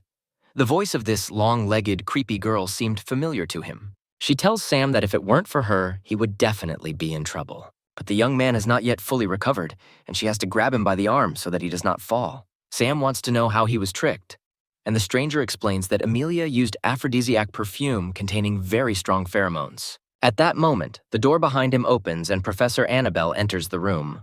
The stranger admits that she has already told her everything. The teacher immediately goes to Amelia lying on the floor to check her pulse. Annabelle notices that there are nano cameras attached to the clasp, necklace, and everything, and they are still working. The stranger proudly says that while she is here, they don't have to worry. The cameras won't be able to send a signal. The professor wants to hear Sam's opinion on how he thinks it would be best to deal with her. The young man believes that in order to prevent financial employees from being sent to them again, Amelia should be cremated, and a clone should be installed in her place. Hearing this, the girl starts to pour cold sweat over herself and hopes that this is all just a joke. Annabelle shakes her head. She thinks this option is all-encompassing. Clones don't live long, and there are significant long-term risks. She sits her down and wants to know the purpose of her conversation with Sam, and advises her not to be cunning, because she is not against using unconventional means of extracting confessions. Amelia reveals that the vice-chancellor wanted her to get close to Sam Levins in order to control him and obtain their institute reports. Annabelle asks if this is all she wanted to tell them, and the girl begins to repeat abruptly that she is not lying and that this is all that was entrusted to her. The stranger states that based on numerous biological data, the probability of justice is 99%. Annabelle picks Amelia up from the floor and says that they need to talk and that Sam can go. While the female trio left, the young man received a call from Teacher Severus on his watch.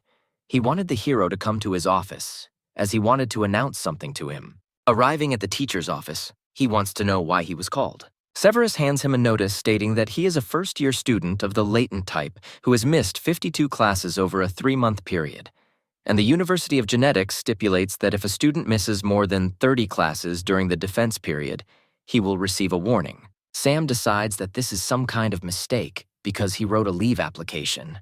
Severus praises him for writing a statement, since without it, it would have been more than a warning. But the young man objects to him. He remembers that according to the rules, before a written warning is issued, an oral reprimand is required first, and he did not receive one. The teacher sees that the student seems to have read the rules well. He suggests that Sam take a closer look at his communicator. He sent him 2 text messages on August 5th and September 2nd. The hero actually sees messages where the teacher calls him to class. Even though these messages were intended as reminders, they did not provide for punishment. It seems that Severus is digging a hole for him, but he can't figure out why his teacher needs it. But remembering the conversation with Annabelle, he finally understands. Severus's opinion this funny. But the teacher claims that the warning is only to force Sam to improve his attitude towards studying. But the 3-month punishment period passed quickly. The young man says that the teacher is right, and that 3 months have passed very quickly, but he wants to add something else to him. Slamming his palm on the table, he explains to Severus that he is very stingy, especially when someone picks his pocket and steals things from under his nose. The teacher says that he should calm down, because they did not take anything from him. But Sam knows that once the warning is issued, he will be deducted a bottle of E-rank capsules every month. As he leaves the office, he tells the teacher that they wanted all this themselves. Sam's last words were that Severus would regret it, but the teacher only laughs. For him, it is a childish threat. As he walks down the hallway, the young man thinks, 2 months ago, during the battle with Dan Schneid, the teacher passed on to him the unique low-rank training methods for the exceptional type. He planned it all for this moment. If this is so, then the entire flow is controlled by the transcendental. This is an internal competition between erudition and the transcendental. He stops at a large window to watch people exercising outside, and it gives him an idea. In that case, then everything should be fine if he uses some external matching methods. Once outside, the students immediately notice Sam and begin to whisper about the already famous flying swordsman. Someone shouts out and immediately wants to invite him, strikes some, although just to ask for advice, and others just to look at the flying sword. Sam says that there are a lot of them, and they will absorb all his spiritual power. He will not be able to defeat them all at once. In the crowd, he is offered to choose his own opponent.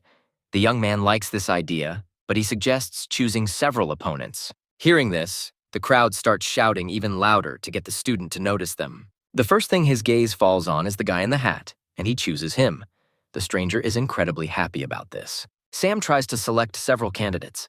He hopes that they will not disappoint him, because it is not often that someone gets the opportunity to fight with him. The protagonist believes that he needs to choose 3 more, otherwise he will not feel any pressure. At this time, a teacher comes to the site. He wants to know what is happening here, and one of the opponents reports everything to him.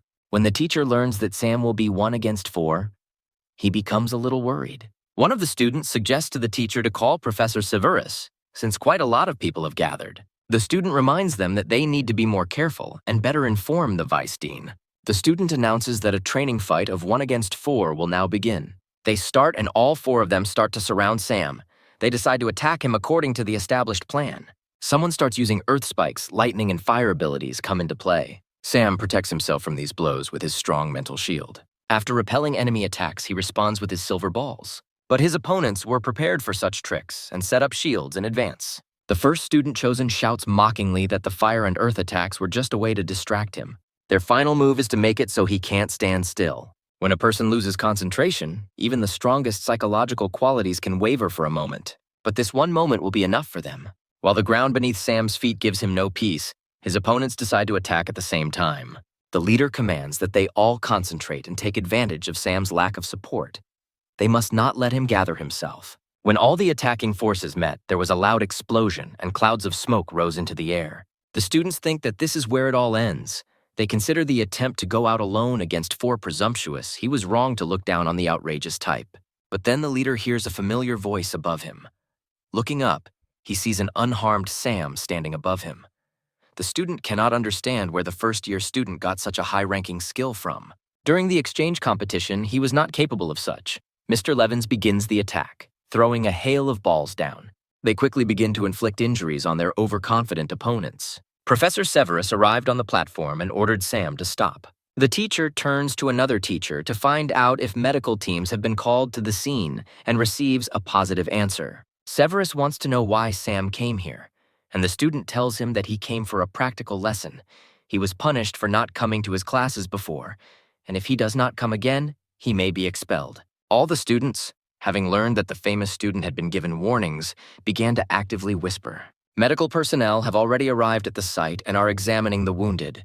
They report that all 4 have fractured femurs, and it will take them about 15 days to recover. Severus begins to boil with anger. What, 15 days? Tomorrow the raiding of the dragon and tigers will open. He understands that Sam did all this on purpose. Mr. Levins analyzes that now 4 freshmen of the extreme type will no longer be able to participate. And this is only the beginning. Now he's going to have some fun 1 against 6. He wants to know if anyone has the courage to do it. The students begin to back down, seeing how Sam sent 4 of their group to the hospital. Severus orders everyone to disperse, replenish their energy, and prepare for tomorrow's dragon versus tiger first-year ranked battle. Sam scoffs and asks the teacher what's wrong. He asked him to come to class, and now he doesn't allow students to fight with him. Why did they give him a punishment then? The teacher tries to explain that he gave the warning to save his life and asks not to create problems for him, to which Sam considers this shameless. Why only Severus can create problems for him, but he cannot in return? The boy comes as close to him as possible and reminds him that if anyone takes his things, they will have to spit everything out, and promises that they will continue after tomorrow's dragon and tiger ratings. Severus Roche will go to Mike Mitchell, another deputy dean, and tell the story that happened to Sam in the first years. Mike is interested in how many students will make it into the top 100 of the dragon and tiger rankings. The teacher assumes that 20 people will make it into the top 100, and only one student named Ian Richter will make it into the top 10. The deputy wants to know if this is enough to take first place in the assessment, to which Severus replies that it will be enough. And the only thing the teacher worries about is the extraterrestrial quota. Mike believes that the extraterrestrial quota is not a cause for concern. After all, for the 4 years since he took over the exceptional type, this type has always been number 1. If they win this year, it will already be 5 victories in a row. After listening to the speech, Severus bows to him and promises that they will definitely take first place in assessment points this year. At lunch, Annabelle wants to know if the rumors are true that the teacher gave him a warning and then he beat up 4 of his students, to which Sam answers yes. It would also be useful for her to know if he still wants to take revenge on Severus North.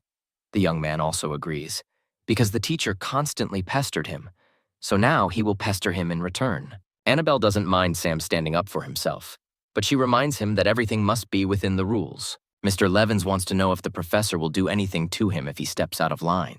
Her gaze immediately became stern, and she advised that if he crosses these boundaries, he should contact her immediately. Fireworks and fanfares can be heard as the chief judge declares the 168th first-year Dragon and Tiger ranking tournament officially open. Now the participants had to take an oath. They swear to be honest and fair in this tournament. Christopher points out that many people in the stands are looking at Sam, but the young man is not at all bothered by this. The business partner suggests that his friend, in connection with such confidence, also register. If no one challenges him within 3 days, then the dragon's place will automatically go to him. But Sam thinks that there is no need to rush, and he reminds that Christopher supposedly wanted to leave the exchange to open an order and make a profit. The young man laughs and replies that the university will not allow him to do that.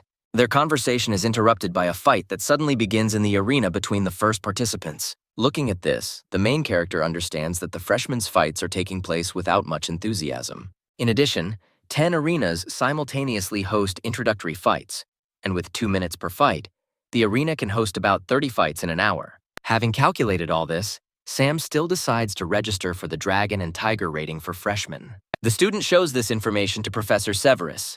They learn that he has challenged Clyde Salisbury, the 84th seat of the exclusive house. Mr. North is frantically trying to understand why Sam needs this and what he has in mind. Only a couple of minutes passed and the fight was over. Severus jumps off the stands to get to his wounded student as quickly as possible. Doctors conclude that the student has a penetrating leg wound without damaging the artery, and his femur is also broken, and the student will need surgery. Seeing one of his talented students being wheeled away on a gurney, the teacher realizes that Clyde will not be able to participate in the next fight. He looks angrily at Jean-Paul and a puzzle comes together in his head. Sam wants to put the exceptional students out of action. Before Severus could even look back, the young man had won another victory in another arena. Seeing this, the professor rushes towards Sam, shouting at him to stay put. The young man wonders why the teacher is calling him. Does he really want to personally go into the arena and teach him a lesson? In that case, he can call Professor Annabelle to greet him. Severus asks him not to overdo it, but Sam thinks that everything is fine, because he is officially participating in the opening battles of the rating. The teacher's nerves begin to fail him, and the young man continues to mock him, saying that maybe he will give him another warning. Severus asks him to stop, as this is not good for anyone, and he offers to apologize for his warning. But Sam doesn't need his apologies because they are worth absolutely nothing. The teacher tries to restrain himself and repeats that there is no need to make the situation worse. Sam approaches the teacher and, taking him by the shoulders, says that it is very easy to stop him. First, Severus needs to cancel the first warning, and then they will talk about the next step.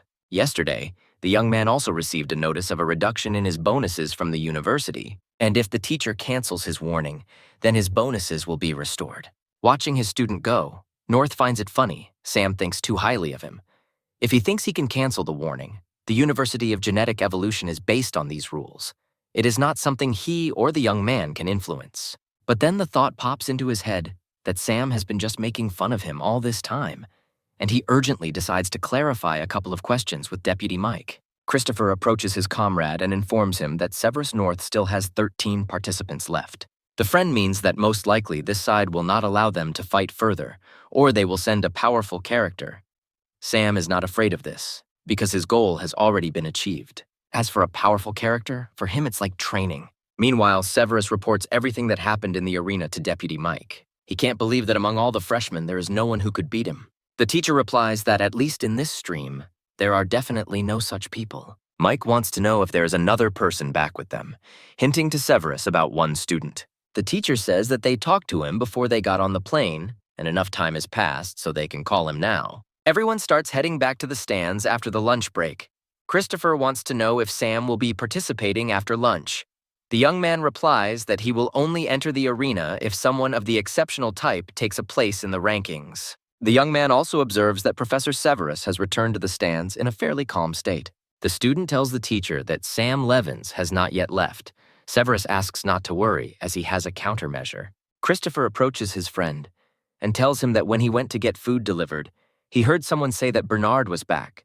But to his surprise, Sam has no idea who this person is that is being talked about. The comrade says that Bernard is a second-year dragon and a special student of Severus North. And besides, this student is currently ranked 91st in the main dragon and tiger rankings. Sam is not at all relieved by this information. Christopher continues. Not only was this ranking compiled when he was promoted to second year, after that, he went abroad for training and did not participate in the ranking tournament. For the young man, everything becomes obvious. If he returned just in time for the tournament, it was specifically for Sam. The second-year students also decided not to miss today's spectacle. One of them even said that this year's first-year students were no good. They noticed that Sam Levins hasn't come out yet, and besides, there's no competition for the freshman dragon this year. The boys discuss that they heard gossip about how he had a fight with a teacher. Killian tells them to stop discussing unconfirmed information, which only makes the situation worse. Finally, Sam's name appears on the board, and the sophomores wonder what ranking he's challenging. To everyone's surprise, Bernard entered the arena. They realize that it seems that teacher Severus spent a lot of money to invite him here. The whole company has an anxious question. Will the freshmen really challenge him? Their questions are put to rest when Bernard and Sam find themselves face-to-face in the arena. But all the viewers are already in anticipation. People will clearly be able to see an interesting show. Everyone watching the live broadcast of the ratings also glued themselves to their screens when they saw Bernard. Upon learning that the flying swordsman has challenged him, everyone wants to see it live and rushes to the arena. The judges, having learned that there are no claims on either side, ask the participants to take their positions and prepare for the fight, which will take place in 3 minutes. Sam notes that there are suddenly a lot of new viewers. Bernard turns to his opponent and says that he doesn't care what his reasons are for challenging the overall ranking of the dragon and tigers. He has one last piece of advice for the young man. As soon as the fight begins, he asks him not to think about life and death. Sam understands that this warning is not a provocation at all. It seems that the guy is also a war demon. The young man pretends to be unperturbed and stretching thanks him and says that he is confident in himself. Bernard believes that judging by his words, his return trip will not be in vain. Sam wants to say a few more words to his opponent, but he interrupts him and tells him that it is useless to influence him with chatter. But to the enemy's surprise, the words were not intended for him at all. Mr. Levins turns and addresses Master Severus, saying that he has a few words for him before the fight begins. He states loudly and clearly that he is going to take first place in the first-year rankings, and then Severus must kneel before Professor Annabelle in the erudition department. While the crowd shares Sam's opinion and begins to wish him luck, Severus's student is already starting to lose his nerve. He can't watch this anymore and wants to leave. But the teacher stops him and says that no one will take a step until Bernard defeats the upstart. The student still wants to leave, and then Mr. North slaps him, saying that now he should not think about personal success or failure. Now the interests of the entire exceptional type are important. Sam watches this entire scene from the arena while waiting for the fight. He turns to Bernard, saying that the stands are also noisy and asking if he intends to use Severus North's little tricks. The enemy replies that petty tricks are useless on extraterrestrial battlefields. The judge orders to get ready, but for some reason Jean-Paul stops him. Jean, he says that the first of them is a second-year dragon, and the second one wants to be a first-year dragon. And no matter which of them is irreversibly injured, it will be a loss for their university. Therefore, the rector decided that in this fight, Severus and Annabelle, the instructors of both sides, would act as judges for targeted assistance. After this information was announced, student representatives immediately arrived at the arena. They quickly stand behind their students in full combat readiness. In this fight, it is important that both sides adhere to the rules and the fight. Finally, the announcement of the start of the fight occurs. Immediately, a silver ball was already flying at Bernard, which he managed to dodge. The opponent notes that Sam started their fight quite quickly, but he is not far behind and wants to reduce the distance. Mr. Levins watches his movements closely and begins to jump away from him as far as possible. Sam tries to put the enemy off by saying that he clearly looks down on him since he's not going to use his skills. Bernard decides to show him a little of his abilities, and right before his eyes, his katana turns red and lightning starts sparking around him. Sam feels both tense and excited, having never fought a thunder type before. Spectators also begin to see giant rumbles of red thunder and rocks flying in all directions. Both opponents have been fighting for half an hour now. It is a truly incredible match. Everyone is guessing who will win. At this moment, the situation is not going well for Sam Levins. Lightning bolts are just itching to catch up with the freshman who himself caused Bernard's wrath. This is already starting to irritate him, and he decides to put a shield between them. But the second-year dragon's lightning is not held back by the first year's shield. The defense shatters into pieces, and the shockwave throws Sam back. He manages to slow down and stay in the arena. The hero understands that the enemy has both strength and speed. His flying sword and silver balls have no advantage here. Old Severus had really done a good job in inviting such an opponent. Bernard sees his opponent just sitting in the arena. He decides to ask if he will attack him. Simply blindly avoiding, in his opinion, could not be worthy of the title of a first-year dragon. But since his opponent does not attack, he decides to end this battle. Sam screams that defeating him won't be that easy and starts purposefully sending energy into the arena floor. Bernard suggests that he wants to use the energy from his lightning to recreate the silver thread. He admits it's a good idea, but it won't stop him. Of course, Sam didn't think that would stop him, but one moment might be enough. The threads begin to bind the enemy's entire body, and he himself begins to sparkle with anger. The sophomore screams at the top of his lungs as the threads begin to choke him. Flames and lightning spread throughout his body. He does not want to be underestimated. He manages to get out of his opponent's trap, and heated up, he flies towards Sam to finish him off. He hits the floor with his katana, and it creates a wave that the opponent tries to escape. But Bernard quickly throws an electrified boulder after him, which hits Sam. The young man falls to the floor and immediately tries to get back up, but there is already a blade at his neck, and Bernard offers him a choice: surrender or die. He is a little upset with Sam because he expected a good fight, but Mr. Levins bows his head and asks him not to worry because the match has just begun. The opponent is interested in what will be stronger, the upstart's throat or his mouth. He was about to cut off his head, but Sam stopped the blade, calmly taking hold of it with his hand. Since Bernard also uses a sword, Sam believes he must have heard of the Vadra's energy field. Although Mr. Levins does not yet have the ability to protect his entire body, he is still able to protect a small part. The opponent did not expect such a technique from a newcomer, because this is a secret method of body protection that is practiced by only a few people in the whole world. He begins to watch with apprehension as his opponent rises. He hears the young man ask if he is satisfied. Bernard bursts out laughing. He is really very pleased with such an opponent. He asks to see how powerful his force field is as he prepares to deliver his final blow. Sam is ready for this challenge and already has his marbles at the ready. They rush towards each other, realizing that now their battle will end. Once again, nothing can be seen in the arena because of the smoke and lightning, and even the participants themselves do not understand what is happening around them. They find themselves standing back to back, Bernard noting that he didn't expect his silver pills and flying sword, which Sam is so proud of, to be just tricks. His opponent replies that there are no rules that prohibit defensive skills from being used for attack, and Bernard finally says that he beat him in this competition. Annabelle comes up to Sam and wants to know if he is okay. The young man is fine, except that his spiritual strength is almost at zero. The professor takes his hand and raises it up, telling him to greet the jubilant crowd. The crowd chants his name and shouts that a first year was able to defeat a second-year dragon. A day later, Sam finds himself in a hospital bed and Marie and Lily come to visit him. While he's devouring a large chicken leg, Marie tells him to bon appetit, but Lily says that a first-year dragon should have good manners. The young man decides to be honest with them and says that the hospital food is simply inedible. Marie asks him what ranking he thinks they won. Sam guesses that Lily came in 85th and Marie came in 95th. The girls are unhappy, in his opinion. They are very weak. In fact, Lily took 49th place and Marie 89th. Sam wants to know when Lily became so strong. She explains that she and her friend joined a charity that provides access to the activation of special gene points, which is why such a power increase occurred. The girls explain that this is a charity organization of an exceptional type called Myth, known throughout the area. Seeing curiosity in the young man's eyes, Marie decides to invite him to join this organization too. Sam wants to know if they were recruited by the organization. Lily denies it and says they just decided he wouldn't mind. The protagonist decides that it would be better for them to leave this topic for now and return to it later. Professor Annabelle enters the room and greets everyone. She wants to discuss something with Sam. The girls realize that they better leave and say goodbye to their friend while he thanks them for visiting. The teacher sits down and begins to praise the student because he did a good job. Thanks to him, the erudition department allocated $500 million to their research institute.